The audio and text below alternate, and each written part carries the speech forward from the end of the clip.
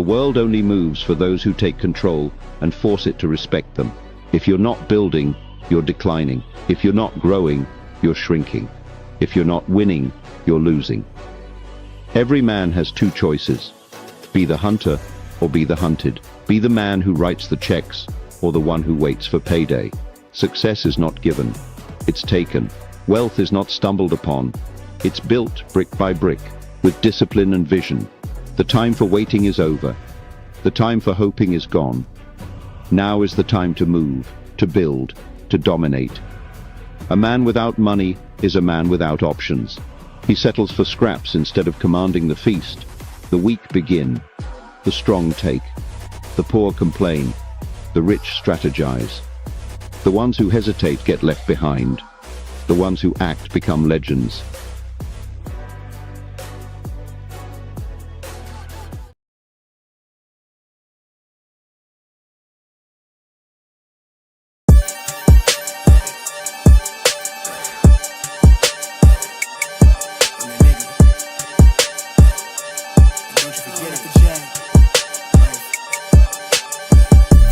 Vibe blowing at the jack, got the loud jumping at the bag. Everything I'm on slack. Everything I do is got the bands jumping at the bag. Vibe blowing at my jack, got the loud jumping at the bag. Everything I'm on slack. Everything I do is got the bands jumping at the bag. Another milestone, look at that. Paper boy, I'm a paper route till I'm 6 down on my back. I'm an old soul like my dad. My old girl's still a fan. And yo girl at the live show, so don't act like I ain't the man. I'm kicking my feet up, get frank like Aretha. I'm calm, but I'm teed up, just flip me a stack. The re-up just doubled up off of the muscle, I stuck to the task. They see me, I'm trouble, I'm bubbling up till it's stuck. And they want me to stay where I'm at. I'm good everywhere that I'm stepping, my presence is crucial. You know that this shit not on trend. On a big wave, I'm controlling the tide. Snake eyes when you rolling the dice. So with the stakes inside, I could never take another nigga advice. They can't reach the sky, I'm aiming up high. Just wanna know what it's like. Y'all know what it's like, I come from outside of this. Out the quicksand, I'm the big man, doing big things. Cop a big change, up a state lines, doing stage dives on cam. It ain't no limit to my vision. Check the temp, I'm on fire with it. Got the bands jumping out the bag, Prosecco on ice. I'm nobody nice, gon' run up a check. Demand my respect, I'm doing the most. I never quit, they want me to quit. I'm good as it come, I'm good as it gets. Vibe blowing at the jack, got the loud jumping out the bag. Everything I'm on slack. Everything I do is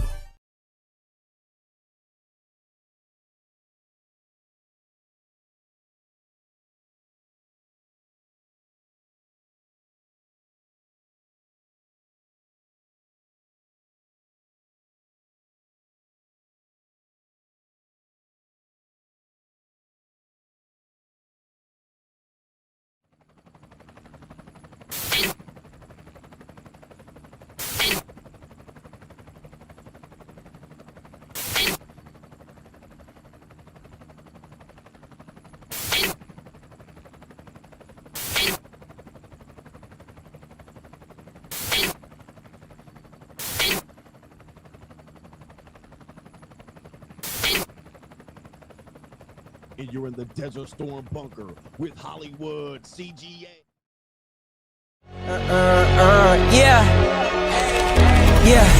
Legends ain't born, they built from the grind. From benches to banners, we sharpen the mind. We sharpen the sword and promise and swore that we going hard and leaving it all on the floor. Ayy, yeah, we going hard and leaving it all on the floor. Ayy, yeah, we going hard and leaving it all on the floor. Legends ain't born, they built from the grind. From benches to banners, we sharpen the mind. We sharpen the sword and promise and swore that we going hard and leaving it all on the floor.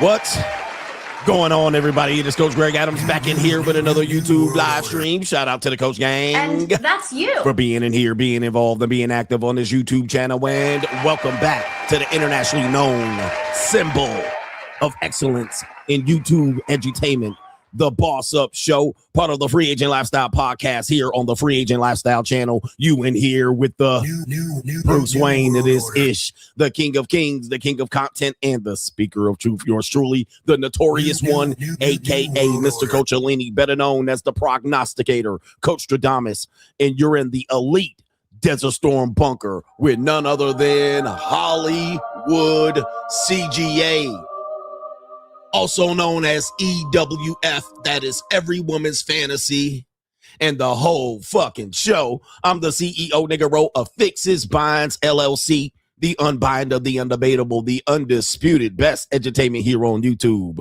You can call me, as Kevin Samuels called me, Senor Gregorio Graybeard. The ladies love to call me Mr. Third Leg Greg. Was just also the man with one throw-by-hole. That is the ecclesiastical Mitch Slapper. You're looking at the anointed one. Acknowledge me.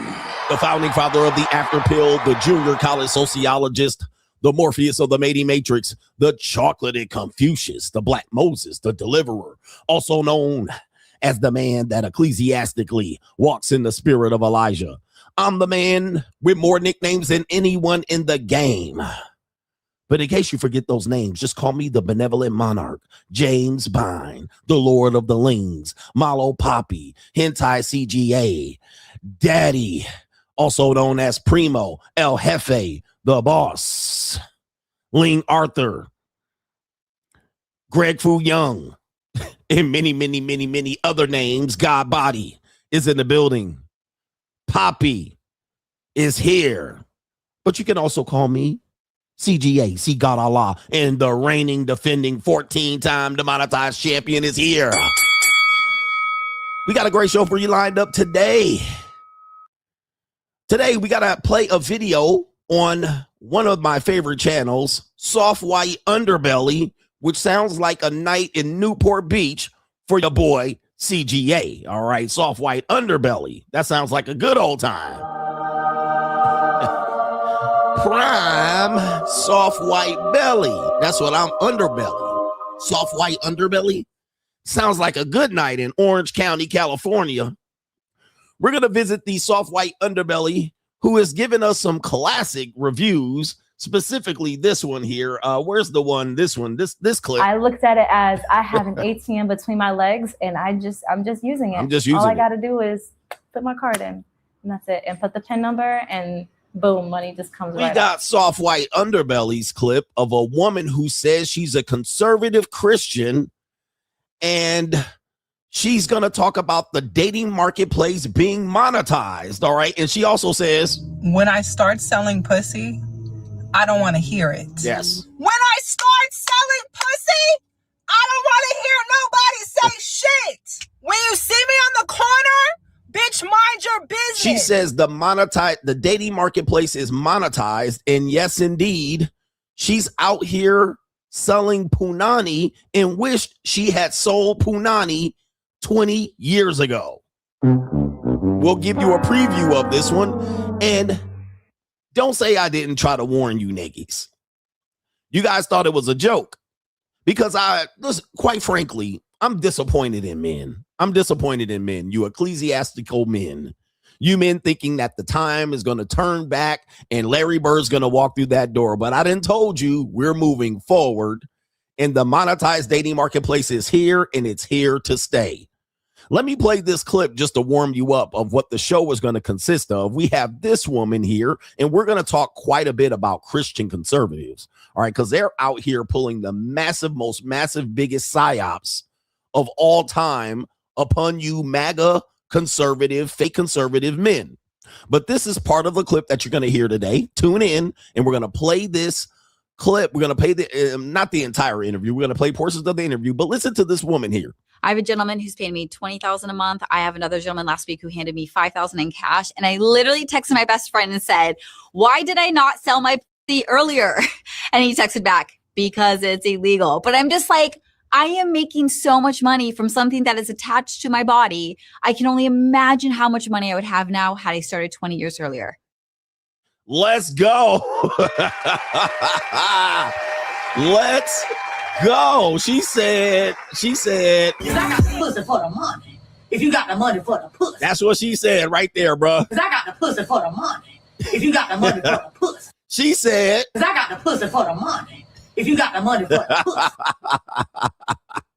And I said, I'll show you the dark side. I've been trying to warn you broke ass niggas since forever. I've been trying to warn you men that this day would come. You guys laughed at me. You guys called me a trick. You guys act like I was making it up, but I said, I'll show you the dark side. I said, no woman is out of your league. She's just out of your price range. I got money. No woman is out of your league. She's just out of your price range. What did I say? It's not covert anymore. It's overt.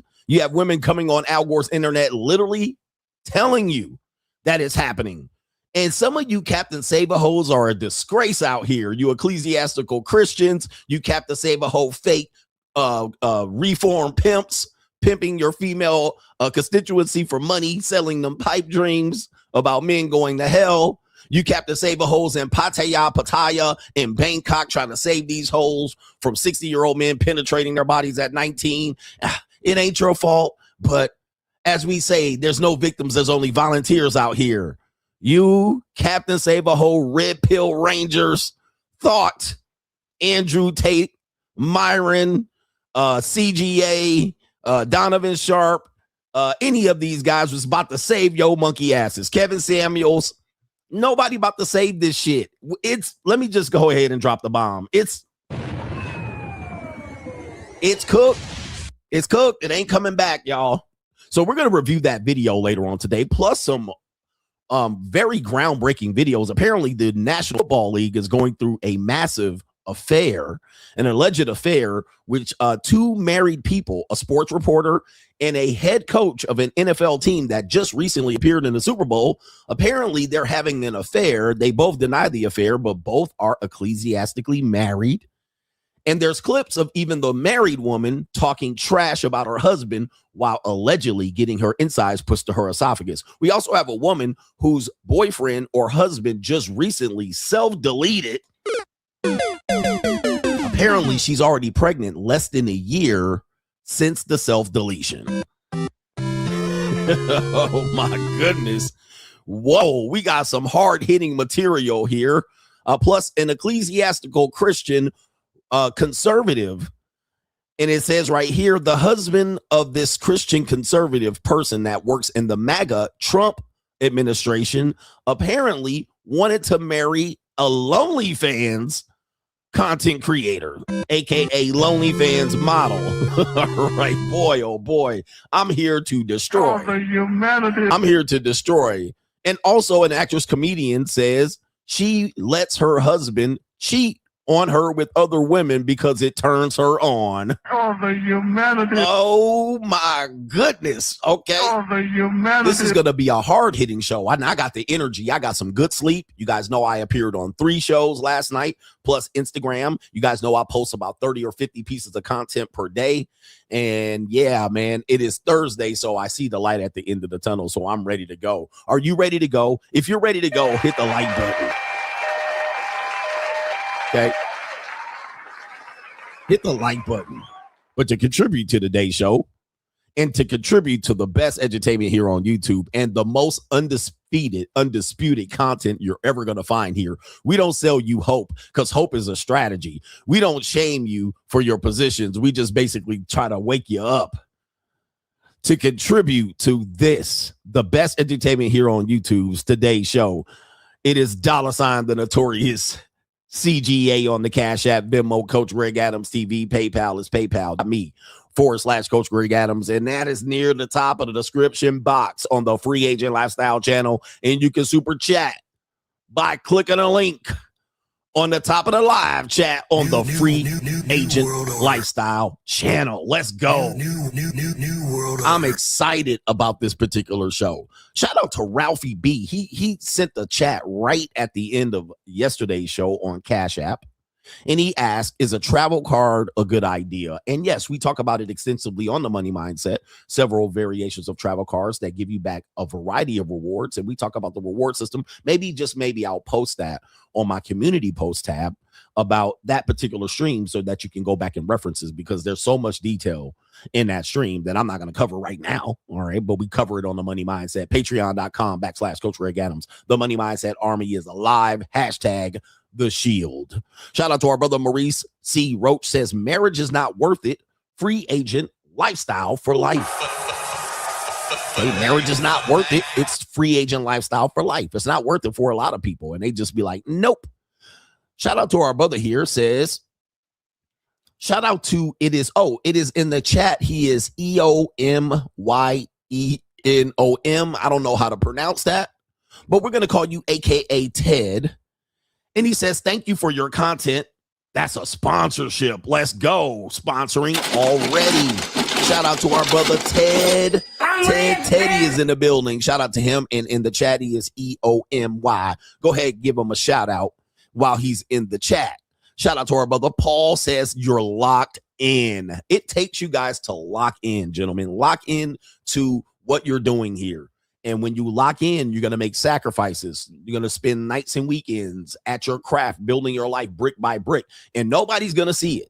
Nobody knows when you're locked in except the people that are close to you. But people who don't see you locked in, they don't realize that you're locked in. And it took you 6 months to lock in. It took you 2 years to lock in. Might have been taking you 5 years to lock in. And then you're going to start to reap the rewards. And no one cares until you start winning. When you start winning, here these bitch ass niggas come creeping about the woodworks, all right? And they start talking shit about you and asking who you are. I remember when I posted my 50-year-old video when I had those nice little college girls in my area, and we made content out of it. Well, then niggas like, who is this Coach Greg Adams guy? All right, nobody was asking that 3-4 years ago, okay, when I wasn't having women in my content. But now, and it was apparently a dude in Las Vegas. Who is this guy? I don't know about him. You ain't supposed to know about me, nigga. I kept it quiet, all right, as I was over there stacking. And now I'm over here macking. Now niggas want to know who you are and all of that shit. Bro, lock the fuck in. Lock the fuck in. That's what you need to do, man. And that's how you gonna win. But it might take some time, and it might take you longer time than others. But you gotta stay locked in. And it might be 3 years, but I'm gonna tell you, man, 3 years is not a lot of time. When you think about what you're going to do when you start winning 3 years, you know, you take that 3 years off. Let's say you're 30 and then you lock in for 3 years. Now you're only 33. You still got the rest of the time that you're going to be here to win and enjoy the wins. That's why we always tell you, man, for men specifically, this isn't to put down women, but for men, you lock in just for a small period of time, you can win for a long time. It don't take that long. It don't take you 10, 20 years to lock in. So you better lock in. Shout out to our brother Dr. W is in the building, says you don't miss. The women at my school are spending money and having a party. Just found out some of them are out of loan money and selling clothes to pay rent. All right. Shout out to you, man. Goodness. Where's my rent due? Right there. All right. I see where it is. And I just passed it up. Your rent's due, motherfucker. You might have to start fixing some binds. Free agent lifestyle for life. All right. They're selling clothes to pay rent. They're always up to something. We call that thoughting and plotting. That's called thoughting and plotting. All right. They always kind of, never thinking long term. They're living kind of impulsively. We know and recognize these patterns of human behavior, not to criticize, but to create awareness of what you're dealing with. Sometimes then they start love bombing you or offering themselves up, maybe offering themselves up for services, or they might start doing things like men need to step up. What happened to protectors and providers? That's normally at the end of the month when rent is due and they showed on rent. All right. This is not them asking why men don't protect and provide. This is them sounding the simp wolf whistle because they're broke, right? And they're stressed out about finances. That's all that is. That's not asking for men to provide. That's them asking for men to figure out how to pay their rent. They're tired of paying all the bills. All right. So Typically what'll happen is, since they purchase consumables and they have a party, there's alcohol, drinks, and gel nails and fillers and lip fillers and Botox. All of these things go away and they're left with nothing. When they have to replenish these things, clothes, high heel shoes, and purses and handbag, when they have to replenish these items, well, then they start doing things like, going on websites to sell these items that they wore 2 or 3 times and trying to make money that way. And some go out and sell pussy. All right, that's what they do. When I start selling pussy, I don't want to hear it. When I start selling pussy, I don't want to hear nobody say shit. When you see me on the corner, bitch, mind your business. So that's what happens. And I'm only saying that not to criticize. I'm telling men that this is how they operate. Yes, even your girlfriend, even your wife. So watch out for this, because if you don't, you're going to get got. All right, shout out to our brother here. It is Gregory Abrams, says, hey, coach, I will be moving out of Thousand Oaks. We call it Thousand Jokes in October, which is the end of my lease. I'm thinking of relocating to Phoenix, Tucson, or Albuquerque Metro. Can you give me your opinion on which of these have the best quality life year round? Damn. Oh, man.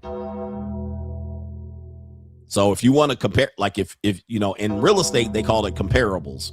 You know what I mean? Somebody wants to sell you a house and they're like, this house is worth $775,000. Well, then what you do is you find comparables of houses that are sold or on the market that are similar to the house that they said is worth $775,000. And what you will find is it's not worth $775,000. That's what the owner said it's worth. When you look at the comparables are $200,000 less. All right. So the emotions say, yes, this is worth this much, but well, real life data tells you not so. With that being said, Tucson and Albuquerque do not compare to top Thousand Oaks. All right. So if you're looking for a comparable city to Thousand Oaks, the only one on the list is Phoenix. All right. So there you go right there. And yes, year round, you better be able to snowbird. Tucson and Albuquerque, the biggest pieces of trailer park trash. Do you want white trailer park trash in Tucson or Mexican trailer park trash in Albuquerque? I mean, that's basically your pick. But shout out to the natives and all of that. Shout out to everybody in New Mexico, Truth and Consequences, TRC. Shout out to everybody in Las Cruces. Shout out to everybody in all the way up the I-15 in Albuquerque. And shout out to everybody in Taos. I think Taos is a city there. All right. But yeah, those are not great picks. All right. But yeah, I don't think you're going to be satisfied. You're going to move out of there pretty relatively fast. Rio Rancho. Shout out to everybody there. So Roswell too. Shout out to listen, New Mexico. It's Silver City, Lordsburg, Hatch. All right. Shout out to everybody in New Mexico. All right. Kevin W says, what's the over and under of how many times ecclesiastically will be said during the stream? What is the over under? 15? All right, that'll be a good drinking game too. Shout out to J Flow, says, loving the stream tsunami, coach. We're right now in stream mania. New world order. He says, you got the haters air punching all day long like Cuba Gooding Jr. and Boys in the Hood. Avoid reform skeezers and shout out to the coach gang, man. We out here, brothers. Trying. These haters are punching the air. All right, they out here trying to scrambling and scrape for shit. All right, they out here trying to make a name for themselves, trying to dispel the myth of the legendary Coach Greg Adams. The big boss man says, I seen the Manosphere documentary last night and it was a dumpster fire. All I had to do was look at the people they featured on the Manosphere documentary and realize I didn't even want to waste my time. All right, I was like, I'm not fixing to even waste my time. And it's not out of hate or jealousy. I'm like, man, what the fuck is this? All right. What the hell are they trying to show? All right. Anyway, basically, these are guys who probably are all watched the Andrew Tate Pimping Hoes Degrees documentary or course, and now they've made a name for themselves. And then additionally, all of these guys are using the Andrew Tate philosophy of how to spread information across multiple platforms and be seen. All right. So, well, that's neither here nor there. All right. But shout out to the Miami is in the building. No government name says a traditional woman secretly being a skeezer. CGA warned you all women are like that. Another example are men are always the last to know. That's exactly what it is. Men are always the last to know when it comes to what women do because women are secretive And he says, where the Sky Daddy believers and the trad cons at to defend this? Their solution is to pray harder and ecclesiastically to the zombie Sky Daddy. And not only that, threaten you with hell, fire, and brimstone. You're going to go to hell. What is my response to anybody that tells me they're going to go to hell? That they always say, I'm going to go to hell. You're going to go to hell, coach. What is my response to that? Let's see if you guys know the coach gang response to that. Anybody that tells you that you're going to go to hell, all right, what are you going to tell them? And I tell them all this. All right, I tell them all this when they say that. All right, let's see here. All right, yeah, I'll meet you there. I always say, I'll save you a seat. All right. I'll save you a seat. There it is. Somebody got it. Justin got it. I'll save you a seat. All right. That's what it is. If that, look, and when I get down there, bro, I'll save your ass a seat. See you there, nigga. Because you're going to be there too, motherfucker. For all have sinned and fallen short of the glory of the coach, Greg Adams. All right. I'll save you 2 seats, nigga, because your wife going to be there too. That whole ass skeezer gold digging bitch. All right. But that's neither here nor there. I'll save you 2 seats, nigga. I'll save your whole family a row. All right. See you there, bitch, nigga. We gonna be there together. Whole ass nigga. All right, anyway. All right, but yeah, somebody said I was married. I was in hell already. Can it get worse than this? All right. The Eternal Flames is in the building. Shout out to our brother Kalen over on the PayPal. He has this to say. He says, when you were coaching basketball, did you ever have a player who was as fine as, he mentioned some woman from USC. She's a great basketball player. She's got a great freshman season. Do you also think AZ Bud from you? Okay, bro. I'm not about to look up no goddamn women's basketball players. All right. All right. He got me looking up women's basketball players. We'll save that for later. All right. That's kind of interrupting the flow of the show. All right. And Eternal Flame G says, was at the masseuse spot yesterday getting my duck sicked. Asked if she had a friend to join. Why this bitch brought out a 50-year-old auntie. Damn if she wasn't a cold freak. Nasty boys, stand up. Achievement unlocked out here. Shout out to the nasty boys. Where's my nasty boys sound effect? There it is. Oh, that's nasty. All right, are you in Asia? Because that happens a lot. Certainly happens in the United States when you're at the massage spot. And you like, bro, I'm here, but I'm not desperate. I'm looking for something of the early 20s variety. I'm not looking for no old skeezers, but they'll jump on you. All right, what you have to understand is women that are in their 40s and 50s are horny as hell. All right, that is the kind of conundrum when men talk about women hitting the wall. And yeah, they done hit the wall per se, but they also have less inhibitions because they've lived the realities of life. Like when they're in their 20s, they have the threat of being pregnant. They have social stigma, judgment. They have, the belief that they're going to go to hell. These things, they have these people believe that they're going to get an STI one time they have sex. They have a belief. They have all of these false beliefs, the belief that they won't be able to get a husband if their reputation is dragged through the mud. So when a woman is young, she has all of these things. She's going to disappoint her father. Her father's still relatively young, meaning maybe in his 40s, 50s, or 60s. She might have brothers and sisters. There's a lot of things that weighs on a woman's mind when she's young, when she's wants to be a freak and horny, right? She's going to get pumped and dumb. She's going to be left to be a single mom. Those are inhibitions that get released when a woman gets older. Once she's 40, 50s, and in her 60s, she doesn't have these systems. Her father's dead or gone or irrelevant. She already been married or divorced. She already fucked 50 people and never caught a STI, or she caught one and took some antibiotics and it was gone. It was not a big deal. She already done fucked 50 niggas raw. She already been skeeted in and gave in facials. She already didn't suck 100 dicks. She kissed on the first date. Her brothers don't give a fuck about her no more. She's not going to get pregnant and left as a single mom. In fact, they'll encourage you to cream pie. She can get her freak on. And that's just lowered inhibitions. All right. That's just lowered inhibitions. Previously, those inhibitions were high, raised. All right. She's got a lot to think about by getting into some interactions, right? She's saved in the church and she's going to get judged, all right, by God. Well, when she's 40, I have women come from church and Bible study to jump and do monkey double backflips all on my So they don't care about going to Bible study and come sucking the dick and getting raw dogged and cream pied, right? They don't care about that at 40, 50, and 60. All right. So their inhibitions are lowered significantly. Thus, plus when you put in alcohol, antidepressants, and all of these things, they know that they can hook up with a guy and get their meat fixed and then go date another guy and then extend them into a Christian marriage. So I'm just here to teach. This is why you will find that older women are a freak, and sometimes those women will push themselves on the younger men, which that's a match made in heaven, because he's horny, she's horny, and both of them, they can act irresponsibly, and then she could just sweep it under the rug. He ain't gonna tell and brag about it to his friends. It's a great match made in heaven. But when a guy has standards, you're a guy of standards. You've worked hard for your position. Little do you want a old freak. You don't want an old freak. I don't care if it's free. You'd be like, nah, I'm good.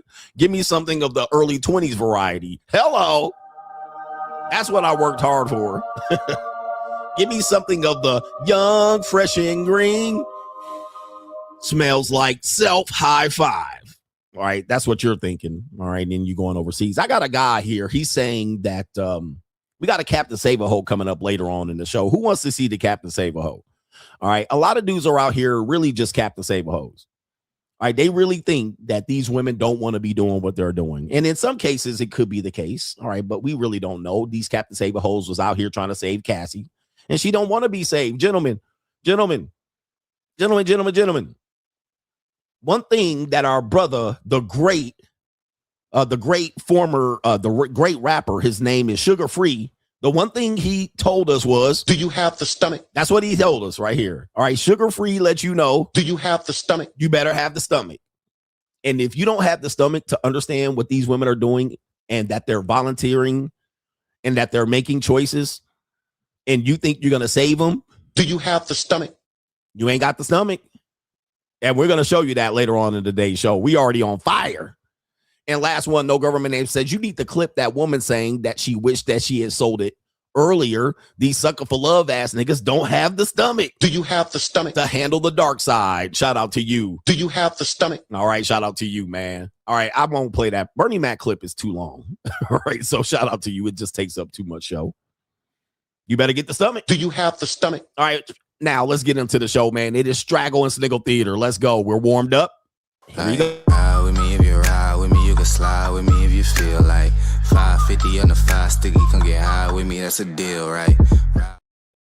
Straggle and Sniggle Theater. Let's light up the scoreboard here and get the banner rolling. I'm a one-man show, the one-man band of the greatest entertainment here. All right. For some reason, all of my stuff looks all messed up. I don't know what happened. I went on the show last night. Shout out to Ask a Brother podcast. And then when I went on to their format, it changed all the format of my stuff on the screen right here. I don't like that blue banner, but we'll deal with it for now, and I'll change it later. All right. I'll change it later. And I see my little name in the corner and all that. It's all fucked up. All right. But anyway, Straggle and Sniggle Theater, we got something to show you here. We got some comedy to show you. We're going to go to the great country of Canada, the 52nd state of the United States. This is the Canadian government dropping some new lingo on y'all, man. If you didn't think it was bad enough already, it gets absolutely worse. This is a government leader in the country or the state of Canada. This is what she has to say about you damn people not worried about you don't have a heart out here for some of these victims out here. Here we go. Deal with the ongoing genocide of MMIW G2SLGBTQIA+. This is abhorrent. Deal with the ongoing genocide of MMIW G2SLGBTQIA+. This is abhorrent. Oh, the humanity. Ma'am, what was that? What the hell? Oh my God, no way. That's a new one on me. The what? Let's hear that again. Abhorrent. Deal with the ongoing genocide of MMIW G2SLGBTQIA+. Okay. Interesting. All right. I don't know what the hell's going on there. I'm confused as to what that means. As a matter of fact, I had to look it up. All right. What are we talking about? What group are we talking about here? For context, this is Leah Gazan. She is some MP. I don't even know what that is. She's the federal government of Canada. and she is I don't know. She is an elected representative of the Canadian federal government. All right, so let's go ahead and figure out what that is, and for people to know who she's talking about, because we only know about here in the United States the LGBTQIA plus or IA plus. So now we've added some new letters, right, to this one, and apparently it is the missing and murdered Indigenous women, girls, and Two-Spirit. Two-Spirit. Not sure what that is. Is that related to the Indigenous people, First Nations? The Two-Spirited women.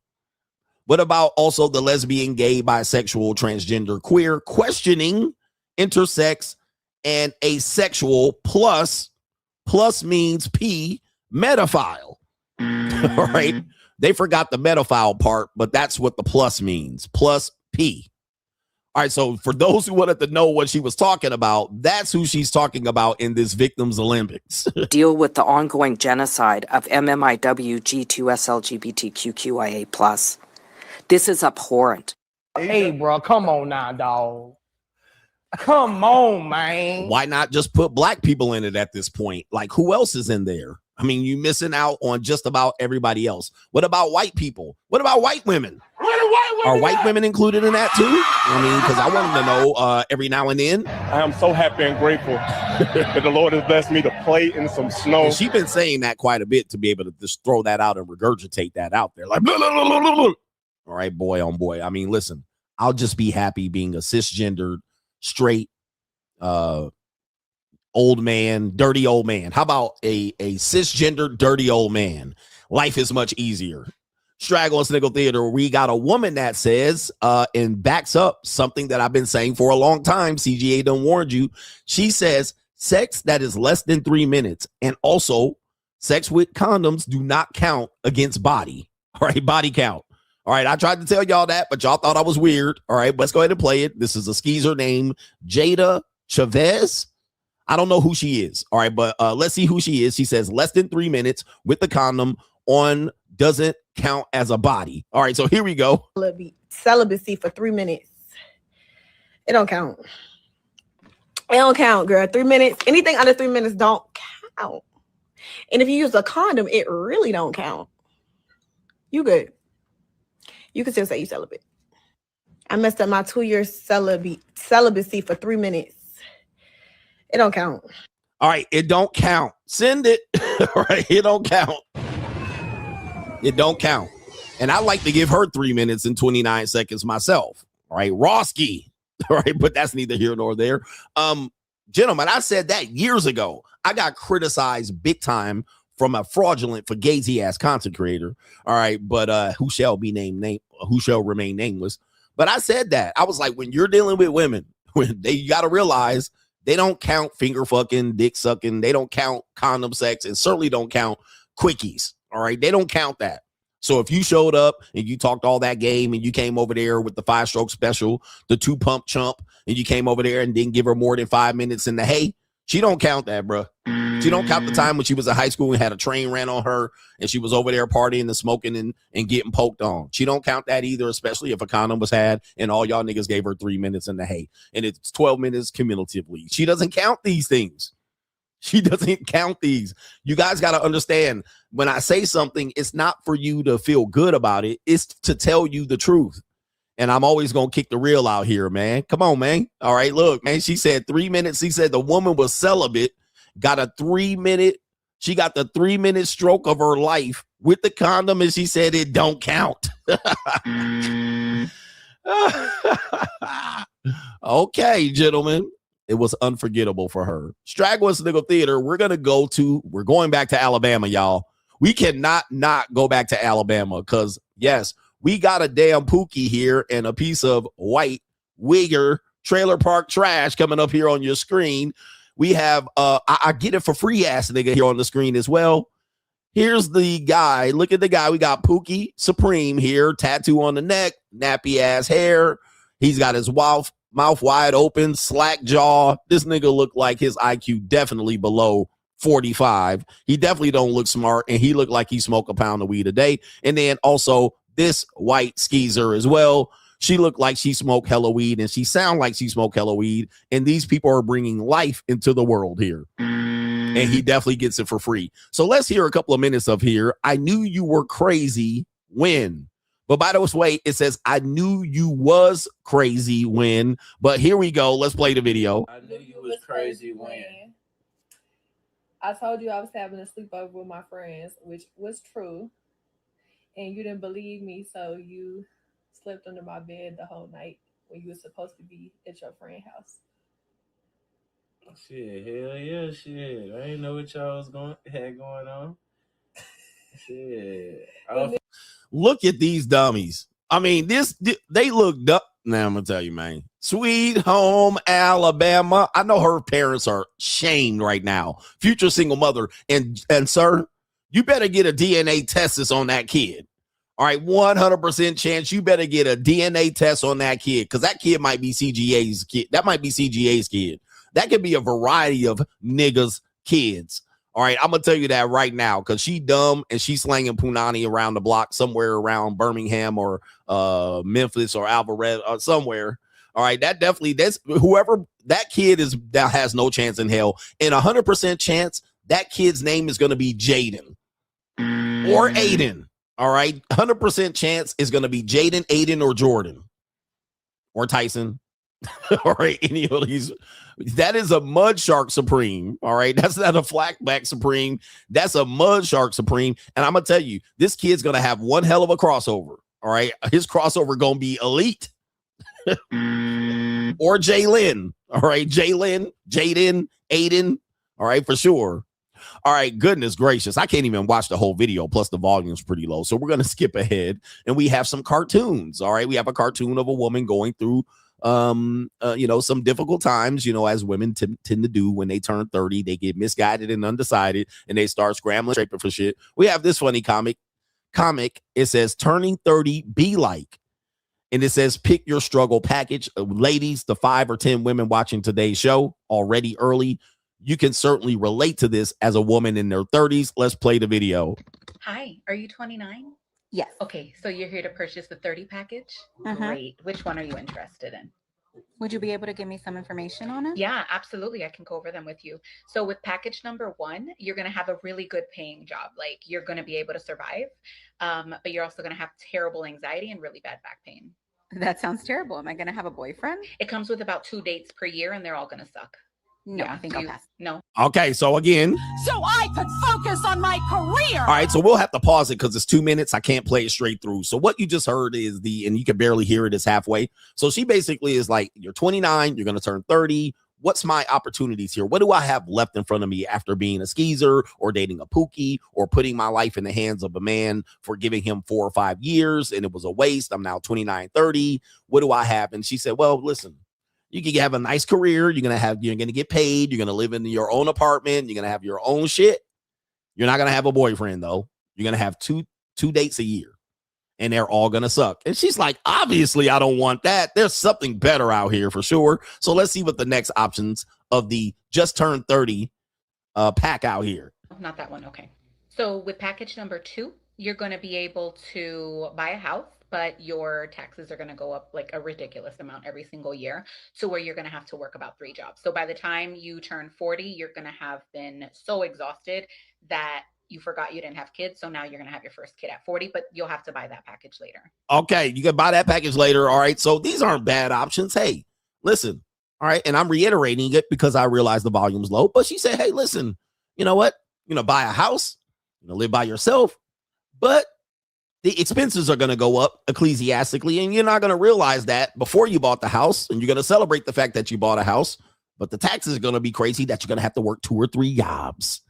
All right, and you're going to forget the fact that 30 is going to turn to 40, and then you're going to still want to be ecclesiastically married, so your first kid's going to be held at 40. All right, at 40, which we see a lot of women do, and they come out here and say, I had my first kid at 40, 41, 42, and nothing's wrong with it. This is the new day. We have the option to do that.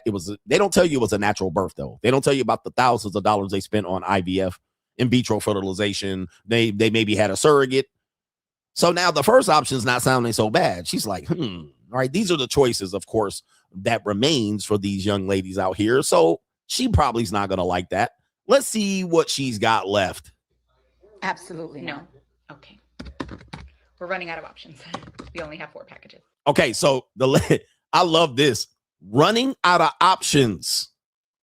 We only have 4 packages. Now, this is similar to the husband store where you go up the stairs and it's like, oh, you can want this. You want them to be this. And then they get up there and say, there's no husbands up here. You should have picked one downstairs. So she's like, we're running out of packages, baby. You're 30. Okay. There's not much out here. You think there's something out here, and we're going to show you that later, that these people be selling them a pipe dream. There ain't much out here, but you're settling for something. Now, you can settle for something. You better pick something. I only got 2 left. Here we go. Okay, so let's see what I can do about package 3, because that one is okay. So you are going to have a boyfriend in package 3. He's not going to treat you very nicely, and it's going to take you about 3 or 4 years to realize it. And then when you do realize it, then he's going to propose to try and manipulate you into staying. Is that something that you're interested in? What's the job With situation? this one, you have a decent paying job, but you do have to do some side work. Oh, really? Yeah, just because you're not going to be able to. Nobody can work one job anymore, sweetie. It's just not going to happen. Is there an option to be like a sugar baby or something? Uh-oh. So wait a minute. She said, look. And that's you. You're going to be with a bum ass nigga. All right. The bum ass nigga is going to treat you right. You can be with a bum ass nigga. And you're still going to have to do some side work. What's that side work you say? All right. What's the side work? 'Cause I got the pussy for the money. If you got the money for the pussy. What side work are you talking about? Oh, yeah. That side work here. She didn't like that option. So she said, can I be a sugar baby? Uh-oh. What did I tell you, gentlemen? All women have or have thought of selling that poem. Here we go. You're not going to be able to. Nobody can work one job anymore, sweetie. It's just not going to happen. Is there an option to be like a sugar baby or something? Oh, no, we don't have sugar baby options anymore. They want the 20s. Yeah, that's something you would have had to purchase in the 20s. Ooh, let's go. Where's my win? She said, oh, baby, you don't got that option at $29.30. That's for the 20-year-olds. You have to purchase that in your 20s. Let's go. Let's go.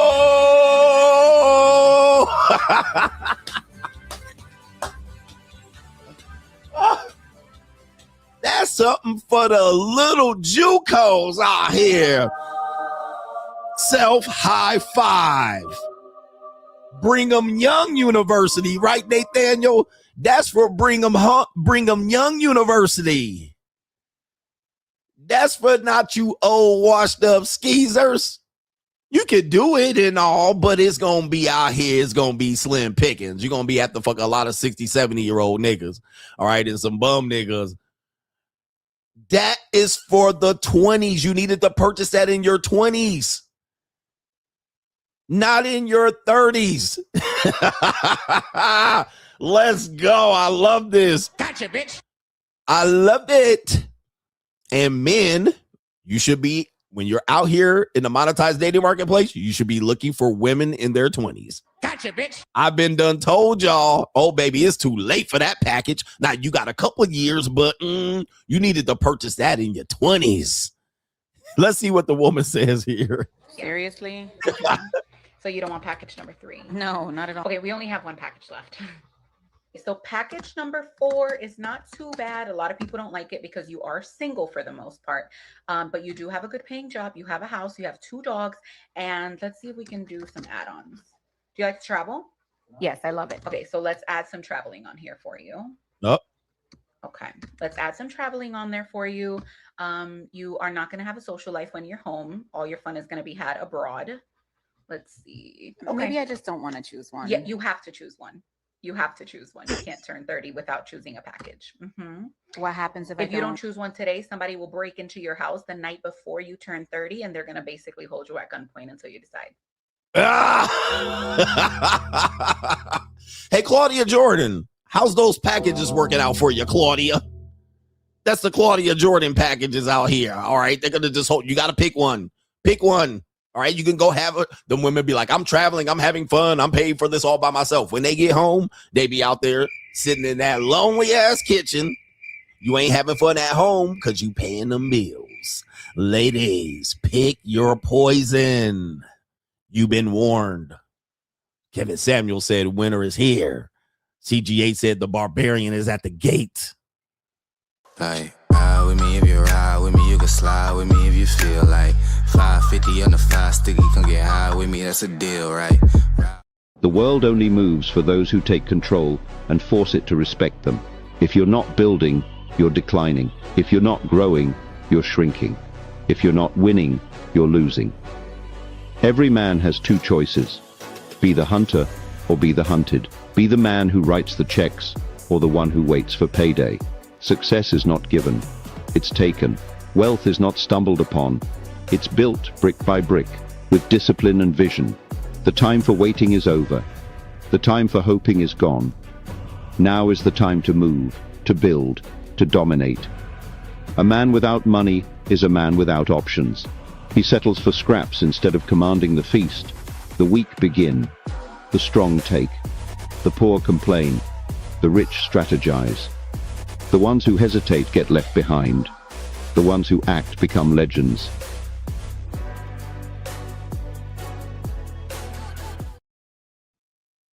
Let's go. Ecclesiastically, Kevin W. Let's go. Ecclesiastically, let's do it.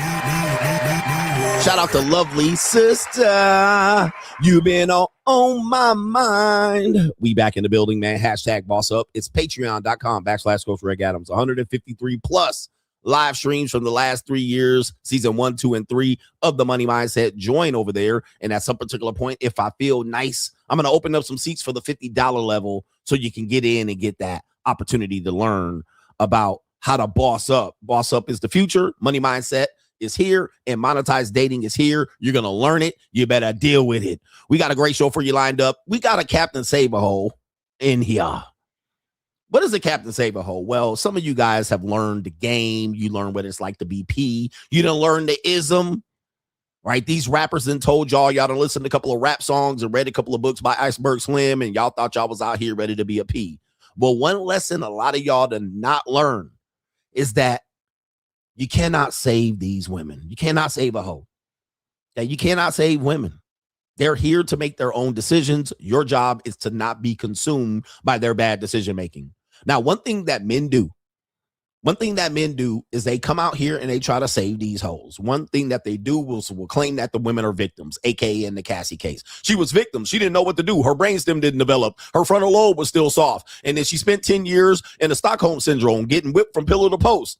Oh, you forgot the part where she was out here eating up all the food, drinking up all the drink, staying in the first class hotels, taking first class flights, 5-star hotels, Michelin star restaurants, the Primus, Pink Coca. All right. She was out there getting raw dogged by stallions. You forgot that part.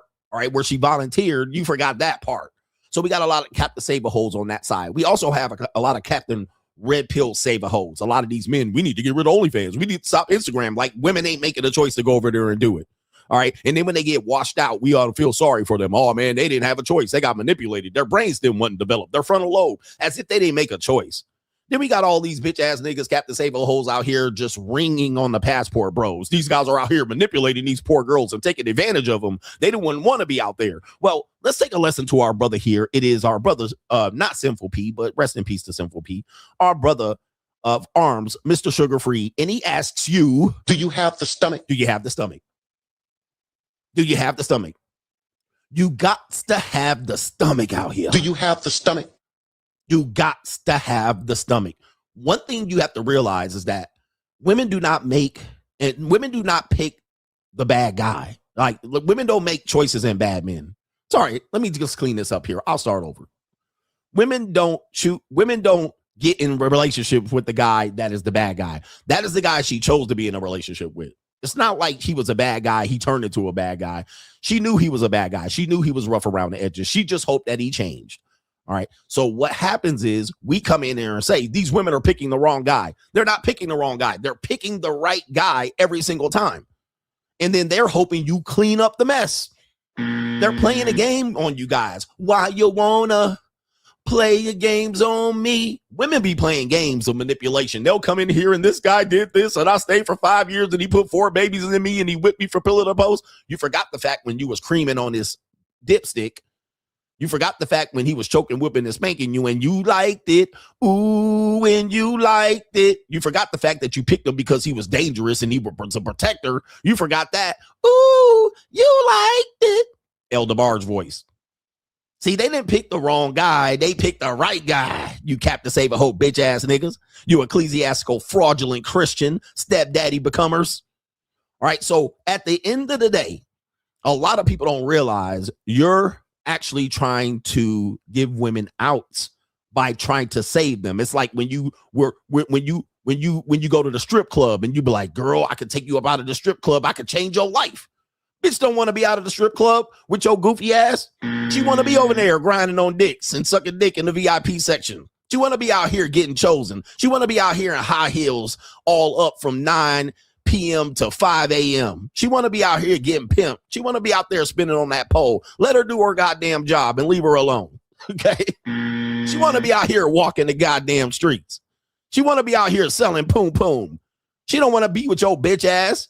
All right, because here's the thing, man. Our brother here, Sugar Free, done told us. Do you have the stomach? You don't have a stomach, brothers. You got to have a stomach. Now, we're going to play a bitch-ass Captain Save-A-Hole nigga over in Pattaya, Thailand. I call it Pattaya, but we'll call it Pattaya, Thailand.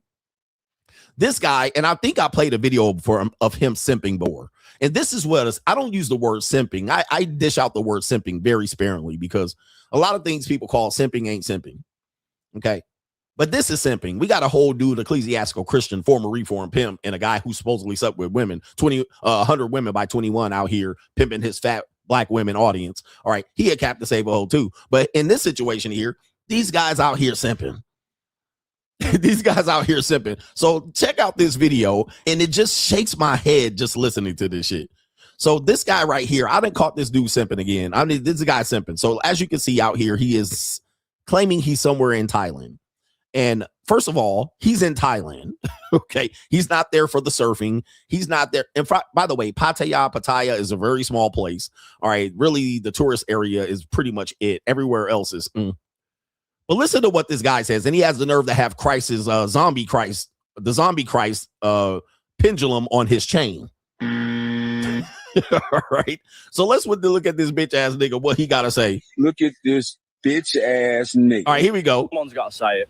If you're a 65-year-old man coming to Pattaya, paying for an 18-year-old Thai girl to walk around with you, to sleep with you, to scratch your old balls, whatever it may be, you're a fucking creep. You're a creep. You're weird. You're a bit nancy. And to be honest, you're letting the side down amongst all that. Because 85-90% of you are from the UK, majority of which are English. And it's just disgusting, boys. It really is disgusting. So why is the same men, the wrinkly, grey-haired, old beer-bellied men that are touching 70, I think, yeah, let's go spend my pension money on some young girls. It's fucking weird. It's Jimmy Savile vibes, boys. It really is. Like, some of these girls' faces when they're walking around the streets with some of these men are just so sad to see.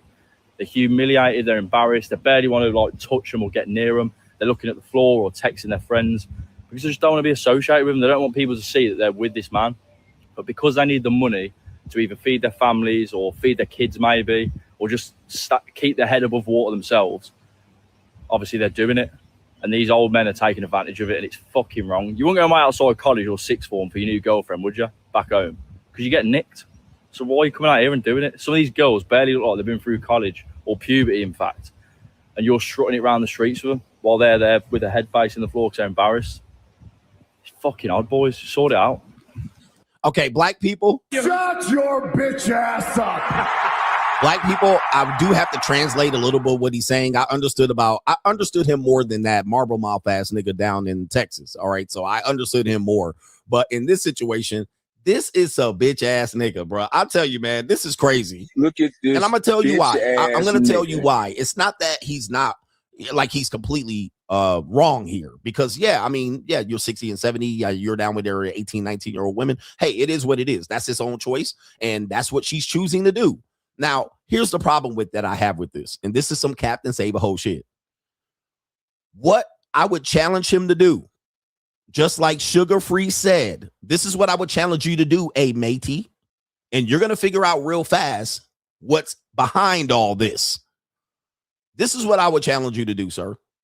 I would challenge you to take what she would make daily for 1 week and tell her, any of these girls in Thailand that are choosing to do this under the circumstances that are presented to them, I can't change that.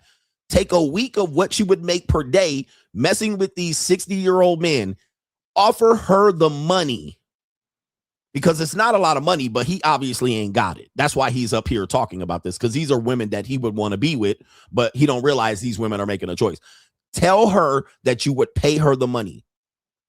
You would pay her the week in advance, not to take dates with these 60-year-old men.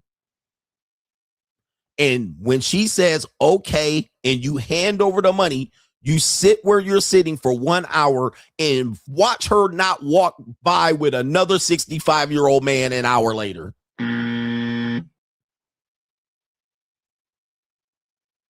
Tell me I ain't lying. Why? Because she's choosing to do this. You're assuming she's a victim in this. You're assuming she don't want to do it. She just don't want you to see her doing it, nigga. When she get up in that room, she gonna be doing it because she gonna take the money from your goofy ass, and then she gonna go take the money from the 65-year-old nigga too. Do you have the stomach? You ain't got the stomach, because that will be 100% the chance, and you gonna be looking like the big goofy ass wide mouth bass, thinking that it was about the money and she was doing it for the money. No, she doing it because it's fast money, nigga. All right, and you fast money too, you goofy ass nigga. Do you have the stomach? She gonna double up. And Sugar Free done told y'all, I done told y'all, that's what part of the game is. You can't save her. She gonna be like, that's easy money from your ass. I don't gotta lie on my back. Cool. But I know what I like, and I'm gonna go ahead and walk by. An hour later, you're gonna see her walk by with the goddamn cabbage coming out of her pocket in her purse, walking by with another 65-year-old man the next hour. Just like that, you goofy ass nigga. And that's why I'm gonna tell you, you can't save them, bro. That's what they want to do. They ain't got to do it. Now, some situations they got to do it, but they could choose to wash cars, nigga. They could choose to be out there selling goddamn insects and bugs and scorpions. They could do that. She could do that. She could be out there with a cart selling scorpions and insects and bugs. I was in the same place you was at. I saw a woman out there with a cart full of goddamn scorpions and bugs, scorpions on a stick, whatever that shit is. She could be out there doing that. She could be out there selling motherfucking drinks, all right? She could do all that, but guess what? She's like, nah, getting papped out by 65-year-old tickling old soggy balls, pause, that's what I'm going to do. So what you going to have to understand is you cap to save a whole ass niggas. Do you have the stomach? She want to be out there. She just don't want you to see her. Now, here's the other part of it. Men like this think that those are women for him. So what he's kind of saying is, well, they undercut my business. They messing up the game, because those women will be women that I could go out here and run game and manipulate, but they messing up the game. This is some bitch ass nigga shit. Do you have the stomach? Okay. Look at this bitch ass. You guys gonna nigga. have to understand. And I've been in a situation where I know it makes sense for you to offer him a chance to get off that marketplace, to get out there and be up under a person that really cares for them and provides for them and protect them. Every time you take in a stray motherfucking cat, that cat is going to scratch you 100% of the time. If you haven't heard the story of the scorpion and the frog, all right, the girl and the snake, it's the same stories, man. These fables have been here for a long time to teach you bitch ass niggas, you simp ass niggas, that you cannot save these women. You can't save them, bruh. Relax your mind, let your conscience be free, and listen to the sounds of Gregory. Come on, man. It's that these tales are as old as time. You think that she has to do this? This poor girl and these guys are taking advantage of them? Bitch, this girl was standing on the corner. She was in a go-go bar with her titties out. You missed that part because you standing outside. But I saw her, and it was a stage full of bitches looking at me like, take me to the motel, daddy. These are choices. They have a great video of a Russian guy pulling up on some women on the corner, and she comes to the truck trying to tell the dude the rates. And he was like, what's your rates? And she was like, I charge this and that. He was like, cool. All right, wash my truck. And she was like, hell no, I ain't washing your truck. She was offended that he said, wash the truck. She was like, nah, I'm here to suck a dick. All right. I'm not here to wash a truck. AKA, I don't want to be saved. I'm choosing to do this. So men like this gonna have to become aware really quickly that cap to save a whole bullshit is just gonna be a waste of your time. Women gonna double up on your goofy ass. Why don't you offer her some money and get her off these streets? I guarantee you gonna be back on the streets tomorrow. Right, goofy ass. These men, I swear to God, bro. All right. And then later on, when she washed up and washed out 10, 15 years down the line, and she ain't got nothing but a stinking punani, yeah. All right. Now all of a sudden she ain't got much left to do but to marry your goofy ass. All right. Alex from Cassie. And that's now you gonna marry her up after she done taking clients and she done been washed out. And there's a group of 18-year-old women that done replaced her for the last 10 years. And now she looking for the scent package. Okay. And that's you. Stop trying to save these women. Stop trying to act like they're the victims. And even when they're victims, you're going to have to understand how they became a victim, bruh. She had a modeling cat call and some Russian nigga stole her and swiped her and took her all the way through Brazil. Nigga, I ain't got no problem. What am I supposed to do about that? All right. Her ass was over there greedy, trying to get an easy modeling job, and she done got gobbled up. Hey, man, look, it's a shitty world, but it ain't the world for me to fix. She done got greedy and was trying to do the easy money, and now her Russian ass is in Brazil getting tossed. I don't know what to do. What do you want me to do about it, nigga? And now she a Taz Angel. Now she over there got a pimp and a pimp regulating her. What you want me to do? Stop the pimp, bust in the door and tell the pimp to stop pimping her? All right, look, she loyal to the pimp. She loyal to the pimp. What you want me to do out here, man? I'm only here to teach you, man. Don't waste your time and breath out here trying to save these women, bro. All right. Let her pay the pimp and let her come over here and tickle your balls. She don't want to leave the pimp. Dude, I've messed with women that had pimps, all right, that I thought had a pimp. Guess what? She was never leaving that guy. She was never leaving that guy. I don't care what I could provide her. She never leaving that pookie ass nigga. She want to get that nigga $250. And they want to sit there and laugh like they finesse somebody out of $250. They sitting there laughing, eating motherfucking Jack in the Box in the middle of 3 a.m. in the middle of the strip, laughing like they got somebody. Hey, Arnie, look. You stole some crumbs. You could have had the whole bread truck, but you want to pay a pimp. Hey, go for it, man. Hey, listen, if that's what you want to do, go for it. But I know you too, man. I've known you for a long time, and I know that you like hoes. Wow. Well, now, wait a minute. That's the life they chose, nigga. My heart done froze. All right, bro. You got to have a cold heart. But y'all out here trying to say these hoes like it's going to make a difference. Like, look, how many women are out there selling buns in Thailand? That includes Pattaya. That includes Bangkok. That includes Phuket. How many women selling buns in Thailand? Instead of focusing on the women selling buns going woman to woman to woman to try to get these bitches off the blade, now you gonna go on the ecclesiastical Al Gore's internet and try to criticize the men over there buying buns, all right, to try to stop us and get these whole ass bitches out here to stop us from buying buns in Thailand. Bro, you ain't gonna stop me, all right? You could go out here and broadcast every goddamn day. I'm gonna be over in Thailand till I'm 90, getting buns right out of the go-go bar if I could afford it. Fuck you, nigga. All right, you gonna stop me from getting buns out of Thailand when girls out here want the clients. All right, go ahead and let them double dip on your goofy ass. I'm gonna let them single dip. They ain't gonna double dip on my goofy ass. All right, these people are crazy. Got them in the comment section. Yeah, something wrong with these guys. Guess what? It ain't gonna stop me. I'm gonna be right there at the motherfucking Hard Rock Casino, steps away from Soy 6 until I die.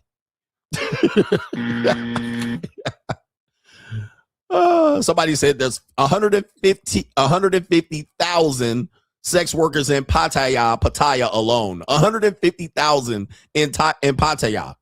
I'll keep saying Pattaya. You can call it what it was. Pattaya. 150,000 in Pattaya alone. Not including Bangkok. Not including Phuket. You got your damn hands full out here, bro. You got your hands full stopping some nigga from paying $25 bar fine and taking some girl to the Hard Rock and then blowing her back out and then her going back. Here's what really happens. This is the funny part that's really going to make your head spin. Because if you've never done this, when you get finished up with them, so I heard, you know what happens? Let me see if you guys know what happens. Let me see all you ecclesiastical UK creeps. What does the girl normally do after you're done? Let's see if you guys can put this together for this bitch ass nigga. What happens? You take her back to the Hard Rock Casino or Hard Rock, and then you have your fun with her. You give her $65 and bot. She got $25 at the bar. What happens? Grime got it. This is what's gonna wake you up. You be like, you want me to give you a grab home? You want me to buy a tuk-tuk so you can go back to your fucking dusty ass, dirty floor house? No, they go right back to the bar. They go back to the bar to do what? Clean up? No, they go back to work. You ain't stopping shit out here, bruh. They be like, that was fun. They go right back to the bar. Now serving UK American client number 3D. You ain't saving a damn thing, bruh.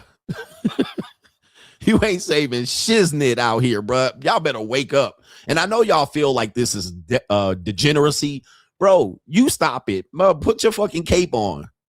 Put your cape on. Go out there and stop it. Me, on the other hand, I got better shit to do with my life than to come out here stopping these women who are volunteering to pick the wrong guy, pick the batterer, pick the bruiser, pick the toxic guy, pick the pookie, pick the hoe in life. I don't have time to save these women. They choose to do the easy work and live easy street and be a model, and then they end up getting trafficked by some pimp that they fell in love with. Bro, I ain't got no time for this shit.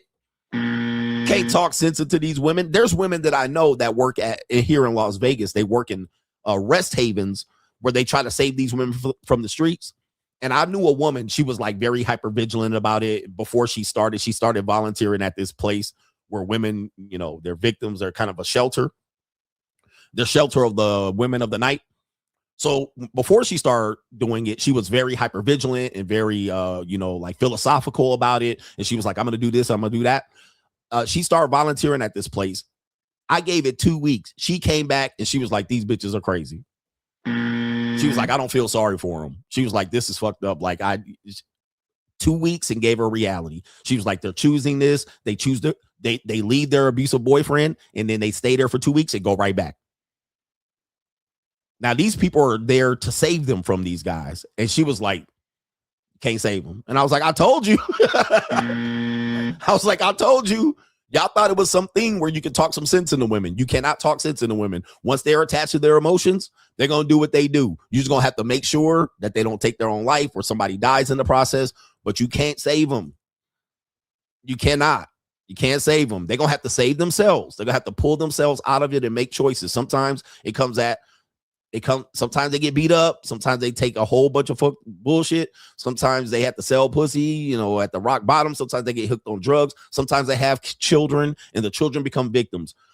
Listen, I don't have a heart out here. I don't have a stomach. Do you have the stomach? I don't have a dog in the fight. I feel bad, but shit, I got to do what I got to do, man. Same with homeless people.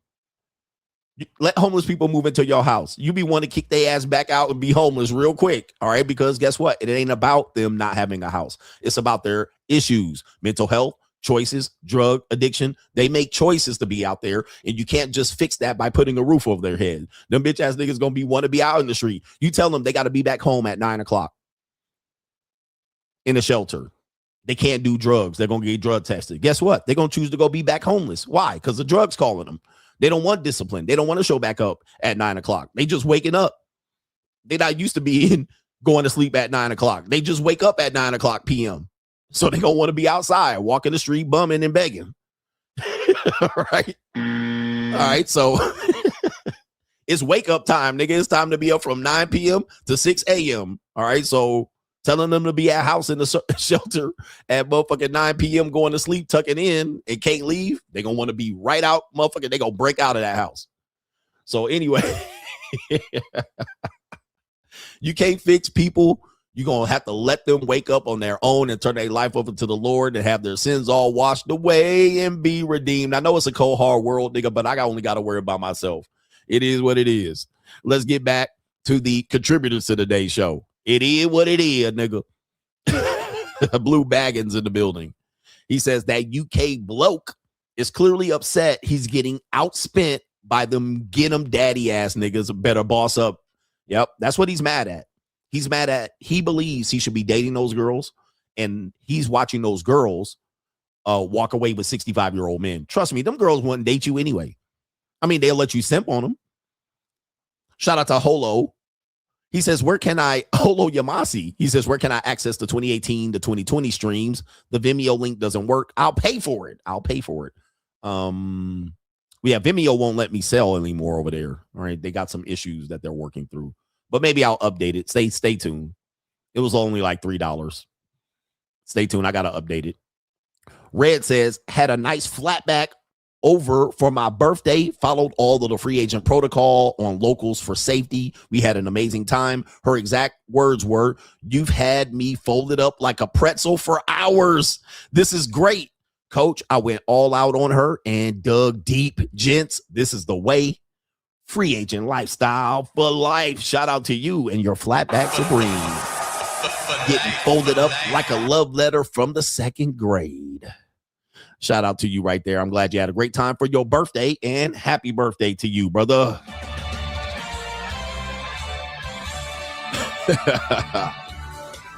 Indeed. I think a lot of guys believe that women are victims of sex. And I'm trying to educate y'all. And guys, even guys that run game and they think they're max, they always pose women as being victimized by sex. And I've always tried to tell men that that's wrong. That's not the right mindset. Meaning that like a guy thinks he finessed pussy off of a woman. A guy thinks that he made her do this against her will, or he made her do this by something he did or said. And while that could be true, that's not exactly the truth, because that always portrays the women of being victims of sex, right? Meaning that when they give up sex, they're being victimized, or they're being forced into it, or coerced, or you made them think about it differently than they would have normally think about it. And I'm like, that's not true, because what you do have to understand is that's what they want. They're just as horny as us. Some of them are just as sneaky as us. Some of them give up more sex than us that we can actually possibly get. So she wanted it. So when you frame it like that, you can actually look at sex differently, and then look at women and their choices differently. If we always posted that they were a victim of the sex, then they're always victims, no matter what, no matter if they had a good time or not. I always say, this is an adult. She's consenting. She planned on it just like you planned on it. So it wasn't what you said or did. She was planning on doing it anyway. That way she's not a victim of it, and that we can pose to her and say, you made a choice to do it.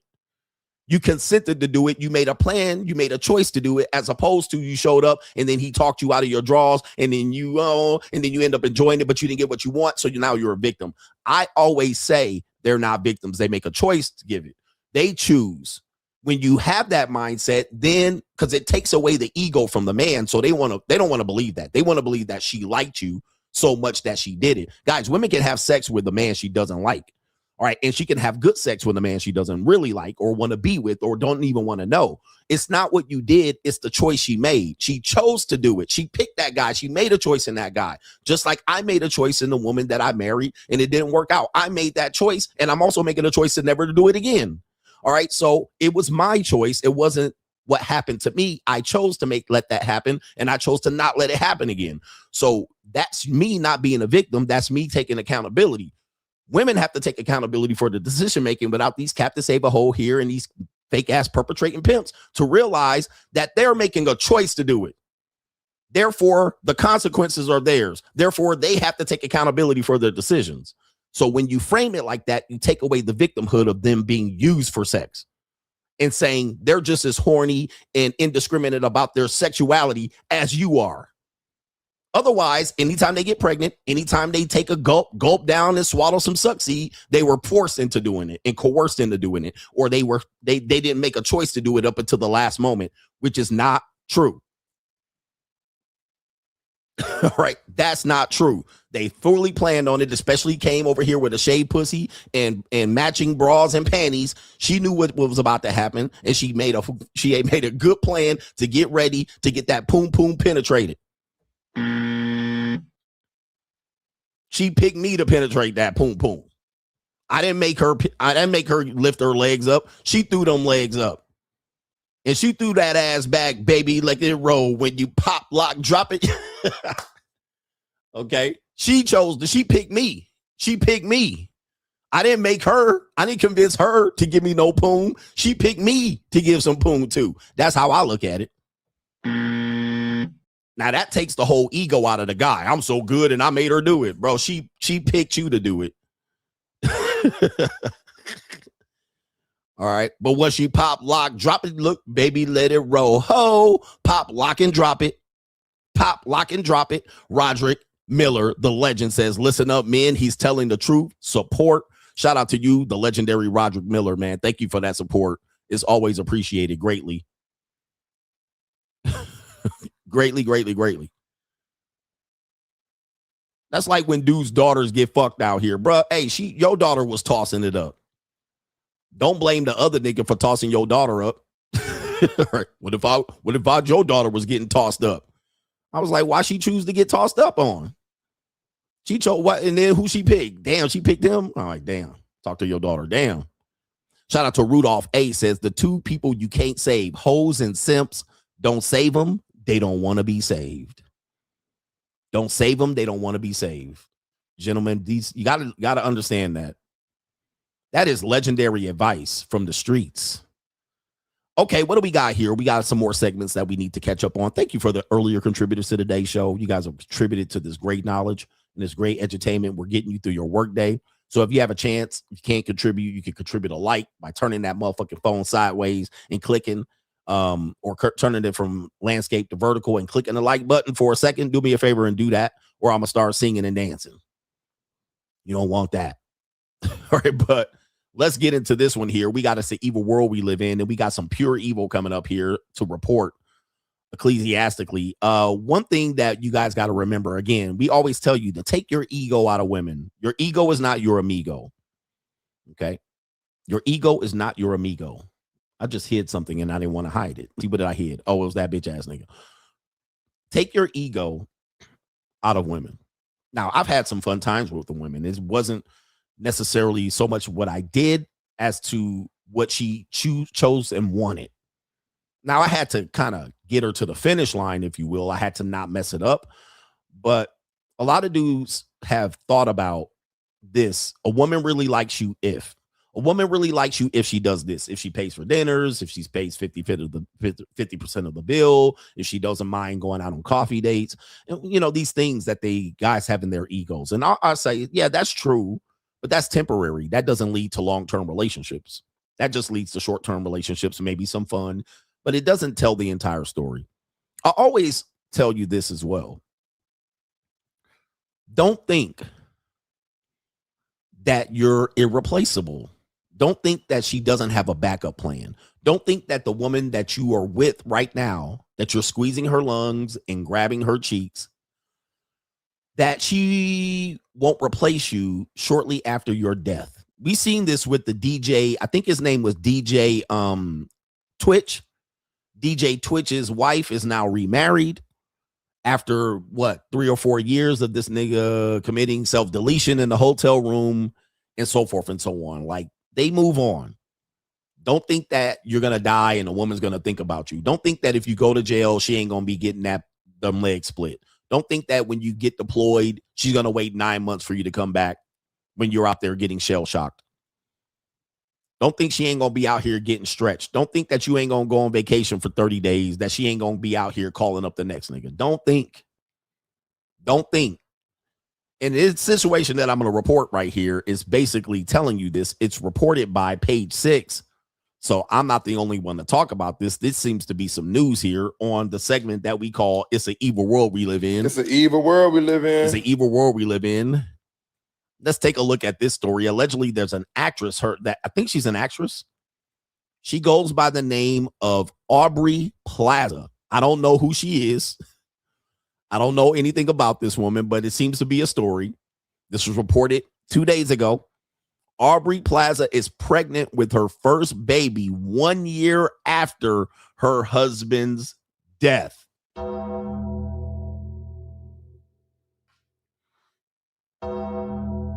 She's not your girl. She's our girl. The why is silent. Let's read the story.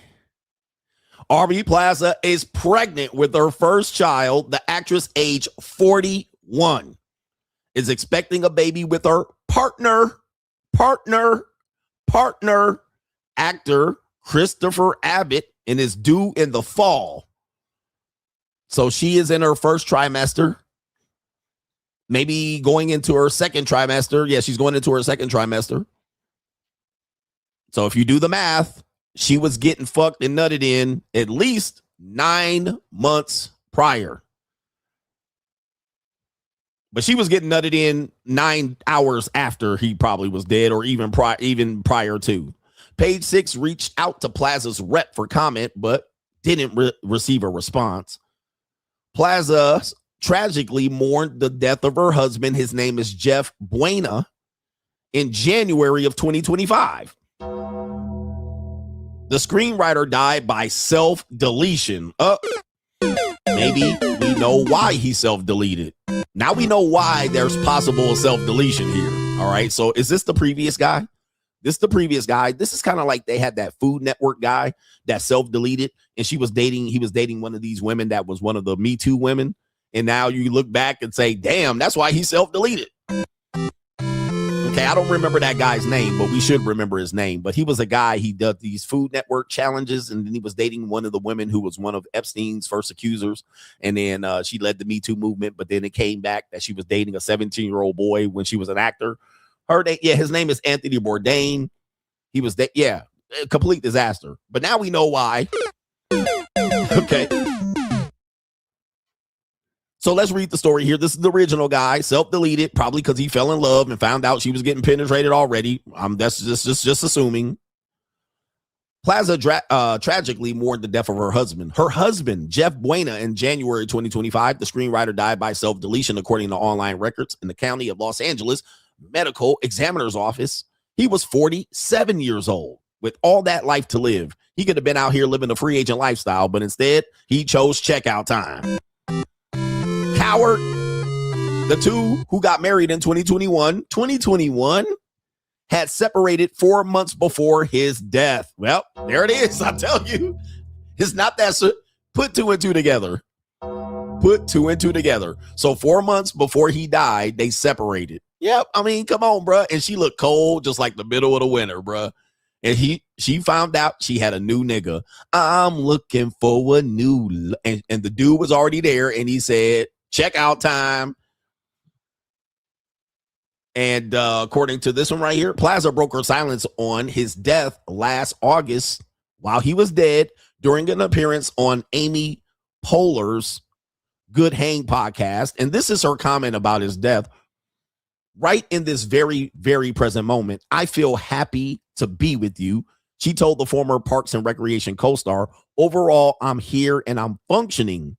She's also getting penetrated too, but that's neither here nor there. By the way, this is a teaching point that I tell you, women do respond to trauma by having sex, right? Which is another complication of trying to save these hoes. When women experience trauma, one of the first things they do and the easiest things they do is look to have sex, sometimes very high risk sex.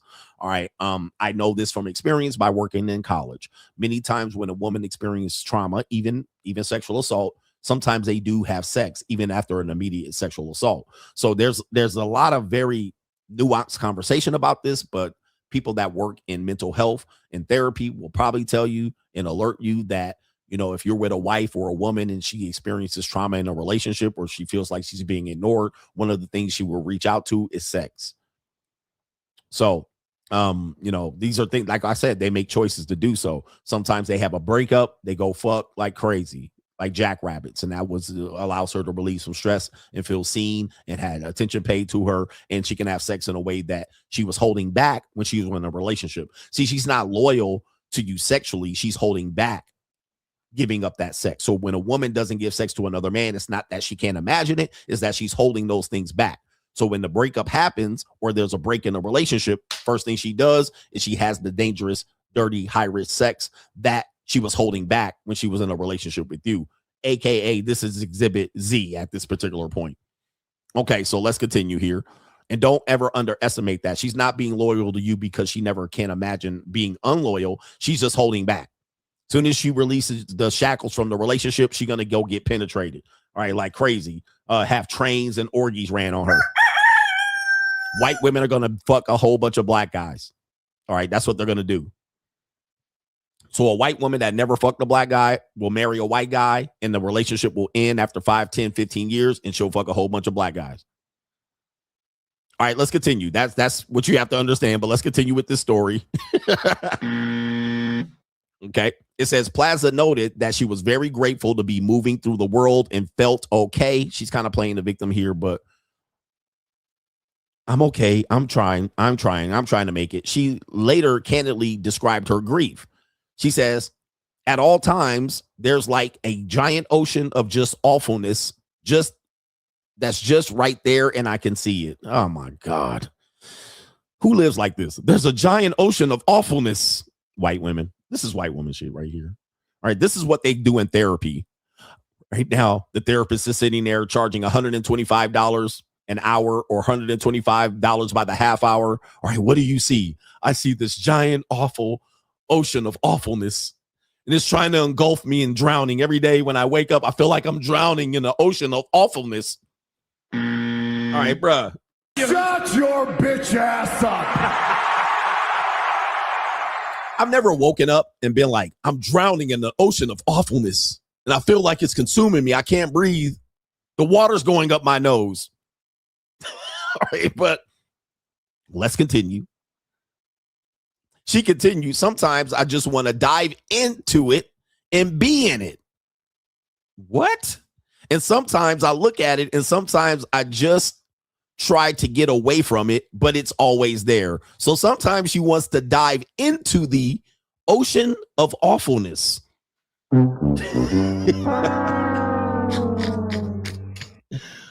Wow. All right. So she basically saying she want to go in these streets. All right. In these streets. It's calling me. It's calling me.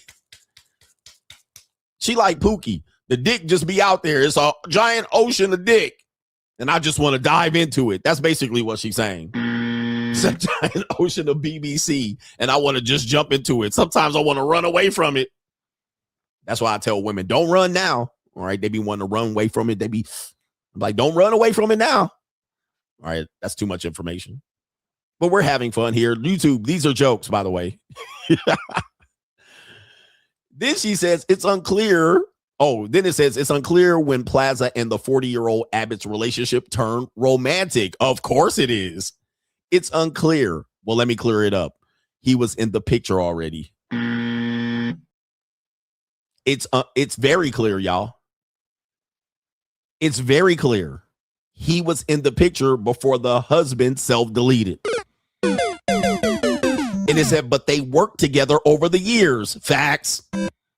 Come on, man. You can't, man. I'm undefeated. So the guy, they were working together already. Off and on, friends off and on. They was already fucking. Stop. And that's why the dude checked out.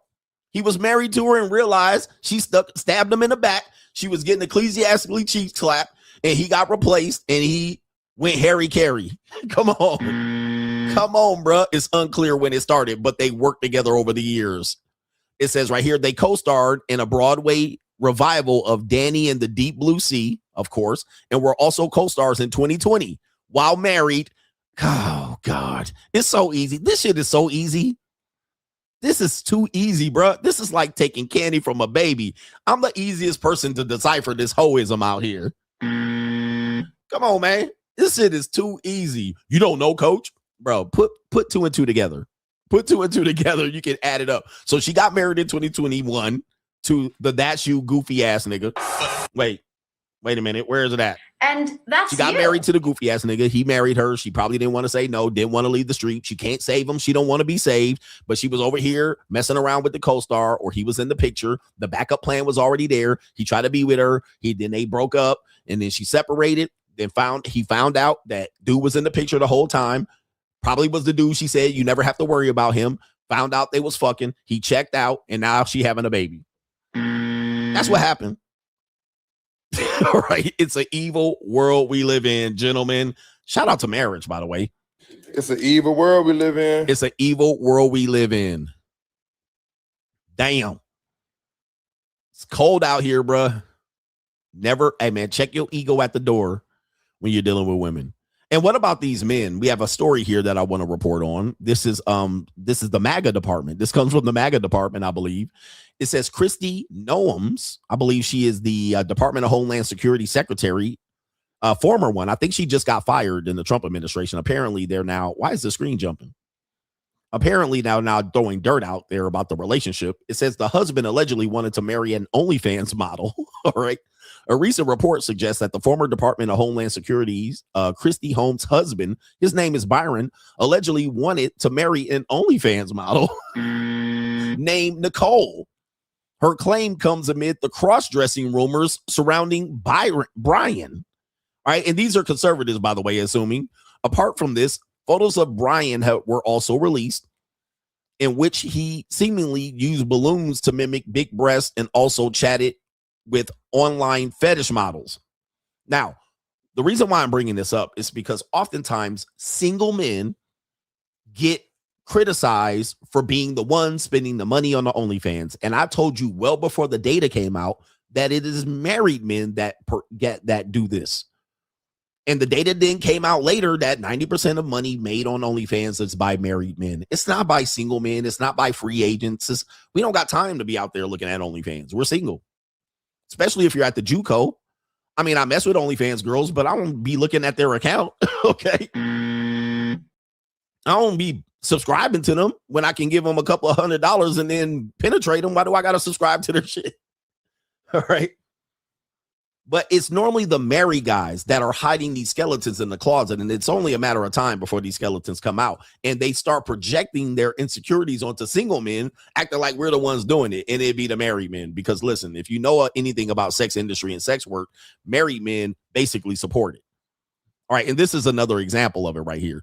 It says the OnlyFans creator recently claimed in an interview that Kristi Noem's, I believe I'm pronouncing that right, husband wanted her to be his ultimate bimbo bride. She also alleged that he confessed to cross-dressing and that he claimed that he would love to marry her. The woman then said that I'm not going to say her name for advertising reasons.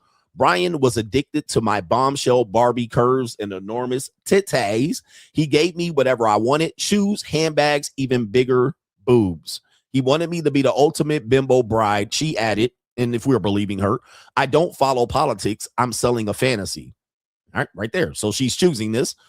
It might be crazy that people have wives, but that's my job. I think he's a gentleman. He said he likes a pink thong. She over here snitching. And he would just say he likes pink. That he wants to be a bimbo like me. I don't judge. You're paying some of my bills. So yeah, whatever makes you happy. You're a client. Moreover, this woman claims that Brian followed her OnlyFans under the name of Jason, hidden married account, which a lot of these married men do. It's married men that are supporting OnlyFans, not single men. She further stated that he told her he was from Chicago and sent her many messages, gifts, and money. One of the texts he allegedly sent to her said, "You're the one that I love." However, she only realized his true identity in June of 2025 via PayPal. That's where he fucked up. He sent her a PayPal. Okay. She also disclosed that the husband even paid $250 for her VIP subscription, and she addressed him as Slave Babe. She reportedly was also his bimbo fiance, albeit the 47-year-old added it was a fantasy, not real.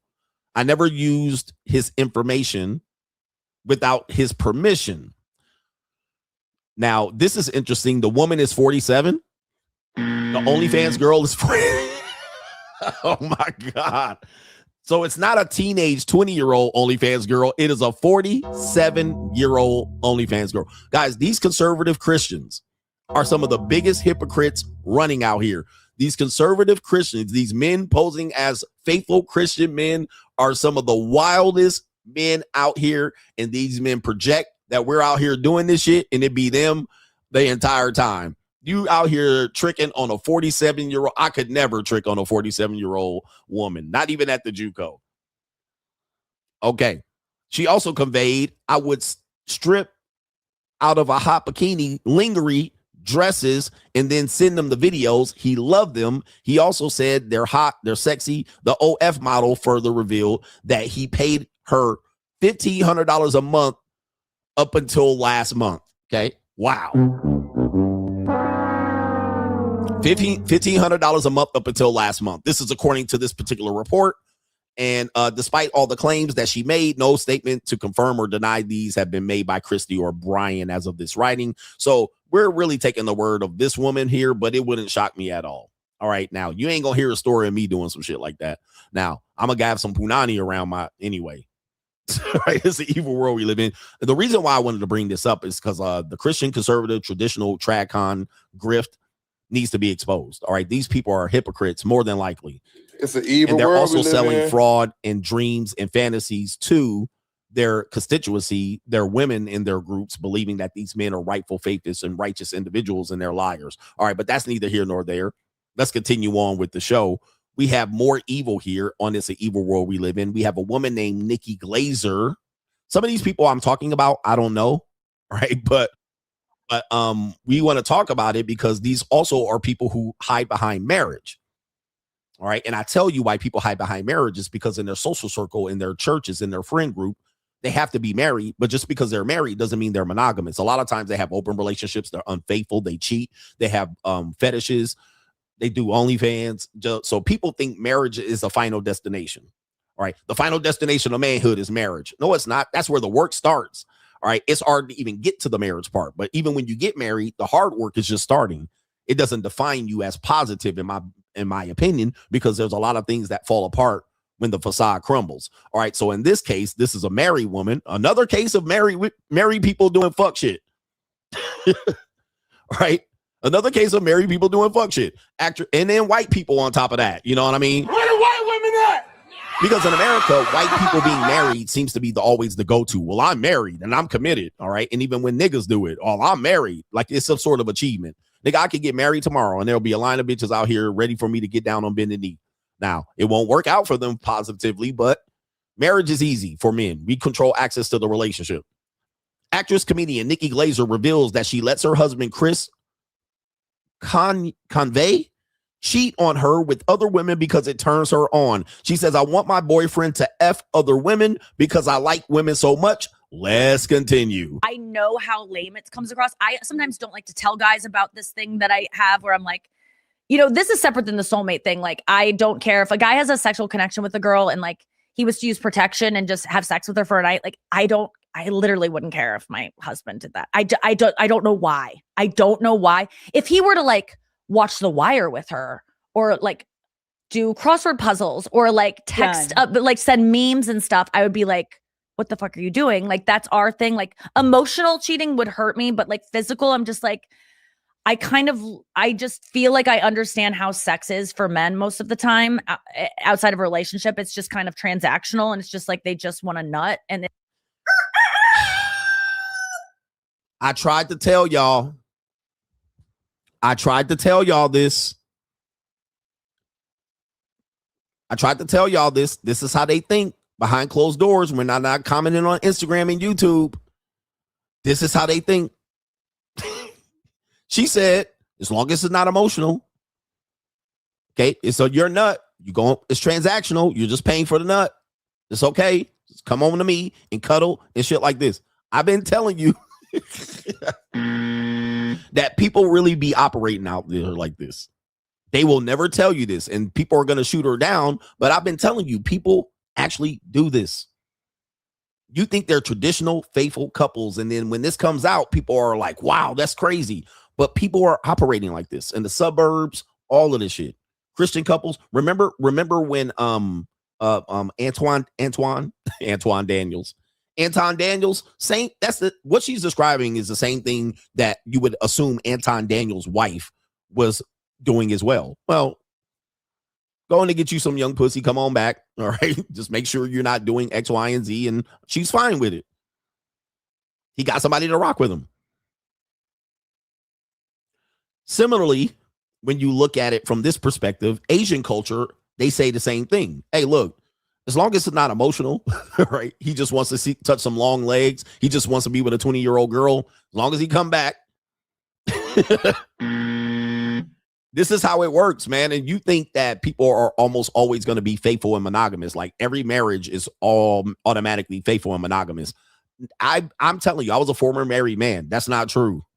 There's people that swing. There's people that wife swap. There's people that cheat on their wives. There's people that the wife knows that he has so much leverage that he exercises his options, like Kevin Samuel says, and they go down to Cancun or Cabo and they fuck Mexican chicks and they come on back home. Some men fuck the maid, Arnold Schwarzenegger, stay married. Okay.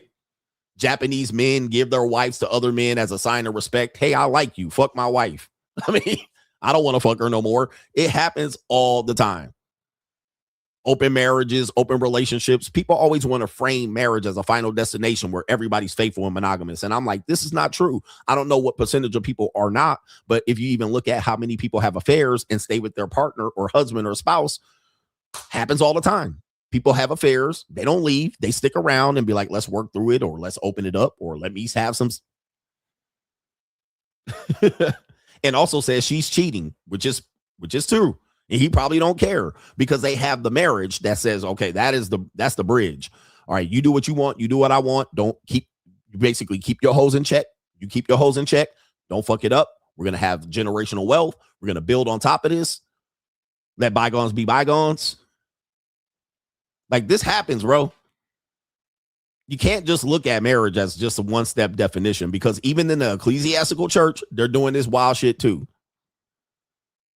They're doing it too. So it's hard for men to accept this because you see, you don't have the experience to understand it. But she's saying just the quiet part out loud. And also, may I add, women have sexual fantasies as well. So she said, I'm married, but I have sexual fantasies. It's kind of a turn on that my husband can still get hoes, or he can pay for girls that are better than me and come fuck them and come back and cuddle with me. So that's a sexual fantasy, aka a female cucking experience that some women have. Also, competition anxiety.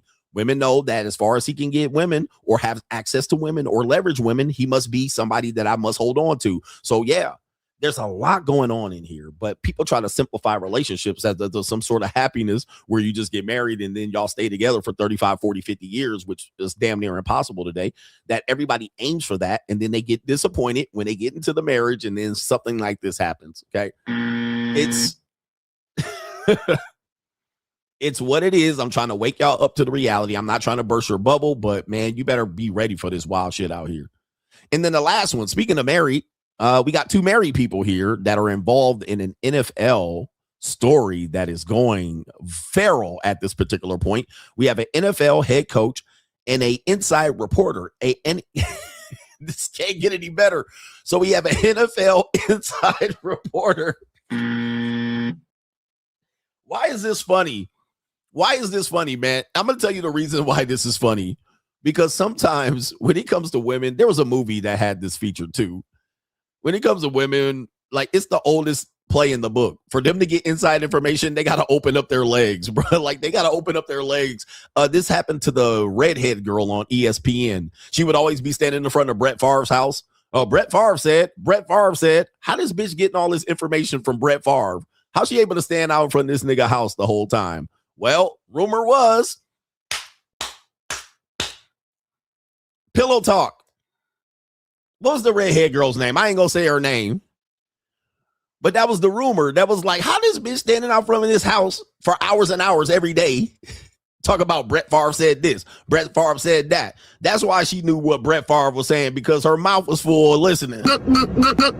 Allegedly. Okay.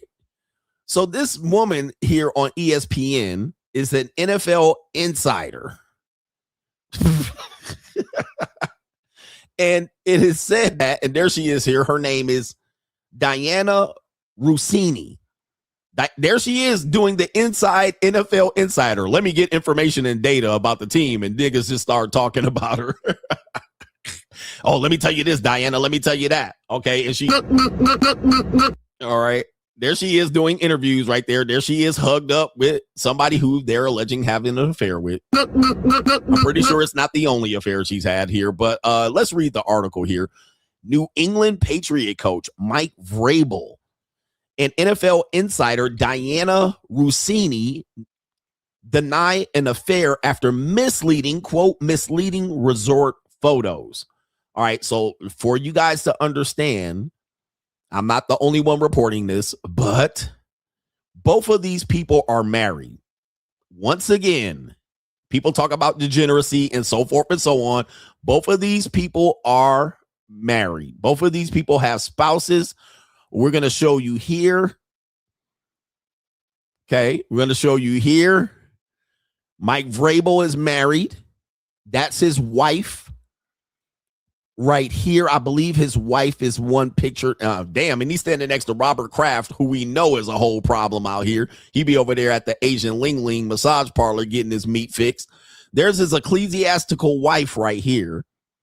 This blonde woman there, blonde basic wife. She very looks wifey, ecclesiastical.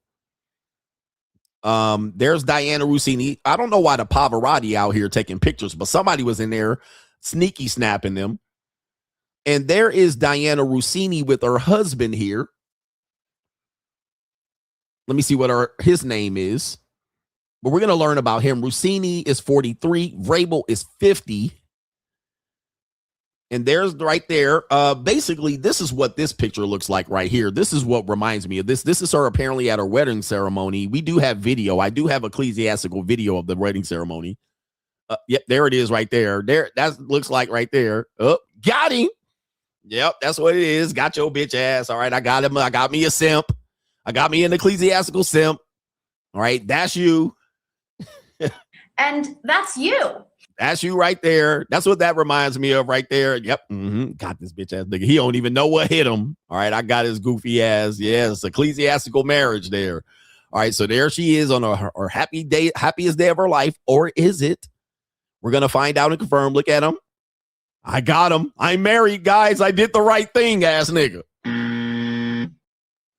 I did the right thing. I married. I saved her from the streets she didn't want to be on. Or did you, sir? Apparently, there's some leaked footage before we get into this particular story here. There's some footage of Diana Vrabel or Diana Russini throwing her husband under the bus. All right, so let's see right here. This is her. She's supposed to be funny. She's an NFL insider. She's also always kind of one of these women that's on the screen, but she's out here. She's a professional. So this is her in 2021, shortly after they married. All right, shortly after the marriage. This is her. You see her here on the screen. Let's see what she has to say about her husband here. Okay.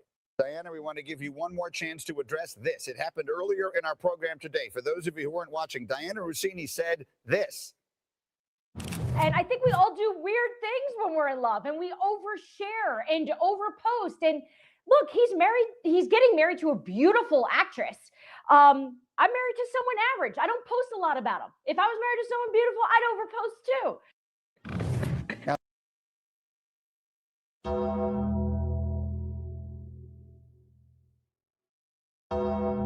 Do you have the stomach to watch a girl that you really love?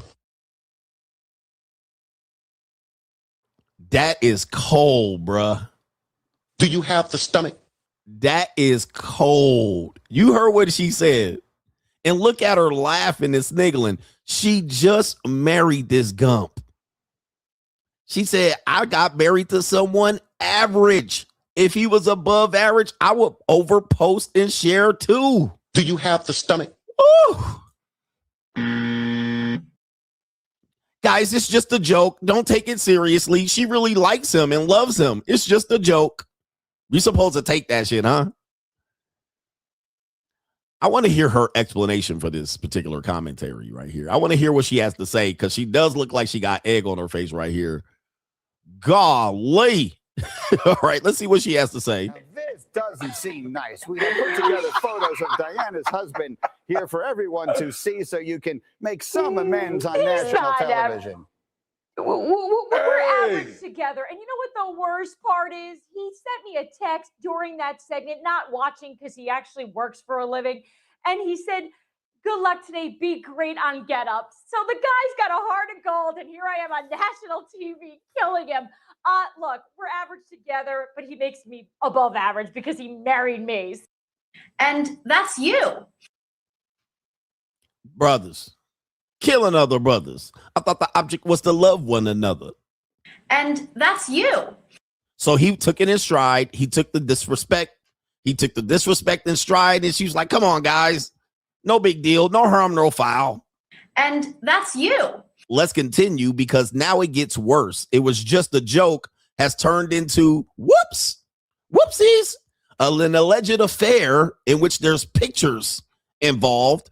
I'm going to read directly from the article as to say everything that I say is alleged. All right. A top NFL coach and one of the league's leading reporters are furiously denying allegations that they are having an affair after photos surfaced showing them getting close at an exclusive resort. A story published in Page 6 revealed images of the New England Patriot head coach Mike Vrabel, they just appeared in the Super Bowl, and the Athletics senior NFL insider Diana Russini's holding hands and hugging at a luxury hotel in Arizona. Source told Page 6 that the two, who are both married to other people, spent time together at the hotel's outdoor patio on Saturday, March 28th, before being spotted at a private rooftop, hugging at sunset and wearing or weaving their fingers together as they stood face to face before briefly dancing together. Okay, they do have photos of this. There's the resort here, right there. White people swinging and swapping. There are some other photos here. That's him. That's Mike Vrabel and his ecclesiastical wife, average wife. That's her getting married. Where are the photos at? Okay, I have it here on the other page. But let's read forward here. I mean, this page is all jumpy, so I'm going to turn this off. It says right here, sources close to Vrabel and Russini say both were at the hotel with other friends who were not visible in the picture. So, guys, they were at the hotel with other friends. This is what a formerly married man is going to tell you. They planned this rendezvous. Just because they're at hotel with other friends does not mean that they didn't plan to be there together. And she's an NFL insider. Wouldn't she have inside information about where Mike Vrabel, the Super Bowl AFC championship coach, is going to be? He just happened to be there. This was planned rendezvous. They're using the friends as cover. We were here with friends. I was just on a girls trip, and Mike Vrabel, the NFL head coach, just happened to be there. Okay, well, let's continue. It says in a statement to the outlet, Vrabel said these photos show a completely innocent interaction, and any suggestion otherwise is laughable. This doesn't deserve any further response. Russini told the Page 6 the photos don't represent the group of 6 people who were just hanging out during the day. Like most journalists in the NFL, reporters interact with sources away from the stadium and venues. Okay. Somebody said this is a major swinger event. Yeah. All right. This is basically what you're looking at.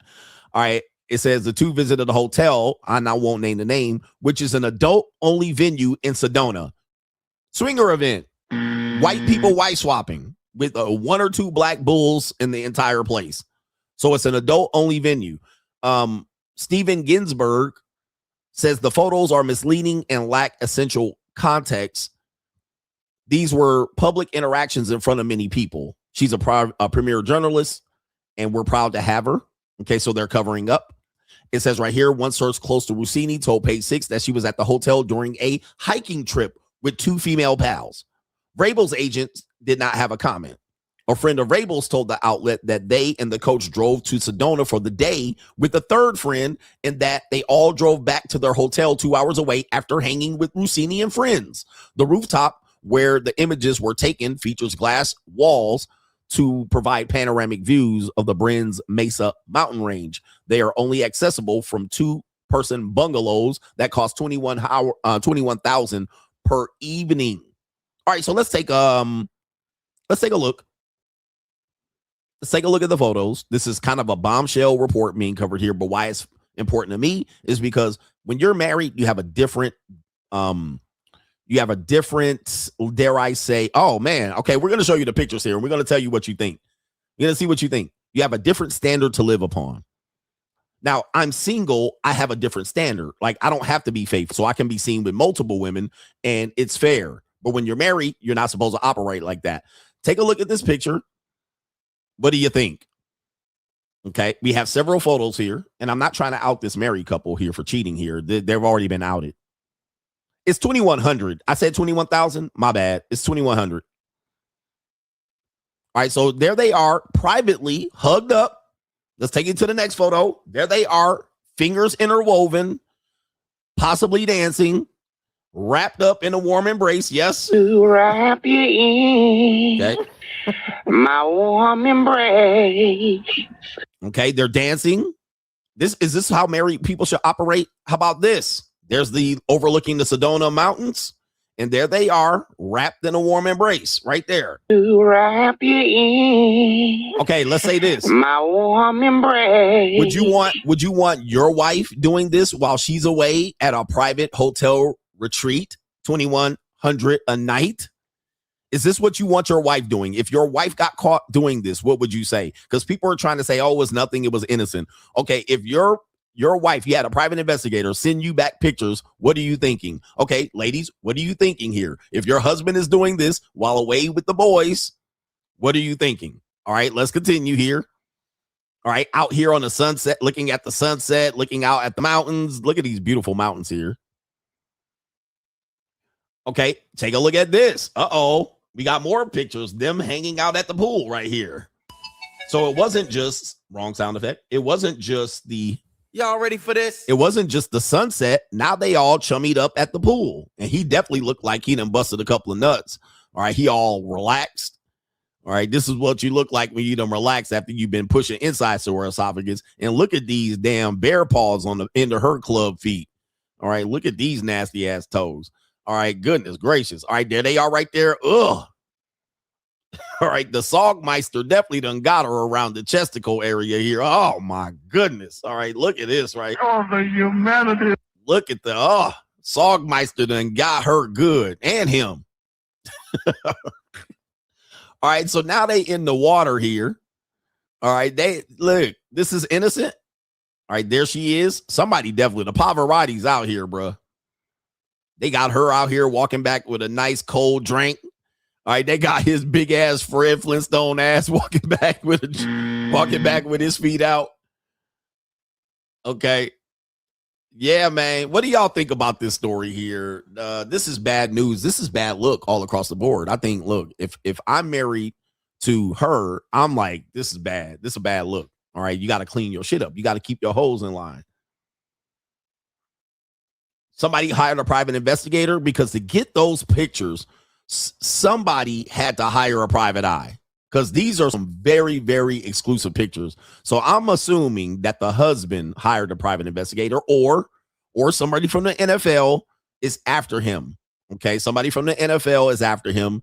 And or maybe, the mob is trying to make sure, maybe he didn't cover the spread in the Super Bowl. Somebody's after him to get some dirt, or possibly the wife. His wife hired a private investigator to get that dirt too, because, there's always a pattern of this type of behavior. You don't do this on the first time. You don't link up like this on the first time. He's probably taken one trip here, one trip there, and she probably was like, something ain't adding up. All right, something ain't adding up. And so she probably hired the private investigator to go ahead and set up that divorce and get half that money. But these are definitely some private pictures here. In all states of undress in different locations in the hotel. And hotel everybody. That's interesting. So anyway, it's an evil world we live in. Marriage is not going to save y'all. It's an evil world. Like getting married, you just get married. That ain't going to save you. Like, that sounds nice. It sounds like the end of the road. It sounds like the final story, but it's just getting started. So don't think just because you put a ring on it, the bullshit's going to end. I just showed you 1, 2, 3, 4 stories that people who were married still out here dealing with the bullshit. You're going to be dealing with bullshit. Coming up next is the main event. Shout out to you guys. let me acknowledge some people who have contributed to today's show. I don't want to discourage you, but I'm just telling you, man. I'm just telling you, it's a hard road out here. And when you've never been married, you think that that's the end. All right. That's the end of the story. Happily ever after. And then now you get to just hide away and everything's going to be great. It gets tough. The work just begins. All right. Let me see if we got some people who supported. You guys have been great supporters already. All right. But let's see if there's any additional support. And we do have a few. It is B. We're going to call you Classified. He says, excited that you're back, coach. He says, needed this lesson on not saving these woes. Linked with my JUCO and a link for Good Friday and started to feel something. Appreciate the reminder. She can't be saved. 100%, man. You got to remember that even at the JUCO, one of the things we teach you that people don't realize is that don't get emotionally attached. Like, that's what you're paying for, no emotional attachment. You're paying for the convenience. You're paying for hush money. You're paying for her to leave. You're paying. It just doesn't go for her to open her legs. It's like you're paying for this opportunity for her to understand you're going to be with other women and that you understand that there might be some like there. She might like you. She might not like you, but that's not what you're paying for. You're not paying for her to like you. You're not paying for these things that people really want.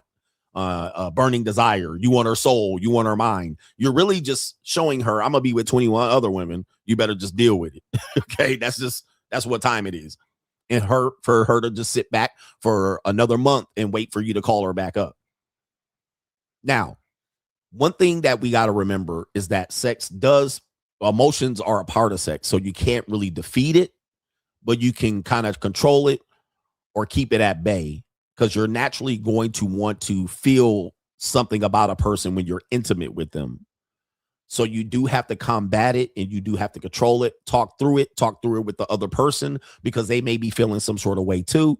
And we know that women who are workers, strippers, they fall in love too. You never know. So they may fall in love and like with you too, because that's natural. It's biological when a woman's being penetrated to feel some sort of way about a person. So there may be some feelings on the other side there. Now, if you continue to pursue this, I'm going to tell you it's likely to end in a disaster.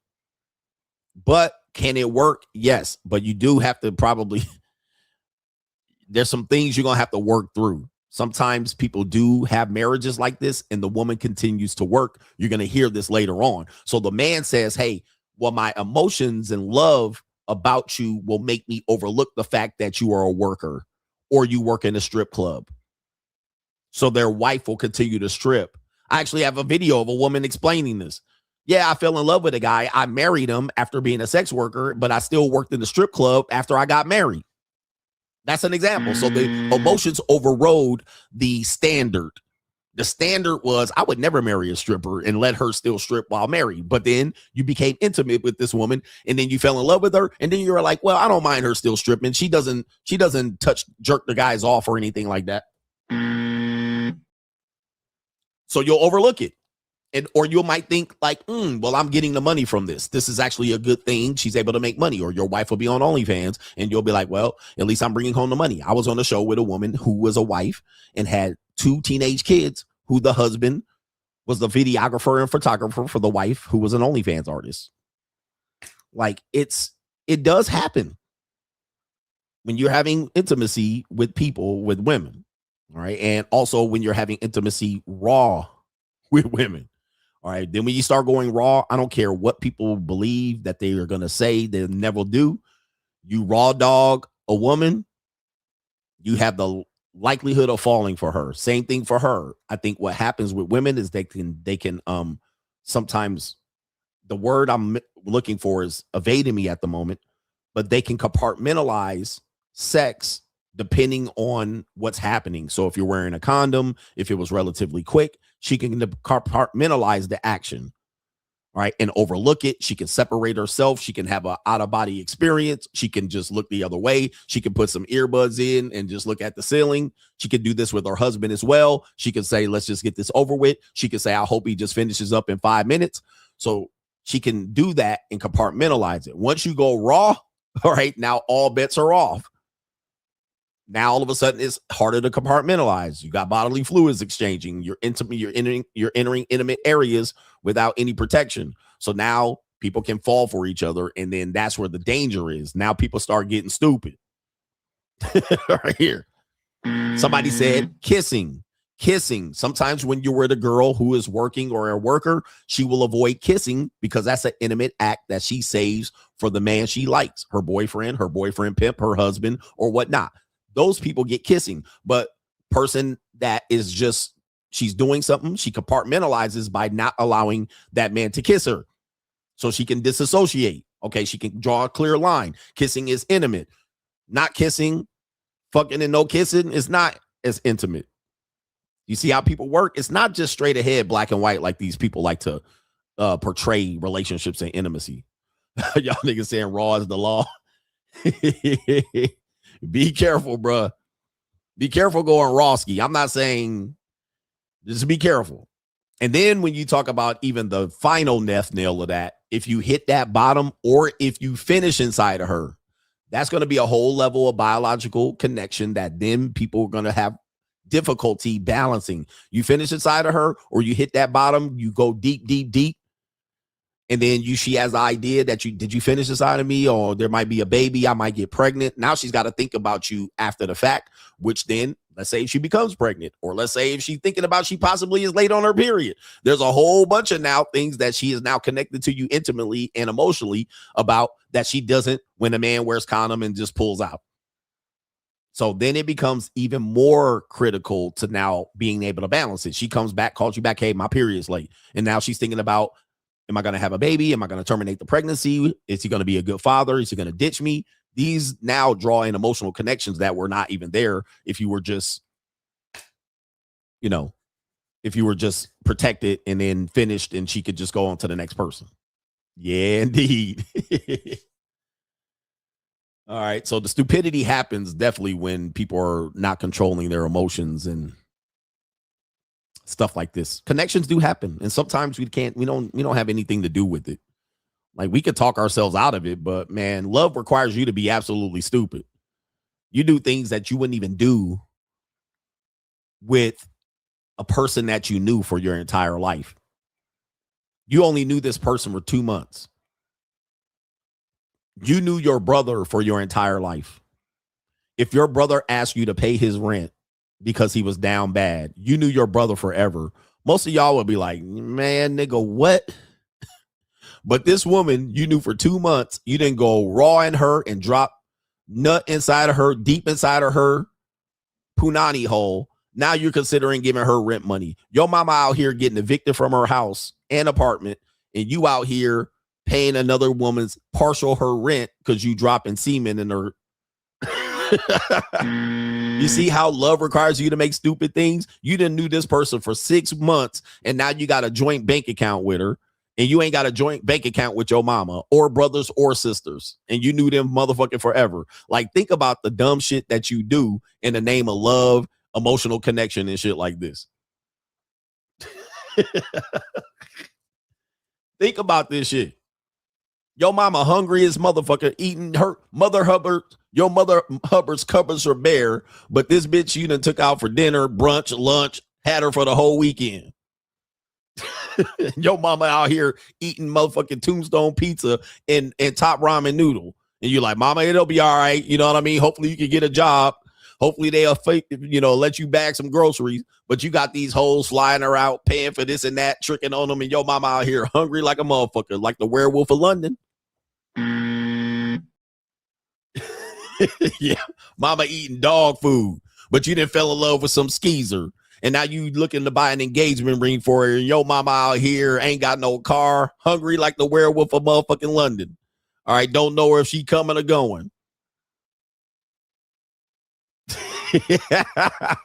But you didn't fell in love, and you trying to buy some $15,000-$20,000 engagement ring for a woman that you done raw dog and nutted in. Think about the wild, dumb shit that we do in the name of love. Your mama calling you like this. I'm always hungry. All I spend my money on is food. Papa John's, McDonald's, America's Best Wings, Popeyes. And you out here trying to fall in love with some skeezer that you don't even know for 2 weeks. You done matched with her on Tinder, Match, Bumble, Seeking. Oh, my Lord, have mercy. Love requires you to do dumb shit. You don't even know this person. You ain't even asked for her location. You ain't never checked this bitch phone, and you out here falling in love with her doing dumb shit to let people know that you didn't got a wife or you done found a wife, huh? You better marry her. Bitch, you ain't checked her phone one time. Let me see who else you got in this fucking phone. Check her fucking phone before you fall in love with a bitch. Oh, man, checking her phone is weird. It's May guarding. All right, go ahead, dumbass. Go ahead. Go ahead and find out the hard way, goofy ass nigga. All right. Go ahead and dig in deep in the investment stage and then find out with your dumb ass. When she divorced you, she already getting penetrated. And now she pregnant when your ass done committed Harry Carey. Go for it. Go for it, nigga. Hey, do what it is. Love is about trust and relationship. Okay, go ahead.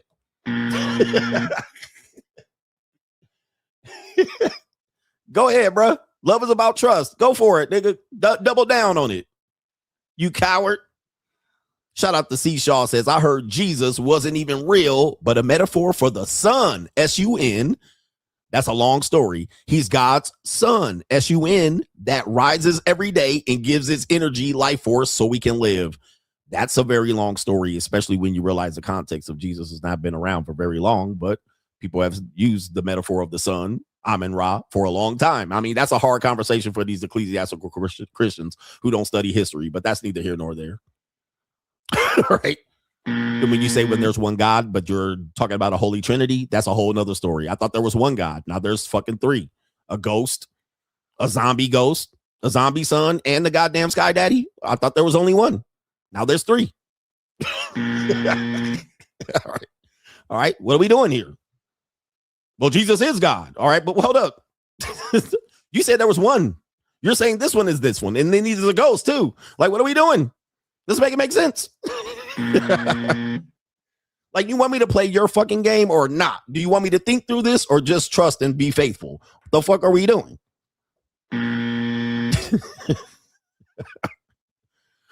Woo! People are getting hot right now. They're leaving the stream. But I respect all people's religious decisions, but just don't come to me with that bullshit. Now, if you attack me with it, I'm going to attack you back. How is there one God, but there's three? Get the story fucking straight. You don't understand. I don't understand.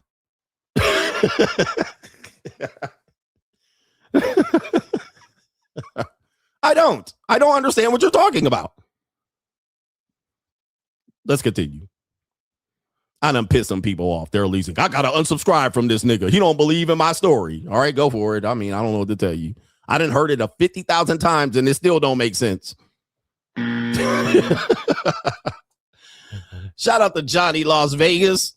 Says, I'm so sick and tired of you, coach. You don't motherfucking miss. You're batting 1,000 and pitching a perfect game. It's not fair. You've destroyed my ecclesiastical fantasy. I pray my sky daddy makes you pay. And apparently, the wages of sin is death. You're going to make me pay. But I hate being right all the time. I hate being right. I hate being right. I mean, look, I want y'all guys to see it. Your entire life has been a lie all the way up into here, man. You've been lied to. And it started when you were young, because really the age of innocence is a very special time. When you're innocent and you're young and you don't know, like, people scared you with the boogeyman, and they scared you that there was somebody in your closet. You know, you went to sleep and there was the light on, but the moonlight reflected a shadow of your jacket on the chair, but it looked like a monster and you couldn't go to sleep. Right? People told you all of these stories only for you to realize they've been fucking with you, right? They've been taking advantage of your innocentness, your naivete. They've even told you about tooth fairies and Easter bunnies and Santa Clauses and shit like this. Like, they played with your head for a long time. Then they told you about a zombie child and that riz from the dead. And then they told you about, like, you know, they just fuck with you as young, when you were young, you know, told you all kind of shit. I love my wife. They told you about all kind of shit. Easter bunnies and eggs and fat nigga coming down the chimney and somebody, a fairy replacing a tooth. They don't fuck with you for a decade and a half. They told you life was fair. Hard work will actually make a difference. Like, people who work hard will be rewarded. Nope. That's not how it works. And again, it's people who take advantage of other people actually make the money. They told you if you get good grades, you'll make more money. Nope. C students start businesses and hire A students. That's how life works. People who take risks get rewards. Morality doesn't win in the end, nigga. Spider-Man, Batman, and Superman done told you this 100,000 times. Morality causes damage. Sex is bad. It's unsafe. Watch out. All right. You know how much fucking's going on and nothing happened? No pregnancies, no STDs. All right. But they act like you're going to fuck one time and get an STD and pregnant at the same time. But lots of people are fucking right now. As a matter of fact, I can probably quantify that millions of people are having sex at this moment and nothing's going to happen. They threaten you that pregnancy is going to happen. But if you take science, pregnancy can only happen in a 72-hour window when she's ovulating. Ovulation is a small window. Really, it's a small window of ovulation. It's damn near less than 24 hours. But semen does stay alive for 72 hours in that area. So if that area is there and she's ovulating at that time and it's in the area, well, she risks a pregnancy. So that means out of 31 days, only 28 out of 31 days, she has no chance of getting pregnant. None. And if she knows her body and you can study her body and her timing, which most people have a constant cycle, you can probably predict when pregnancy can happen, when it won't happen. But this motherfucker have you running around thinking she gonna get knocked up and she way outside her cycle of ovulation. Like, it's really, you can determine this. It's not, you don't have to guess it. You can literally just kind of pinpoint it. You're gonna get these women pregnant. Not really. She just finished her period. Right? She just didn't start her period yet. I mean, you can literally just kind of mathematically move things around and calculate. Did you start your period? Are you in ovulation? When was your last period? You can really just figure it out. But people don't realize this. They just have you out here scared. They have you out here scared. People go to college, make more money. Okay, well, they're not entrepreneurs. They probably got regular jobs and it's going to take them 30 years to make that money. After a certain while, yes, people technically do, but most people are not satisfied at these jobs. They're basically just over broke and they're basically barely making it with their degree. They also have student loan debt attached to that degree for 20 to 30 years. 20 to 30 years a slave. How about the fact that slavery never ended? Slavery ended in 1865. No, it ain't. You still a slave today, but that's neither here nor there. You a slave to the media. You're basically a working wage slave. Most of you guys are never going to get wealthy punching that fucking clock. They're selling you hopes and dreams, paying you just enough for your ass to show up next week, next month, and tomorrow, back to work. Niggas can't take more than 2 weeks of vacation. Like, all these things they tell you is an absolute lie. But by the time you figure it out, it's too late. It's too late to turn back. It's too late to turn back. And now you got to live with the realities of, wow, I'm here. I've been fooled for 35 years. Some of y'all been fooled for 35 and 40 fucking years. Think about this. From the time you were born to where you stand today, you've been lied to the entire fucking time. And at some particular point, the rug get pulled from right up under your feet only to reveal the fucking truth. When you hit your head, you realize at one point you caught your mama in there sneaking $5 in and you realized the tooth fairy wasn't there. You was like this, I ain't going to sleep. I'm going to catch my mama in there putting there. Then when your mama came in there, put that $5 under your pillow and took the tooth, nigga, you was disappointed. Like, goddamn. Well, guess what? That happens to you all the way up at 35, 40, 45, and 50. False promises, false fucking hope. You open your eye and you see the fucking real thing. You get motherfucking third eye open, wide open. You start watching and you start realizing, shit, it's do for self out here. There's no black community. These motherfuckers out here living for their own, doing for self. There's no unity ever in the black community. Y'all still out here living that fucking pipe dream and it ain't gonna fucking happen. All right. And guess what? Y'all gonna die thinking the black community gonna unite one day and rise to power, and it ain't, because y'all niggas got mental slave chains on your brain and none of you niggas ever gonna unite. So, hey, Y'all can still fantasize about the bullshit, but it ain't gonna never happen, Dr. Umar, Dr. Boyce Watkins. It ain't gonna never motherfucking happen. Y'all can come out here and waste your whole fucking life waiting for it to happen. But meanwhile, I'm gonna be on the goddamn plane, charting flights and putting hands on hips while y'all out here trying to unite the fucking black community and make me the poster child for fucking it up. But at the end of the day, y'all can believe in fantasies, myths, and fairy tales all you want. At the end of the day, I'm gonna live for self.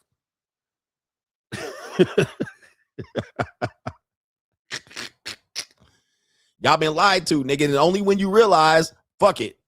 All right, I'm gonna lie to my goddamn self. I ain't gonna let these people lie to me. I'm gonna go get what I need to get out of this life. Will your life change?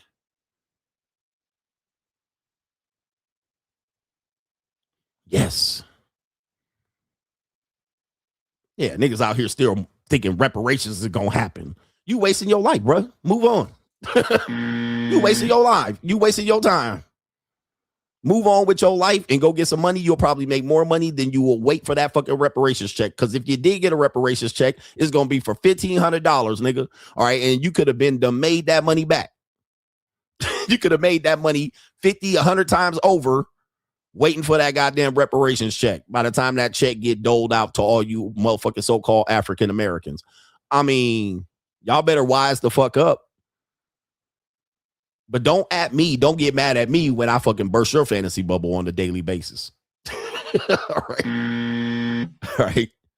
Yeah, them niggas done got that reparation. The Somalians got that reparations money. The U's done got that reparations money. You think they gonna cut you a check? You better figure out how to get that money out of the system instead of waiting for them to hand you a check.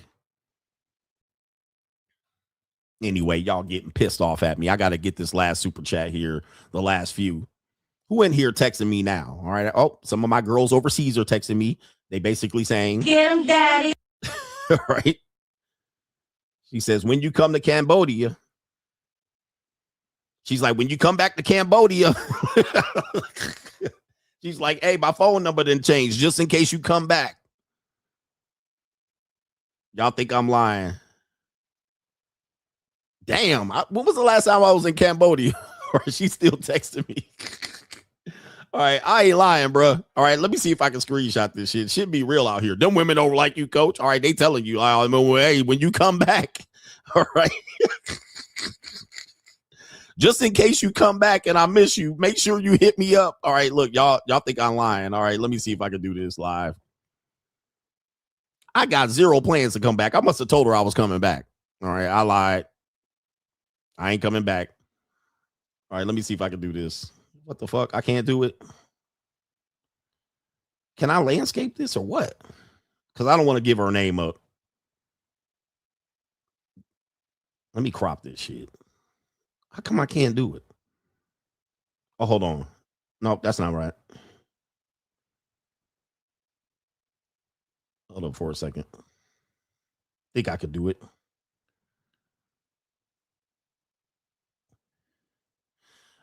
There it is right there. When you come back to Cambodia, contact me on my phone, okay? And so I can go visit you if you want me to visit. Okay. Sure. Yep. You know, you can't tell them you coming back because they waiting on you. Like, you coming back yet? Yeah, I'll be back. I'll be back. Wait on me. Oh my goodness. All right, and that was sent 5 minutes ago, just so y'all niggas don't think I'm lying. All right, yes, I hit that bottom. I did hit that bottom 5 minutes ago. All right, and she probably had to use translator to send that shit. All right, boy. Anyway, yes, I hit that bottom, and I might have cream pied her, but that's neither here nor there. All right. This is sickening here. Tony Gases is probably blowing a gasket right now. It's an evil world we live in. Somebody said, and it's 12:44 a.m. over there. Consider that. It's literally midnight over there. And she up like this. Let me send him a text message. She went all the way to Google Translate.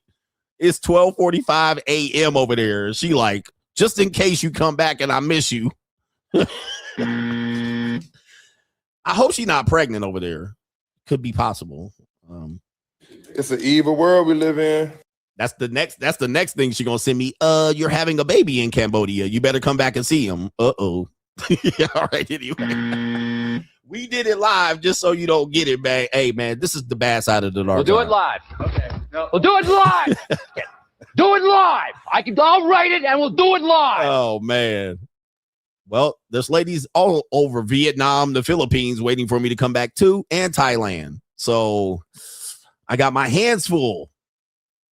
All right, I invaded. They don't call me Greg Fu Young and Genghis Khan CGA for no reason. I've made my impression on Asia over there. All right. Wait, that's a damn disgrace. Hey, that was impromptu, by the way. But yeah, I might have to move over to Asia at some particular point. I got some kids to take care of. I might.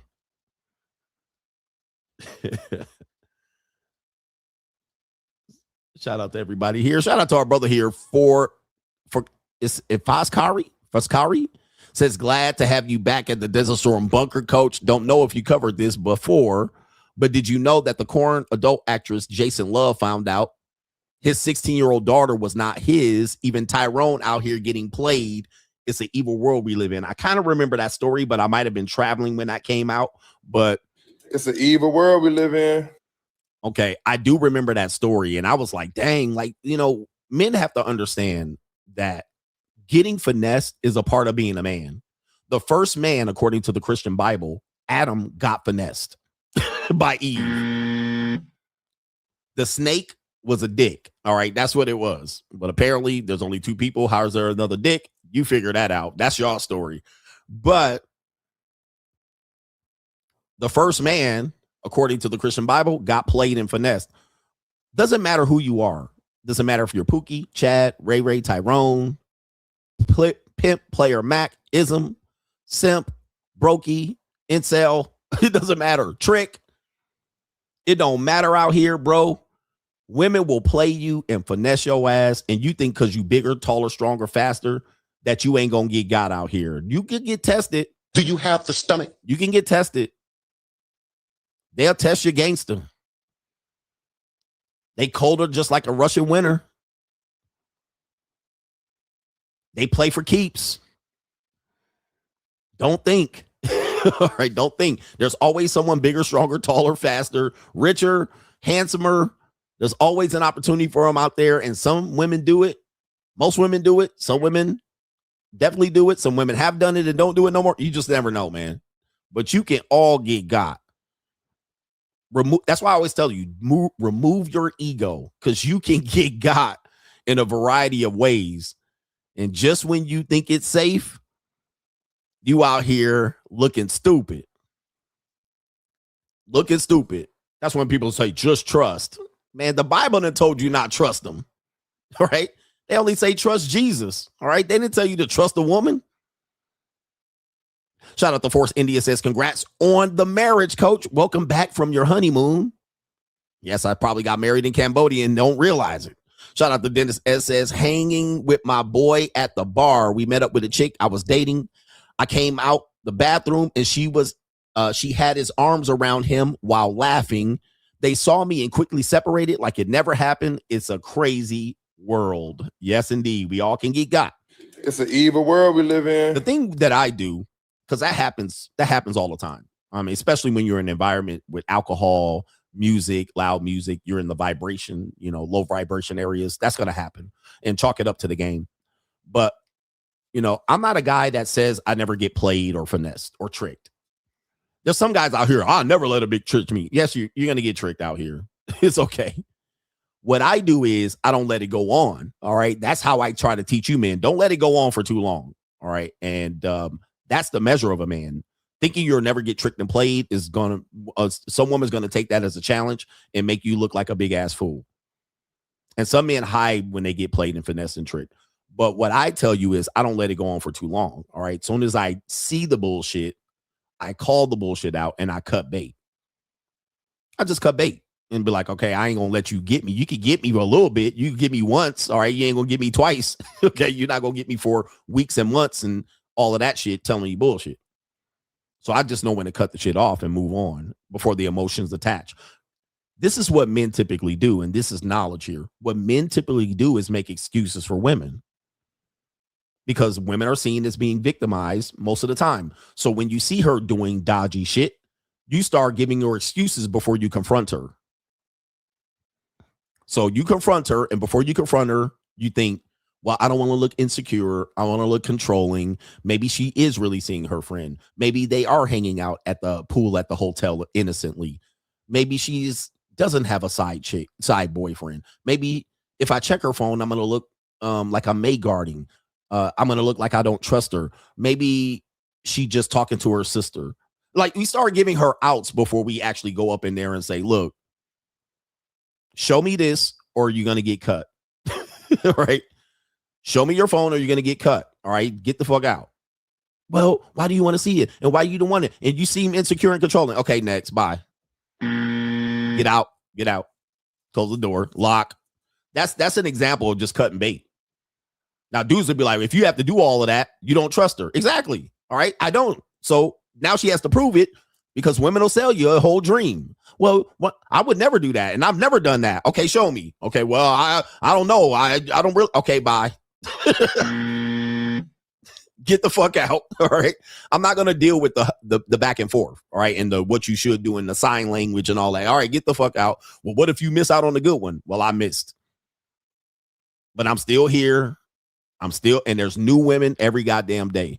By the way, there's more women than there are men on the fucking planet. Not only that, there's more successful men than there's more beautiful women than there are successful men. You're never going to run out. I can buy a plane ticket and land in fucking Cambodia today, and I have a woman waiting for me right now. I mean, I don't have to deal with the bullshit.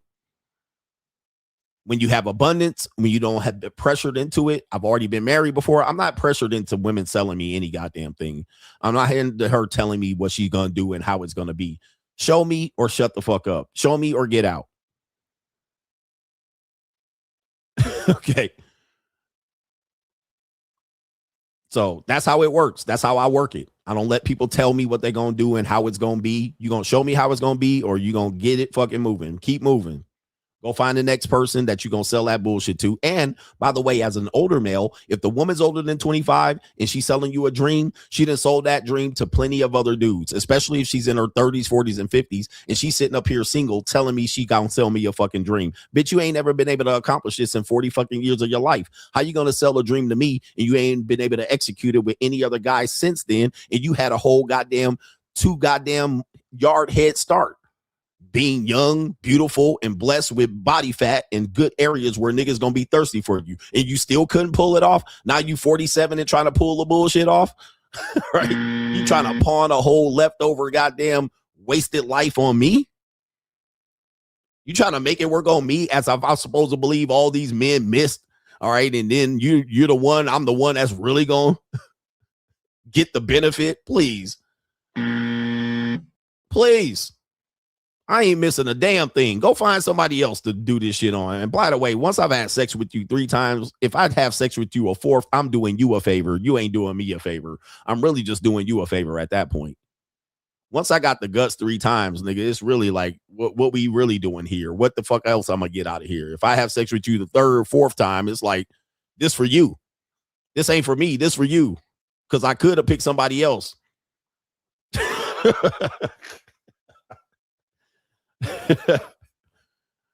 Oh my goodness. Anyway, shout out to our supporters. Ace Boogie says, Coach overseas selling dreams. These poor ladies over there are these poor linglings. What kind of fuck you give me? This lingling said, American people ain't kind of fuck. Sorry, lady. What kind of fuck you give me? That's what she said. And supporter says, Coach, it's amazing how people take what they read in the Bible so seriously when it was originally written in another language and translated. And he says, you would think most people who care enough would take time to learn the language and find out what the original text was really saying. Well, that would burst their bubble. Nobody wants to listen. That would burst their bubble. The last thing you want is your bubble burst when you're a fully grown adult. And even I know this. When you're a fully grown adult, the last thing you want is your bubble burst. Like, you're married to a woman for 5 years. The last thing you want to find out is that she's been fucking another dude for the last 2 years. So what do? You don't find out. You don't ask the question. Press 1 in the chat if you understand what I'm saying. You might get evidence that it's happening. You don't want to believe it. So what you do is say, I'm really not going to ask. I'm really not going to investigate it. That's the last thing you would want to do. So what do? It's better for me to keep believing that let me just get the belief system that it ain't happening. That's the best thing for me. Whereas I'm not going for that. All right. I'm going to start saying, nah, you got to sit down. All right. No, let me get the information. No, what's up? Let me check the phone. Let me get this information. Let's burst this bubble right now because I don't want to continue getting lied to. Most people will go ignorant is bliss. I'd rather not find out. I'd rather not ask the questions. I don't want to know about this. I don't know what I would do if I find out about this. And then you think about all the lies that were told during that time period. This can also apply to women for men. You don't want to think about all the times you were lied to leading up to this, all the times that they said they loved you, all the time that they gave you sex, all the time that they brought you all the dates that you went on, all the times you took family pictures and trips, all the times that you thought you were a united family only to find out it was a fraud. It was a lie. You would have to question the last 668 days of your life and go, wow. Every day to my face, lying. Who wants to do that? Nobody wants to do that. So it's better to just continue to believe the bullshit. Just continue to believe the bullshit and kick this can down the road. And hopefully I don't have to deal with the reality. Some people like to be lied to, men and women. They like to be lied to. And I can't help that. But don't blame me. We got some other people. Hustle Every Day says, yeah. He says, I don't trust you. That's why you're cut off. And he says, single lady 45 on a date is a sad sight. You guys know I don't agree with old people dating. All right. Old people dating is a farce. Any woman over the age of 32 still dating is ridiculous. Any man over 35 that's still dating, you're ridiculous, bro. Y'all out here doing the hope strategy. Like, why are you dating, bro? Like, you can literally clear this up in a text message or an email. You can send a person a survey. You can send them a survey, a 10-question survey. Check these boxes. A, B, C, or D, a multiple choice quiz. Here, before we even talk. Here. And they could just say, I just want to fuck. You know, some choices. What do you want out of this? All right, where's this going? What do you want? Oh, I just want to fuck. I'm horny. All right, here. Okay, do you agree? Okay, yes. Okay, all right. What day you want to meet? All right. You can send them the whole, what's that little game you used to play in 3rd grade where you used to flip it like this? You can send them that shit. And then when they land on this, press that right there and you pull up the motherfucking thing and read it. You should just send them that motherfucking thing. All right. Just send them that. Just send right here. Check this. Check if you single or you want to fuck, or check right here. Which one you want to check? Here, send a love letter from the 2nd grade. Out here going on dates and getting dressed up and putting cologne, splashing cologne on and shit, and she putting her wig on straight and she getting dressed up, coming out here to play coy and shy. Oh, hi, how are you? Standing across from you, giving you that stupid handshake, that side hug. You on date number 827.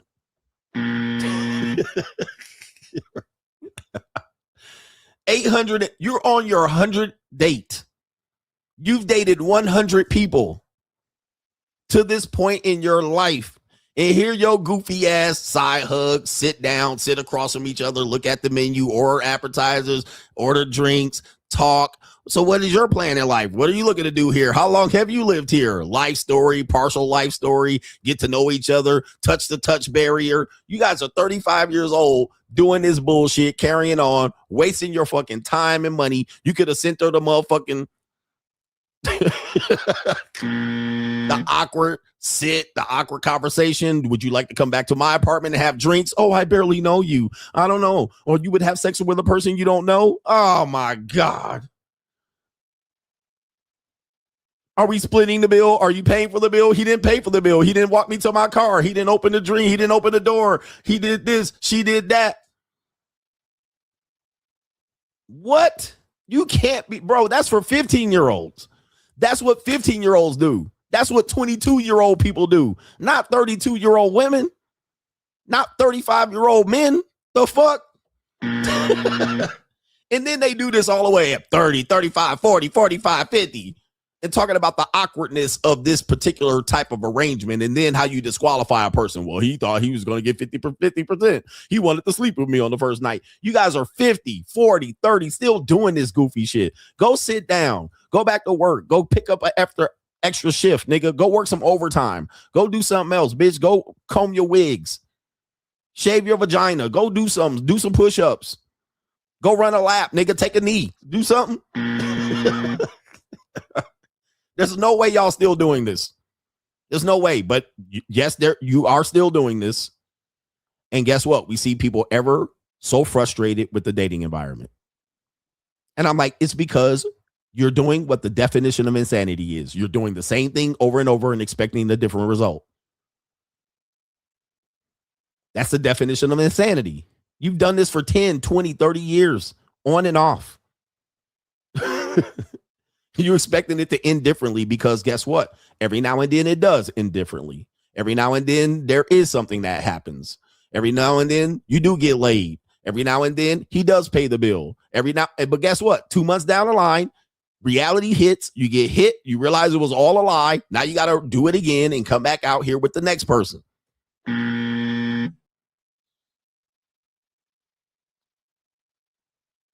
Uh-oh. I'm telling too much truth. The only reason it works, and I'm going to hit you with this and I'm going to move on. The only reason it works is because both of you guys meet and you both have dating fatigue and you settle. Okay, that's why. That's the only reason it worked. Now, you're going to say it worked because y'all fell in love and there was a connection and bullshit here and there. Normally what happens is both of y'all get tired of doing the same shit and both of y'all just happen to be fatigued at the same goddamn time. I'm tired of dating. I'm tired of spending money on a date. I'm tired of getting dressed. She's like, I'm tired of these niggas lying. I'm tired of this and I'm tired of that. And both of y'all just happen to meet at the same fucking time. Timing is everything. And both of y'all are tired. And both of y'all just say, let's just settle down. Let's just settle. All right. You want to settle? I want to settle. You want to get off the app? I want to get off the app. You want to stop dates? First date, second dates? I want to stop first date, second dates. Yeah, I'm tired of doing this. You tired too? I'm tired of hookup sex. You tired too? I'm tired of paying bitches for pussy. You tired too? Yep. I'm tired of selling pussy. You too? Okay. I'm tired of the games. You tired of the games? You too? Me too. I'm tired of playing games. You tired of playing games? I'm tired of getting played. You tired of getting played? Tell me I ain't lying. Press 1 in the chat if I ain't lying. That's what happens. We both get dating fatigue. I'm tired. I'm tired of going out on first dates. I'm tired of talking to people on Tinder. I'm tired of exchanging text messages. I'm tired of. Now, for me, I'm not tired. I'm going to be out here with a new prime 22-year-old woman. And I know I'm never going to run out of them. No matter where I go around the world, they're going to be there. I'll be there. They're going to be there. So I ain't tired. I'm never going to run out. I'm never going to run out of options. I'm never going to run out of new women. Never going to run out. And every year there's another 22-year-old woman turning 22. Okay. Ooh-wee. I know this is hard to believe, but it's the truth. The truth is hard to believe, but I'm just telling you how I'm breaking this down like a fraction. When you lack options, you settle. You settle for bullshit. You settle for arguments, and you settle to try to negotiate with a motherfucker. All right, I ain't got time to negotiate. This is the game. Ain't nobody bigger than the program. Let's get on board. If you want to stick around, stick around. But no, I'm a whole hop, and I'm gonna be around here island hopping and doing this thing. If you want to be a part of the program, be a part of it. But you're never gonna be a bit better. You're never gonna be bigger than the program. And I'm never going to stop. You never going to make me stop. Ain't a pussy out here that's going to make me stop. Ain't a marriage. Ain't a nigga going to threaten me with my life to get married. Going to make me stop. I'm going to do what I do. The only thing that's going to make me stop is when this ticker stop motherfucking beating. All right. And I ain't got no more breath in my lungs. All right. And when God called me back home to preside on the throne of the King of Kings. All right. Because the sun will return. I'm going a little bit too deep. Let's get to the main event. Let's do it. All right. Because I'm pissing y'all off. Let's go.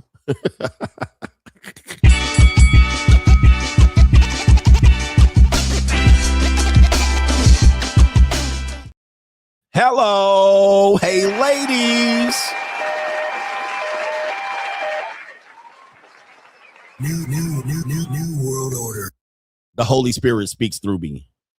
The main event is here. We have the main event. I tried to warn you that the monetized dating marketplace is here. The over monetized dating marketplace is here. When you look at what people have to do to find means to survive, economics, dating, when you all put it and mix it together, everything is transactional. You either pay with money, energy, attention, and time. Some people trade time for money. Some people trade time for romance and sex. Some people pay with money. So you don't never know how you're being used, but you're going to be used. Resources are always required for resources. Okay. When that is being stated, a lot of people fight back at me and tell me that I don't have to play that game because maybe they're a ladies' man, or they're good looking or handsome, or they have charisma or swag or the ism. Well, you don't realize that you're investing money, energy, attention, and or time each and every time. It's all transactional. And I said, we're going to get to the point where women are going to de-evolve into the oldest profession, and they're going to do it in exchange. They're going to do it in place of traditional relationships. Traditional relationships are dying. They're dying, meaning that people are just sampling each other over decades. People settle for a traditional relationship after all of the sampling.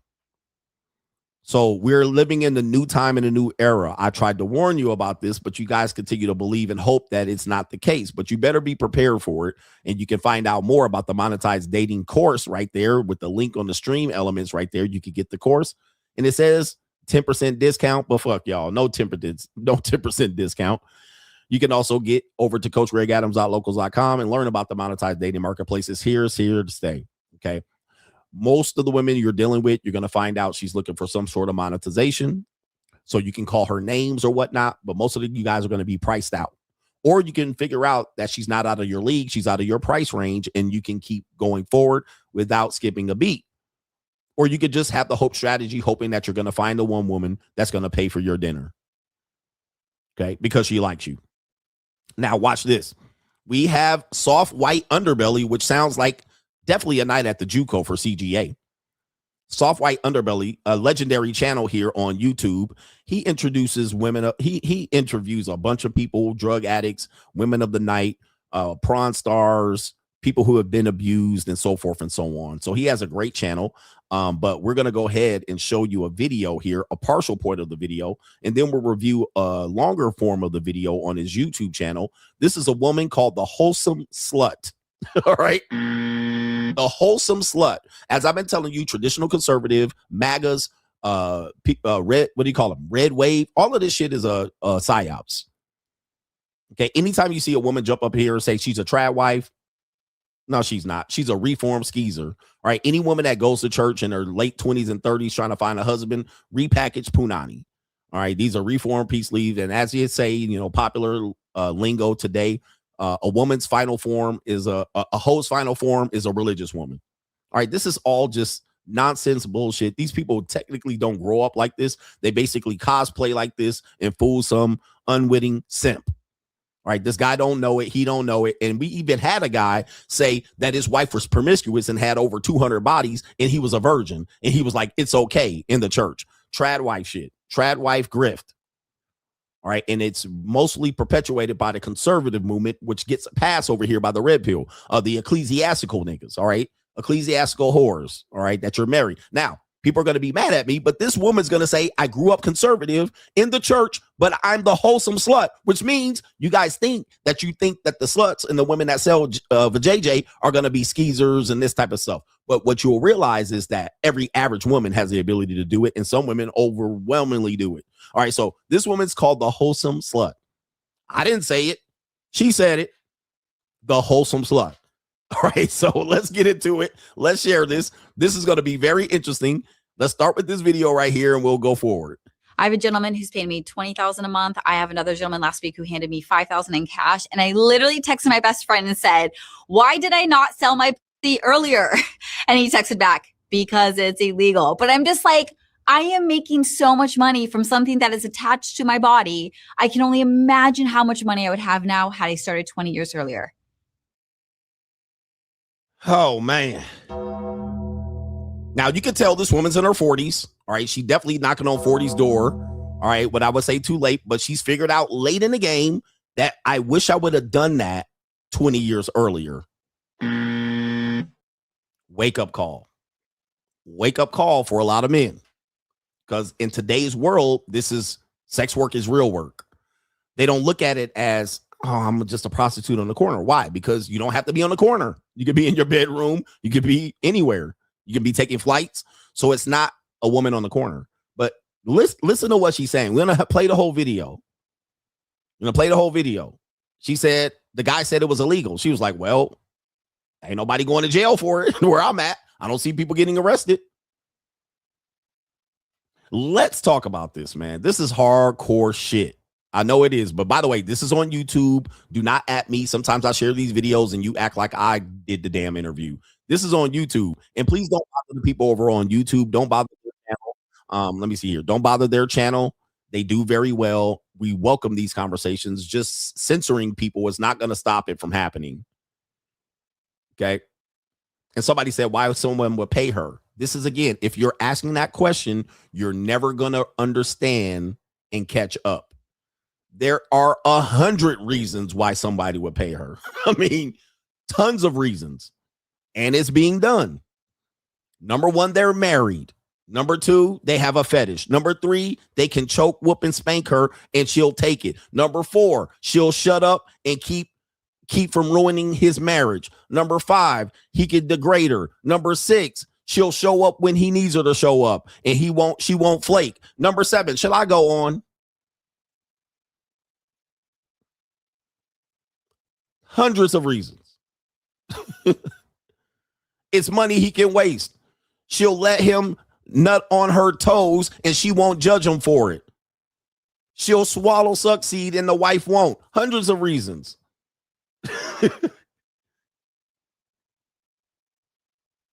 It's not for, well, now you only have sex for 3 minutes, so you don't understand it. But most people have a whole variety of reasons why it could happen. And that's why you're not realizing what's going on. All right. And she probably does a good job. She probably looks like she enjoys it. And the wife looks like it's torture. There's 100,000 reasons as to why people will do it. And she'll leave happy. She'll leave immediately after it's done. Some women don't leave immediately. You got to coach her. You got to let her off the hook. You can tell her, okay, it's done. Leave. Bye-bye. There's 100 reasons. Okay. So come on, guys. It ain't rocket science out here. Let's continue.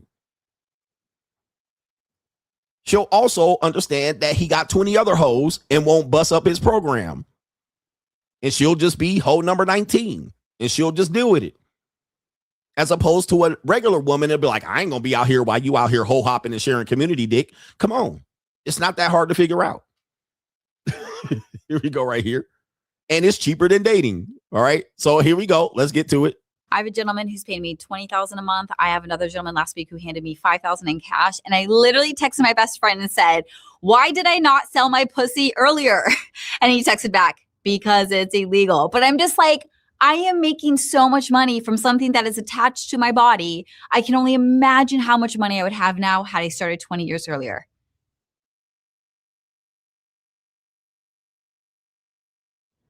So you teach a course.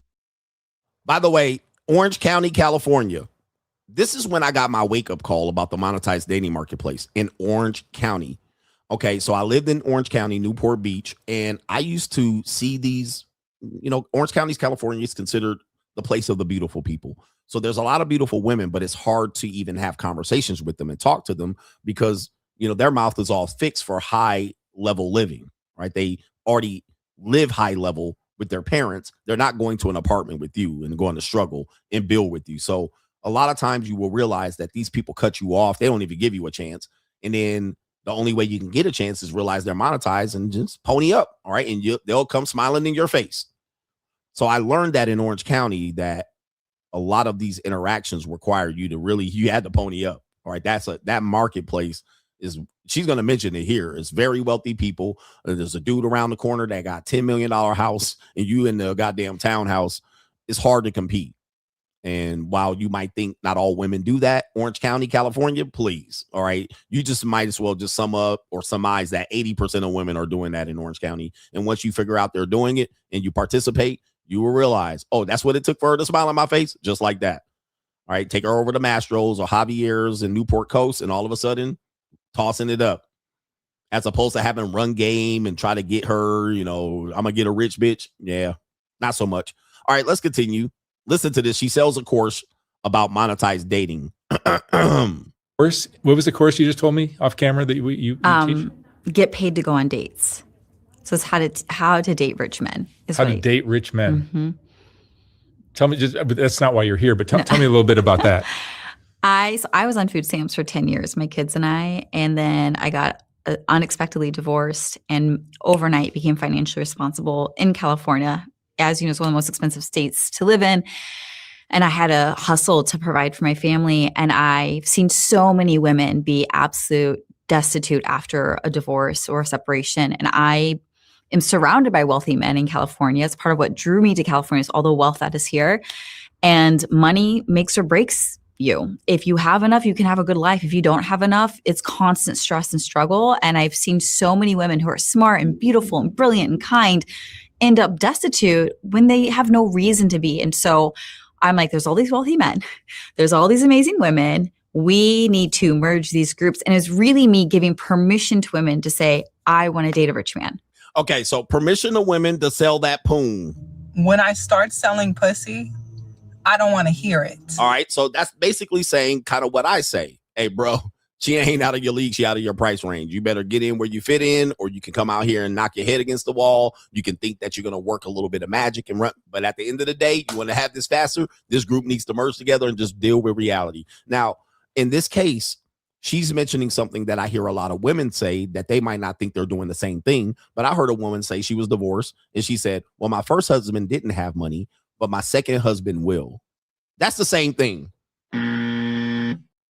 That's the same thing. Don't think that ain't different, because that means then when she goes about dating, guess what she's going to do? She's going to consider the finances. She was like, I didn't get something from my first husband's divorce, the divorce from my first husband, but I'm damn sure going to get it from my second husband. That's basically what she's saying. So she's for sale.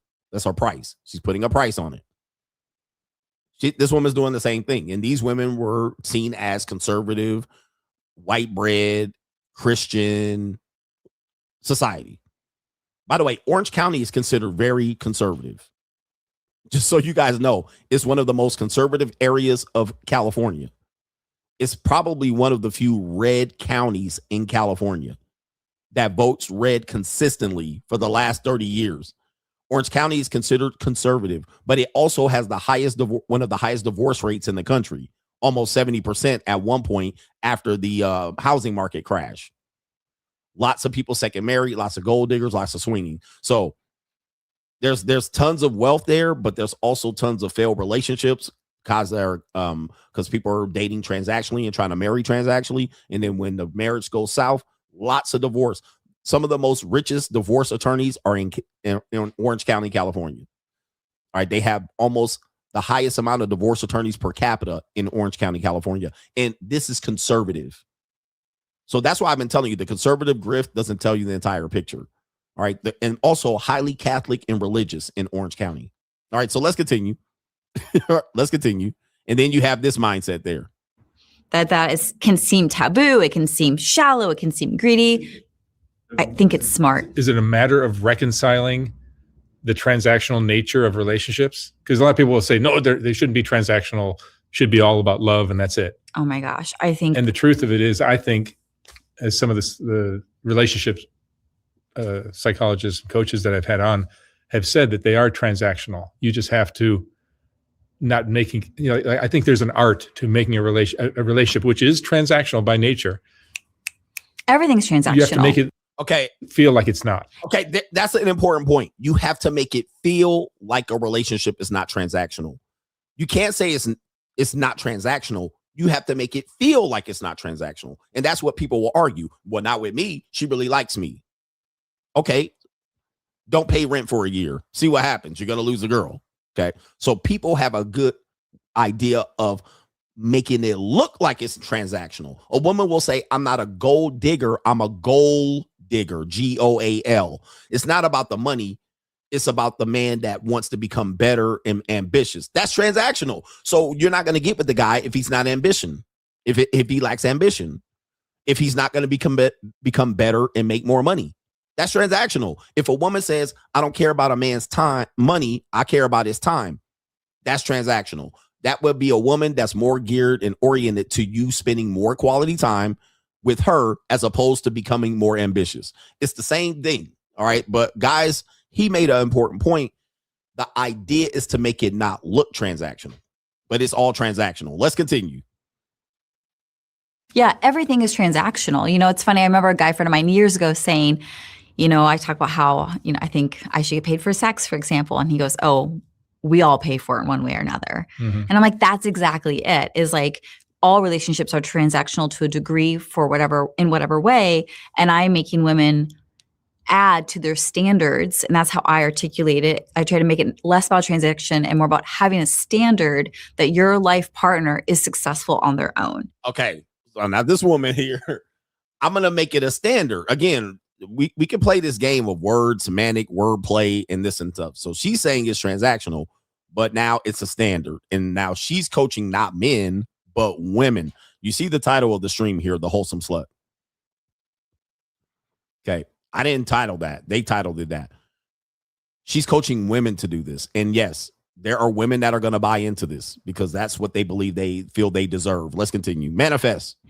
And can take care of themselves, have enough to be generous to you. But I also teach women, secure your own bag, because I've seen enough women marry men and then they get divorced and the women are left destitute. So I'm like, it's not enough just to marry a rich person. You also have to, in my opinion, secure your own bags. If anything happens, you're solid. So it's just raising women's standards as a whole, that you deserve a lot of money and you should date someone who has a lot of money. That can lead to a really comfortable and beautiful life, in my opinion. Okay. That's enough on that. Yep. That's not why you're here. I know. There's so many tangents to go. Your story is unique and interesting. Yeah. Tell me about how you grew up. I grew up in a super conservative religious environment. Grew up going to church 3 days a week. My whole family was super involved in the church. And so very early, I picked up on all the religious programming. And, you know, for example, let me stop it right there. Gentlemen, people are saying this in the comment section, and I've been saying this. I said this years ago. In 3 to 5 years, everybody's going to sound like CGA. You guys got to remember, I was on the forefront of this. I stuck my neck out with this particular type of information and content, and it seems to be like the variety of my content, because this continues to keep getting exposed so much. Just like when people sound like, I think people today sound like me 7, 8 years ago. Now you're seeing more and more people sound like me from 3 years ago. Okay. So what I've warned you about is this idea and belief that the church is a rest haven for good women. You're going to have to understand that the church is the rest haven for hoes. That's what the church is. TradCon is a myth. Conservative women are not necessarily the good women. They're not the ecclesiastical Christian women that believe in faith and harmony and family and all of that bullshit. Just because a woman grew up in church don't mean she ain't a wholesome slut or was a reformed whore. I mean, it is what it is. Just because a man's in church praising and worshiping doesn't mean he wasn't an organized pimp and sleeping with 100 women by the time he was 21. There's a lot of hypocrisy in this bullshit, and a lot of people try to lead with that bullshit, and you can't fool me over here because I know who presides in the synagogue of Satan over here. All right, it is what it is. You're satanic. You guys are liars. You guys are the devil, and you try to lead with that bullshit and pull the wool over these people's eyes. I know who you are. You're the devil. I'm the son. So don't come over here telling me that I'm Satan when you are the Satan. You are Satan. You guys are fucking selling a dream. You guys are pieces of shit human being that got the fucking sins washed away because you repented. Don't mean you better than me. You're masquerading as a good person when you ain't nothing but whores and skeezers and tricks and all of that shit. It is what it is. Take it or fucking leave it. But you ain't gonna fool me with this bullshit that there's good, faithful, good, honest people in the church. It's a rest haven for hoes. That's what the church is. It's people who are down and desperate and destitute with the decisions they made in their lives, and they had to run back to a fucking sky daddy to repent for their fucking sins. You're an evil person, and you're evil. You wear it on your sleeve with your judgment. But my point is to men, stop believing that there's good people and they all preside in one place and you got to go look for them and they're there for you. They're there to manipulate you and hide their secrets in their fucking skeletons in their closets. That's what they're doing. You got Andrew Wilson, Tony Gaskins, Boyce Watkins, all out here committing sins, perpetrating a fraud in front of the goddamn congregation. And only when I show up do they show out here and tell they real sins to try to prove to me that they're better than me and beyond judgment. This woman just said, I grew up 2-parent household. So there goes the whole, these women has daddy issues. This is a woman, Christian, conservative, church, 3 times a week, blah, blah, blah. And she's running around here talking about she's a wholesome slut selling pussy. Hey, don't at me when I tell you this truth. It's hard to hear, but it's hard for you to accept. The truth is the truth. You ain't gonna find a needle in a haystack. There's some good women out here. You just gotta find them. No, sir. That's bullshit. There's some good women in the church. Some, they already probably married and cheating.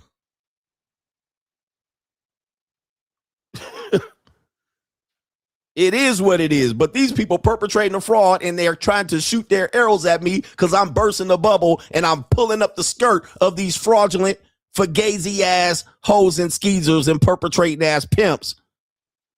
Don't at me. Don't act like the bad people are the bad people and the good people we can easily tell. The good people are the pretty people. The good people are the people who have charisma. I'm sorry, the bad people are the people out here that are charismatic and pretty. The bad people out here are masquerading behind religion.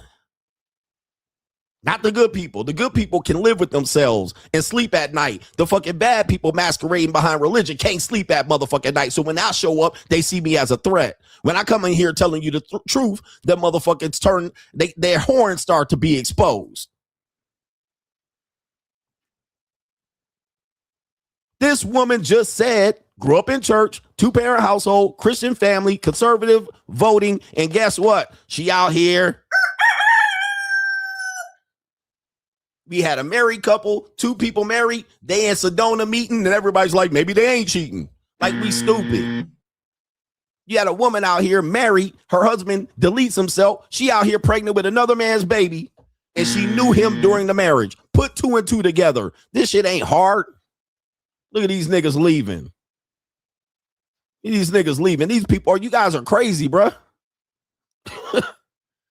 What you guys are trying to make hope a strategy. Hope is not a strategy. You better do your homework on every person you meet.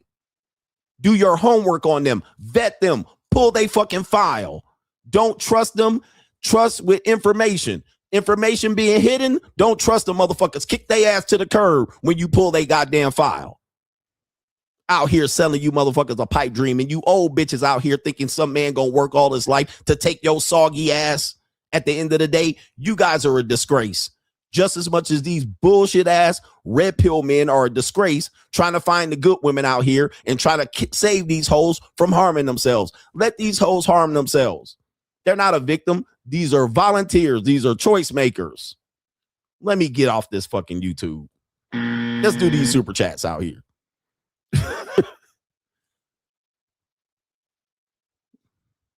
And these perpetrating ass pimps. I get women to do this. I get women to do that. You ain't getting them to do a goddamn thing that they didn't want to do.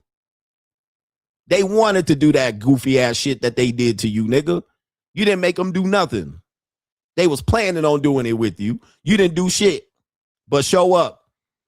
Niggas barely brushing their teeth and changing their drawers, telling me out here what they doing with these big panty ass broads. Go sit the fuck down, nigga.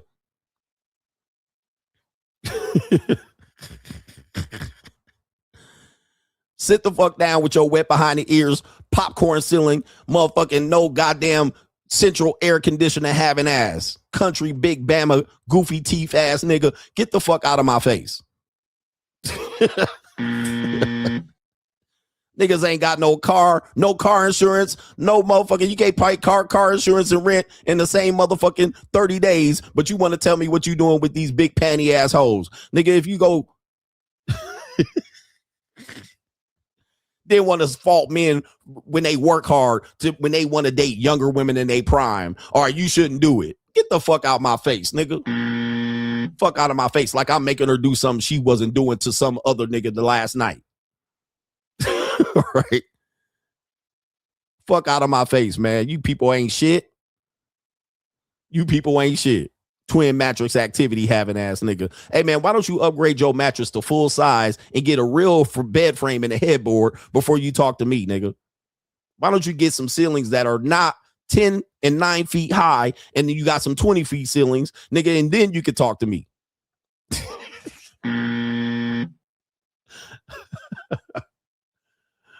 Oh my goodness. Shout out to Emiliano, says thanks a million. We done told you the game over here. We done told you the game. Niggas out here with a goddamn air conditioning in the window and want to talk to me. Nigga, hey man, don't you realize as a man, nigga, you had to earn some stripes before you talk to another man? You got a fan in the goddamn window in the middle of New York City in a 500 square foot hovel, and you want to have a conversation with me, nigga? Go ahead and fix your tea first. What the fuck are we doing out here, nigga? Get a real life. Swamp cooler ass niggas. You niggas out of control.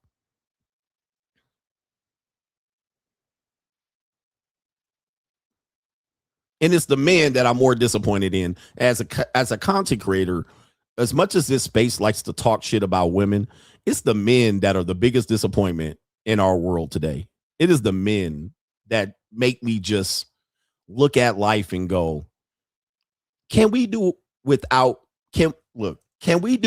at least half of these men? You could not live with your own failure. In my opinion. Where did that bring you?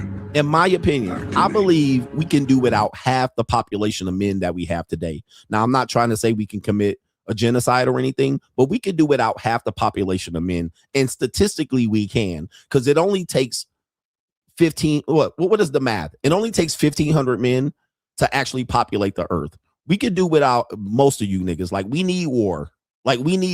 We need some frontline platoon men. We need some niggas that's cannon fodder. We need some niggas to distract the enemy and just go get wiped out over here.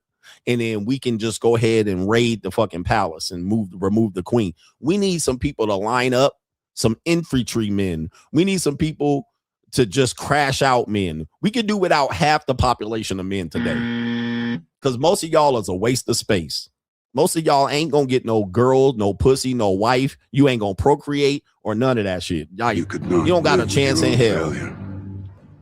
Where did that bring you? Back to me. We need some frontline crash outs, nigga. We need some people to just kamikaze pilots, nigga. We need some. Most of y'all is a waste of space. Y'all ain't gonna account for nothing, amount to nothing. Most of y'all ain't gonna boss up, invest in yourself. Nigga ain't gonna do nothing, sacrifice or take a risk. They ain't gonna climb a tree, hop a fence, none of this shit. Most of y'all need to take a vaccine shot or something. I mean, could not live with your own failure. Y'all, you're a waste. It's a waste. All right, you're a waste. Just leave the rest of us to ourselves, man. Anyway, somebody said you go first. I'll be out here, bro. I'm strapped up. I'm armed up to the teeth. All right, anyway. Shout out to Hustle Every Day says, if a man ain't taking L's in his life and learning from it and bouncing back, you ain't a full man. Your wisdom come from experience and time. Keep on living. This is kind of, what we talk about as a man. Any man that jumps on the internet and claims they're Superman and they never lost and they never went broke and they never had a bitch that tricked them or never been finessed or never lost a business deal, that person is lying to you as a man. And if you think you're going to go about life not getting played, not losing money, not making a bad investment, not losing a bet, not losing out to a woman, you're going to be disappointed, because what is required for men to be successful is missing and losing and getting hit on the head and losing money in the investment. Anybody that's been an investor, they lose money. They probably worry about and think about all the money they lost in investments, not the money they won in an investment. But you're not about to be out here with all the information and not missing out here. You're going to miss. You're going to get played. You're going to get tricked. You're going to get tricked out of your money. You're going to lose money. You're going to lose a bet. That's required of risk taking. But dudes are out here day trading. They'll tell you they made $2,000 today. Well, they ate $3,600 yesterday. Do the fucking math. People that go on the blackjack table, they made $15,000 a day, but they lost $50,000 yesterday. That's part of the deal. You made an investment. You missed out on Uber, or you invested in Bitcoin, shitcoin when it was 115. Now it's sitting at 73. Okay. But if you hold on to it, it might turn into a win. But let's talk about that 30K loss that you took. Part of the game. Same thing with women. Don't think you just gonna come out here armed to the teeth with information to prevent these women from getting over you, because they don't give a fuck. They gonna still try to get over on your ass, and you just gonna still eat some motherfucking L's when you're dealing with women. You're gonna eat some. It's gonna be a day or two that you took an L, and then hopefully enough you realize in day number 3 to cut your losses and keep it moving, and not her double down and fool your ass, because a lot of women will double down and keep fooling your ass because they don't care about getting choked out and whooped and knocked the fuck out. So they gonna be out here. They don't care. They don't care. Michael Jordan said, he don't think about the 10,000 makes, he think about the 10,000 misses. He don't worry about that. The 10,000 misses is gonna happen.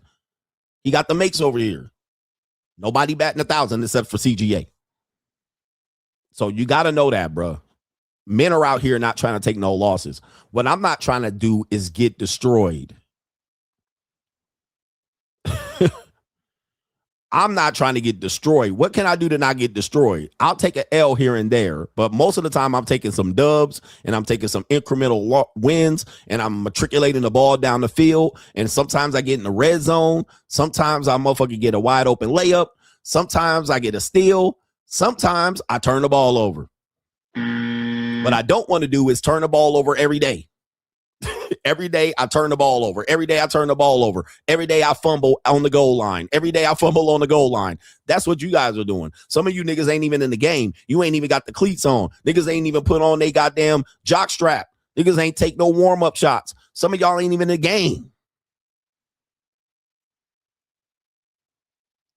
But you don't want turnover after turnover after turnover. You don't want to turn the ball over and not get back on defense and give it up a layup, and then they set up they goddamn 90-foot court press, and now they trapping you in the corner.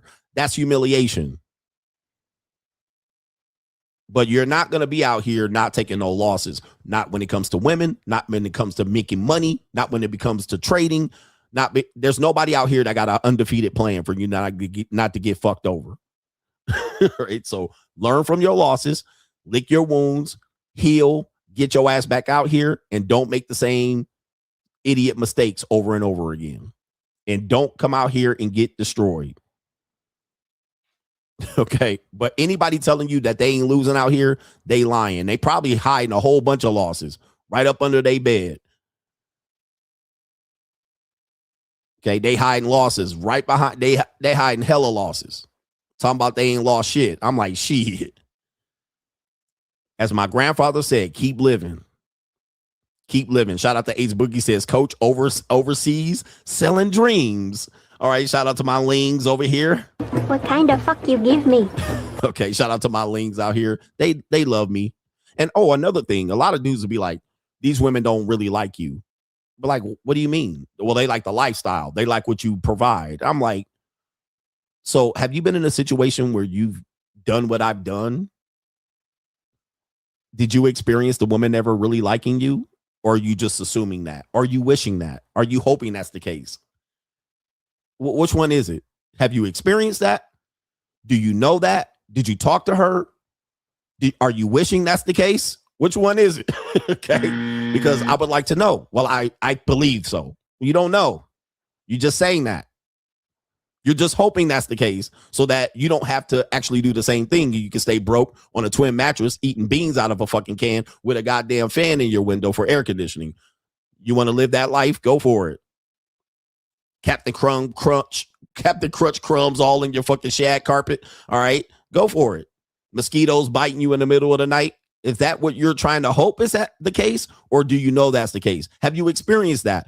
You don't even have $1,000 to even know that that's the case. So I know you haven't experienced that. Secondly, you don't know that because you don't know the person. Thirdly, you're wishing that that's the case so you can stay broke and work it out while you're living with your mother. Tranisha says, I don't like when men ask, but who would pay for that? Instead of asking, why would anyone F me without spending money, energy, attention, and time? It pisses me off because men will waste so much meat and gas to women who don't F them. Society doesn't call men 4s and 5s enough, and some of y'all are deluded. In my opinion, I've been saying the most delusional people in the male-female space are men. By number, per capita, it's not even close. They really, truly don't understand relationships. In my opinion, men today don't have any relationship tools at all. And I jump up on here on the internet telling you the truth, and I'm like, guys, you can't afford a relationship.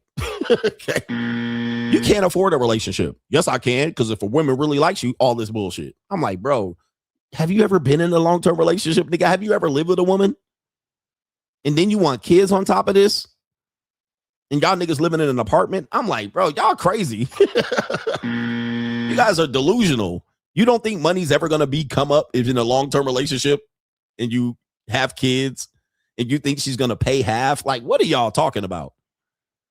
Most men are delusional as fuck. And they just hope that money never comes back. Okay, let's just say money never comes up and you stay with a woman long-term. When she divorce your ass, money definitely going to come up. Okay, because child support, I mean, it's built into the system. You're going to spend. The money going to come up at some point. The money's going to come up at some point. You guys, technically, today's men that are relationship age men, 18 to 30, cannot afford a relationship. You can't afford one. You can't afford a marriage. You can't even afford a girlfriend. Then let me add this up. What about an attractive girlfriend? You guys can fucking forget it.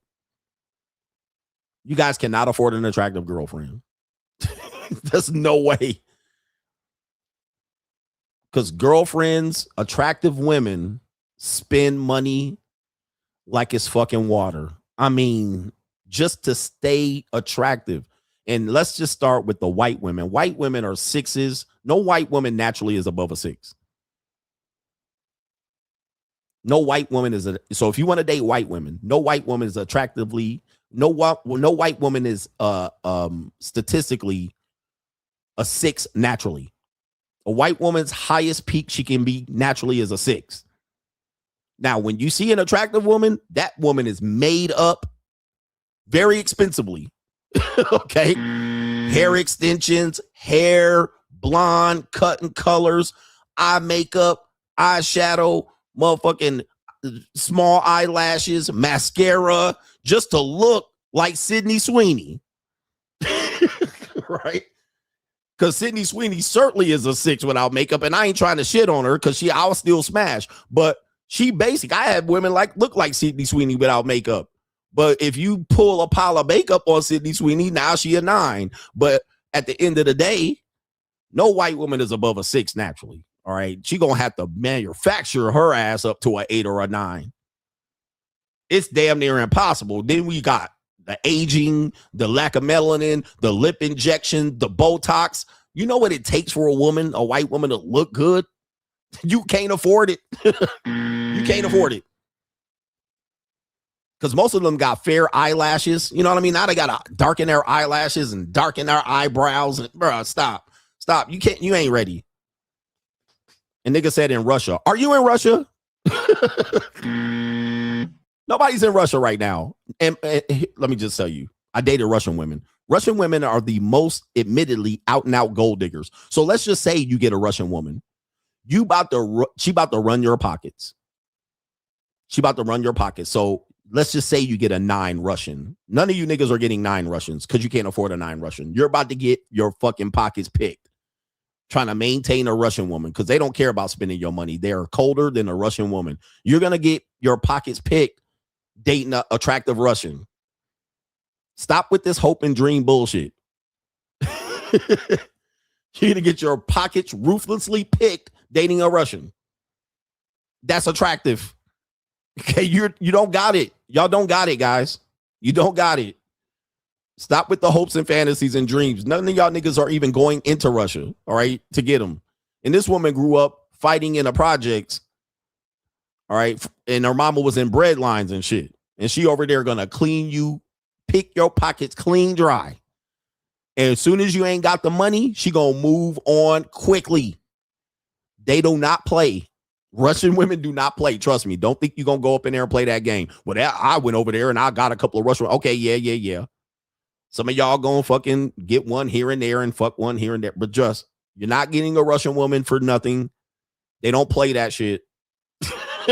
Now, they'll play that with Vladimir. They'll play that with Stanislav. All right, but they're not going to play that with an American. They're not going to play that with an American. I don't care how much swag and juice you got. You go over there with that American fucking wallet, she going to pick you clean dry with your pants pockets hanging out with lint coming out, falling to the floor.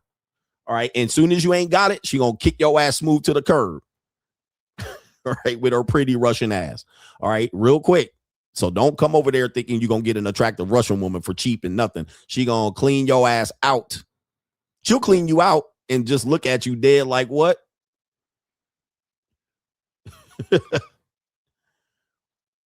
Oh man, I dated some Russian, Eastern European, Bulgarian, Lithuanian, Latvian. It is not a fun thing to do. It is not fun.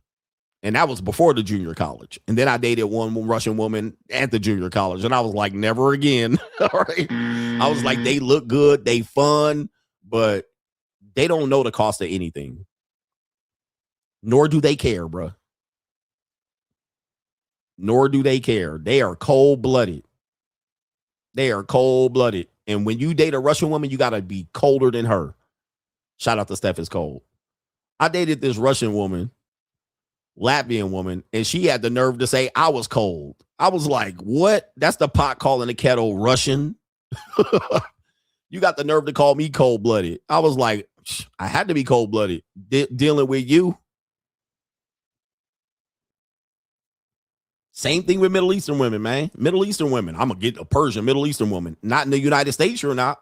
Not without no money. She better come from poverty. But if you get a Middle Eastern woman that got 35 cousins and shit, you ain't about to do nothing.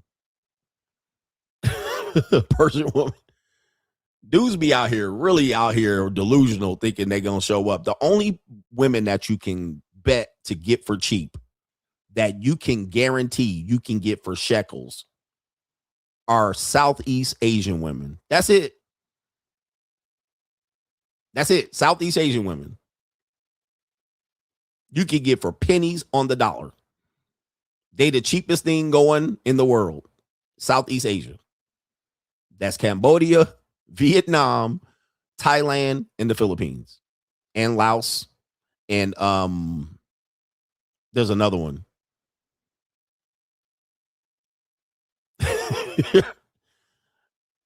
There's another one. Yeah, that's it.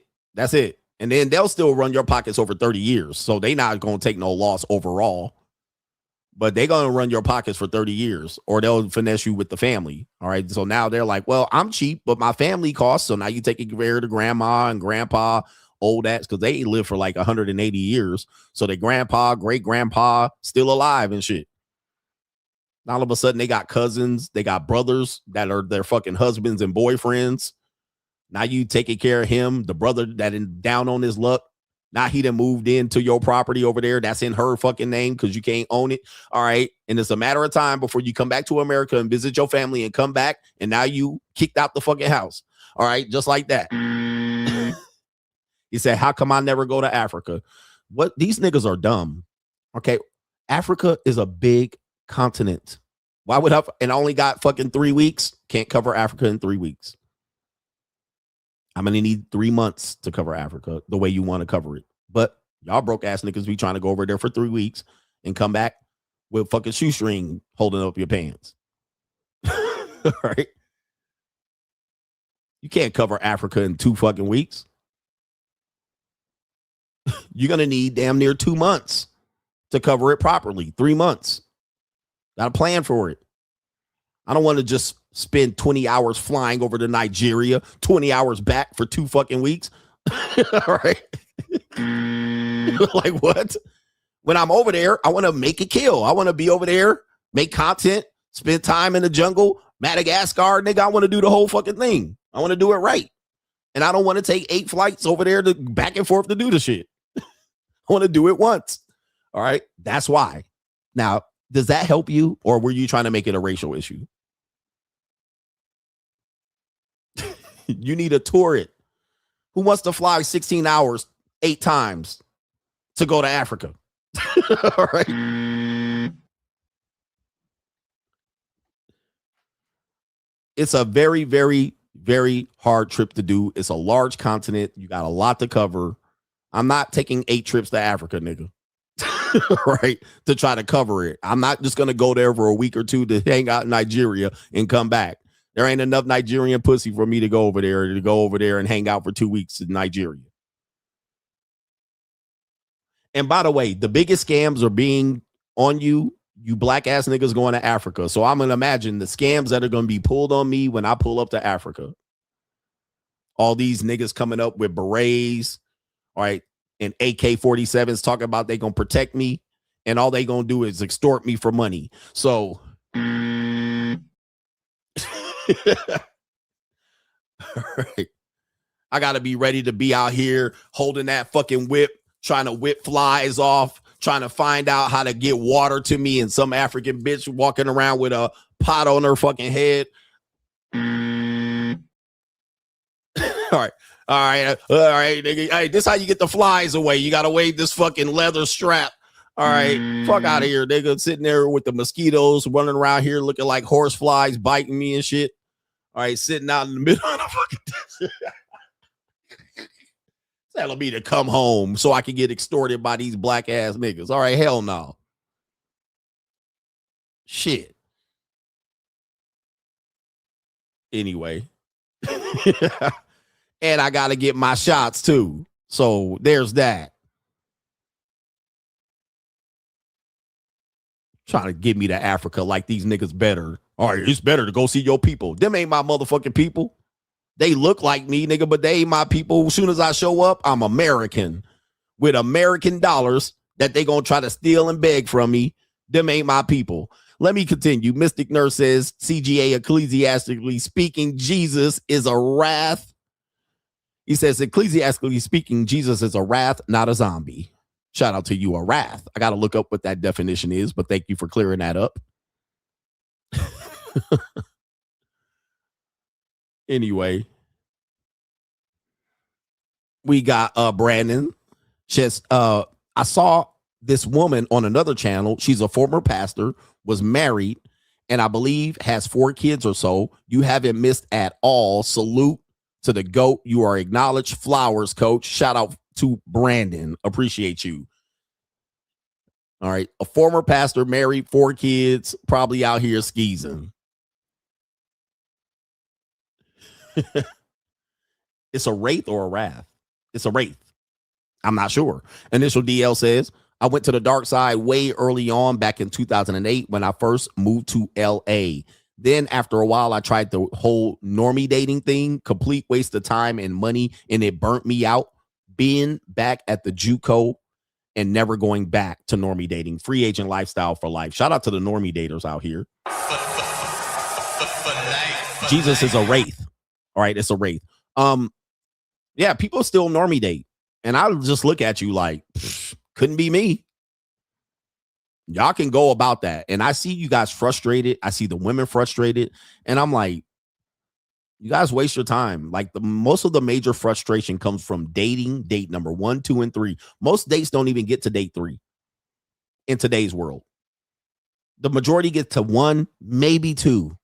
And most people keep getting frustrated about it. And I can't even make content related to it because I don't understand. I haven't normie dated in a long time. I don't understand what the fuck y'all talking about anymore. Because I'm like, what is the problem? Y'all talking about who pays on the date and she pays, she likes you, you pay, but she owes you and you think she should give you some pussy, and then you shouldn't pay. She should get hard dick and bubble gum, and I ain't giving a bitch shit because she didn't give the last guy shit that she fucked. I'm like,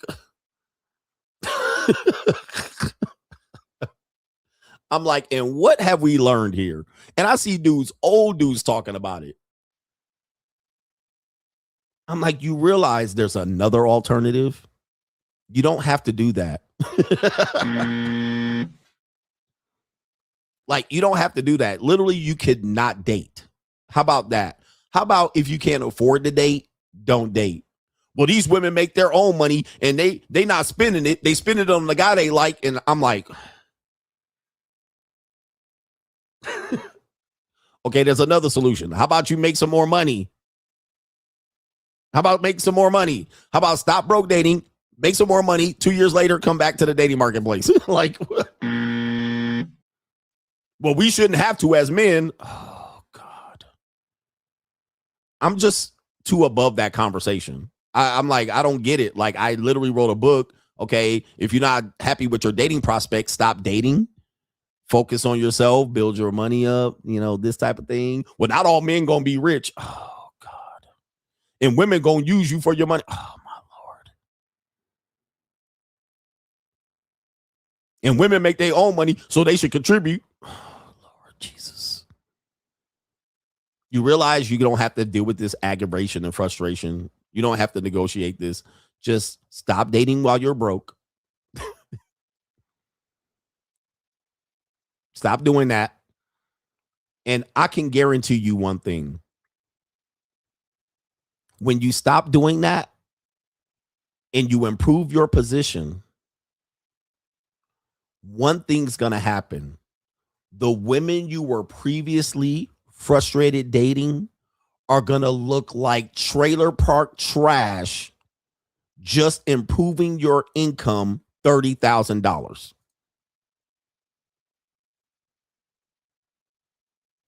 The women that were frustrating you and aggravating you, you can improve your income an extra 30K and you will never date them motherfuckers ever again. You will be like, why the fuck was I even going out with them? Like, that realization is going to hit you. You're going to be like, oh, I was really aggravated for some slump busters, single moms, 46-year-old bitches, soggy hoes. Then you're like, oh, I don't have to date them no more. You realize that the dating environment is toxic because losers are trying to get as much as they can from losers. Bottom feeders are trying to attack and manipulate bottom feeders. People who are in survival mode are trying to get as much as they can out of people who are also in survival mode. It is your bottom feeding. Once you realize that and improve your life, you're going to go back and go, why was I even trying to negotiate with these cockeyed, knock-knee booger wolf or these broke ass thirsty, starving ass niggas? Like, that's what's going to happen. I promise you, you're going to wake up. You're going to go, I was negotiating out of my mind trying to have sex with a soggy ass mother of two with two baby daddies. And I got mad at her because she wanted me to pay $50 worth of the date. And I thought she wasn't worth $50 a date. The minute you do that is going to change your perspective, and then you're going to no longer be aggravated by that. There's going to always be aggravation, but there's not going to be aggravation for that. You're going to be like, well, I wouldn't even deal with them women ever again.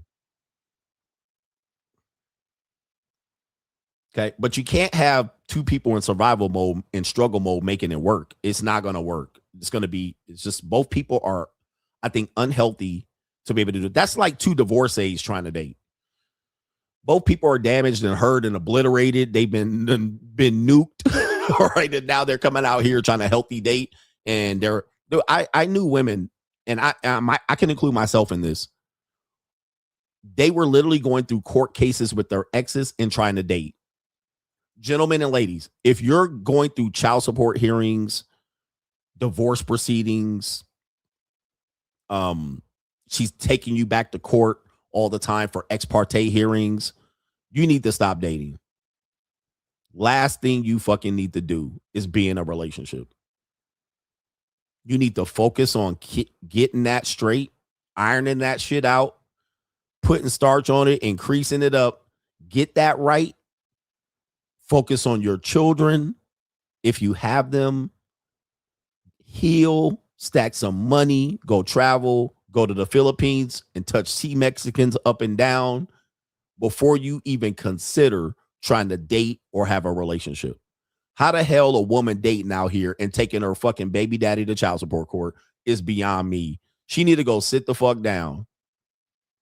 But y'all don't hear me though, because y'all out here doing this stupid shit trying to make it work. And I'm like, you guys are really fucking around and you both are in survival mode. You're trying to exist and trying to find love at the same time. Why don't you go back and love your fucking baby daddy and your ex-husband? Why don't you go back and love your ex-wife and your fucking baby mama?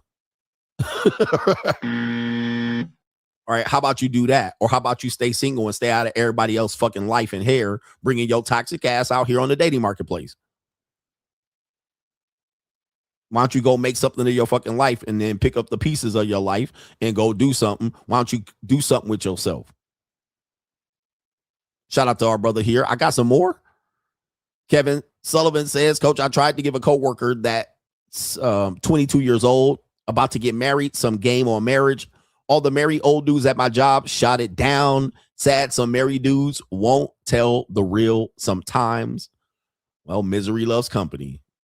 Misery loves company. And most married men are, as 50 Cent said, happy hostages.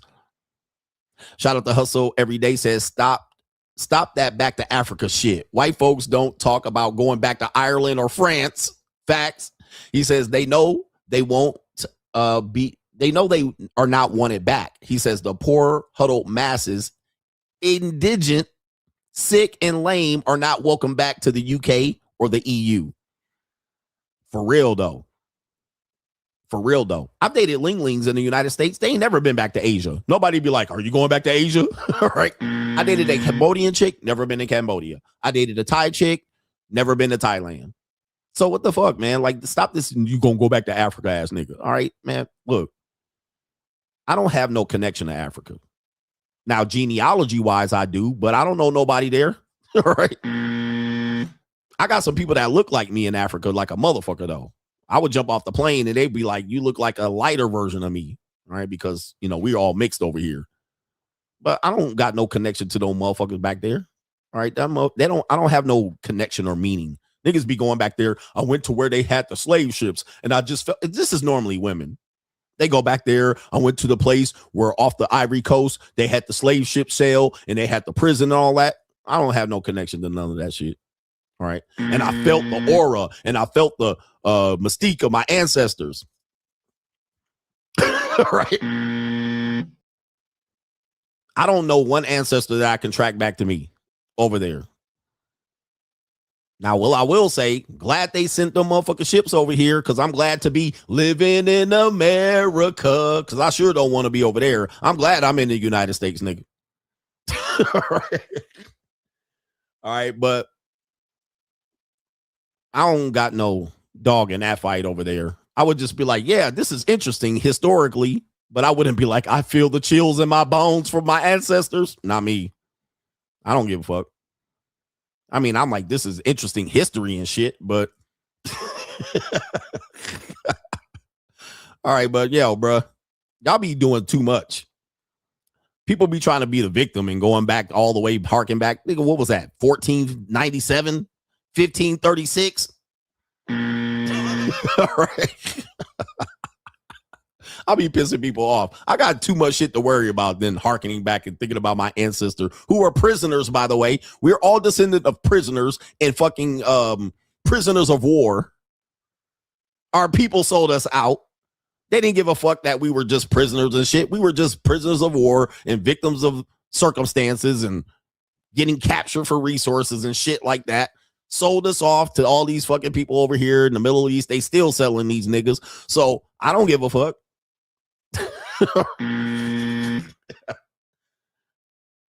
All right. I don't care. Like, that's not, I can't fix all that. All right. But I would be like, man, this is wild history. I'll take some pictures.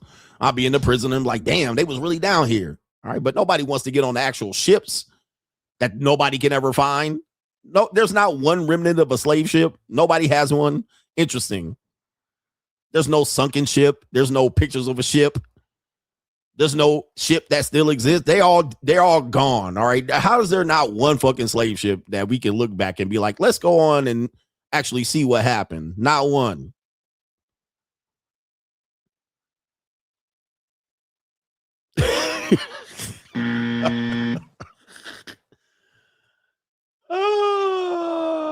Anyway. He said they were wooden ships, but not one. We don't have one remnant. We don't have a half a remnant. We don't got nothing. We don't got a stick. We don't got a fucking anchor. Nothing. All right, but that's neither here nor there.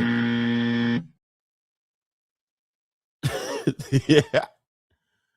Somebody says, is that true? It's true. There's not one remnant of one slave ship. All right, but I don't know. Y'all can look it up. Y'all can look it up yourself. All right, but there's not one that you can go on and look and walk on and be like, let me see what it was like. And that was what was the last one? 18 something? 1860? 1865? I can't see one fucking stick, a splinter, a toothpick, nothing.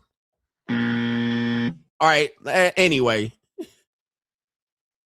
Let's continue. We don't want to fucking piss people off because I don't want to wake y'all niggas up. You know what I mean? Because y'all still sleep. All right, but they all in the Bermuda Triangle. They all in the Bermuda Triangle. But hey, listen, 1859, but not one, not a splinter. Let's continue. Let's get the fuck out of here, as a matter of fact, because, you know, I can't tell too much truth in one show. Shout out to the Coach Gang. We out of here. Peace.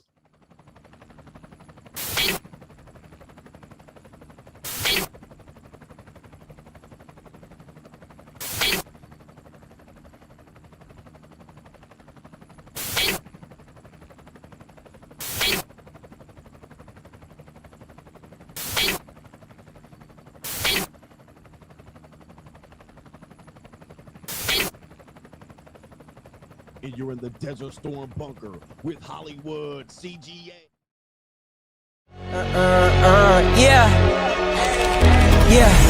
Legends ain't born, they built from the grind. From benches to banners, we sharpen the mind. We sharpen the sword and promise and swore that we going hard and leaving it all on the floor. Hey, yeah, we going hard and leaving it all on the floor. Hey, yeah, we going hard and leaving it all on the floor. Legends ain't born, they built from the grind. From benches to banners, we sharpen the mind. We sharpen the sword and promise and swore that we going hard and leaving it all on the floor.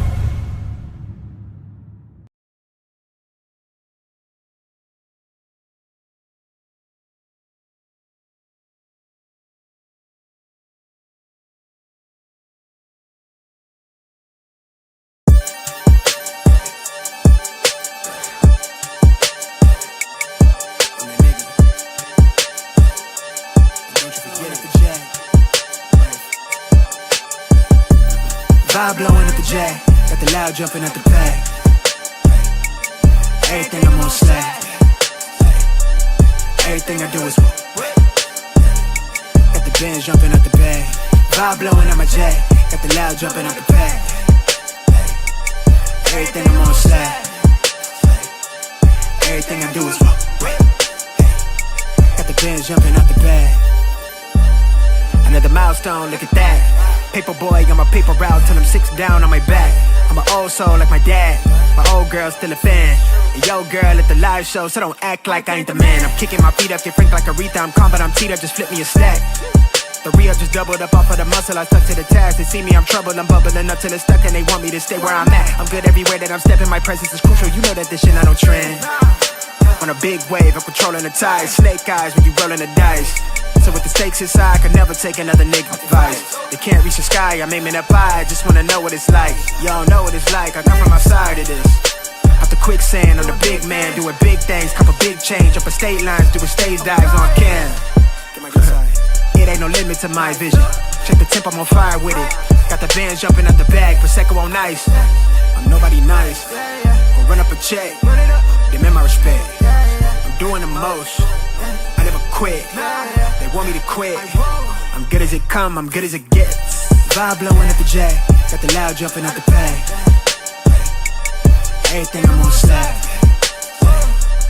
Everything I do is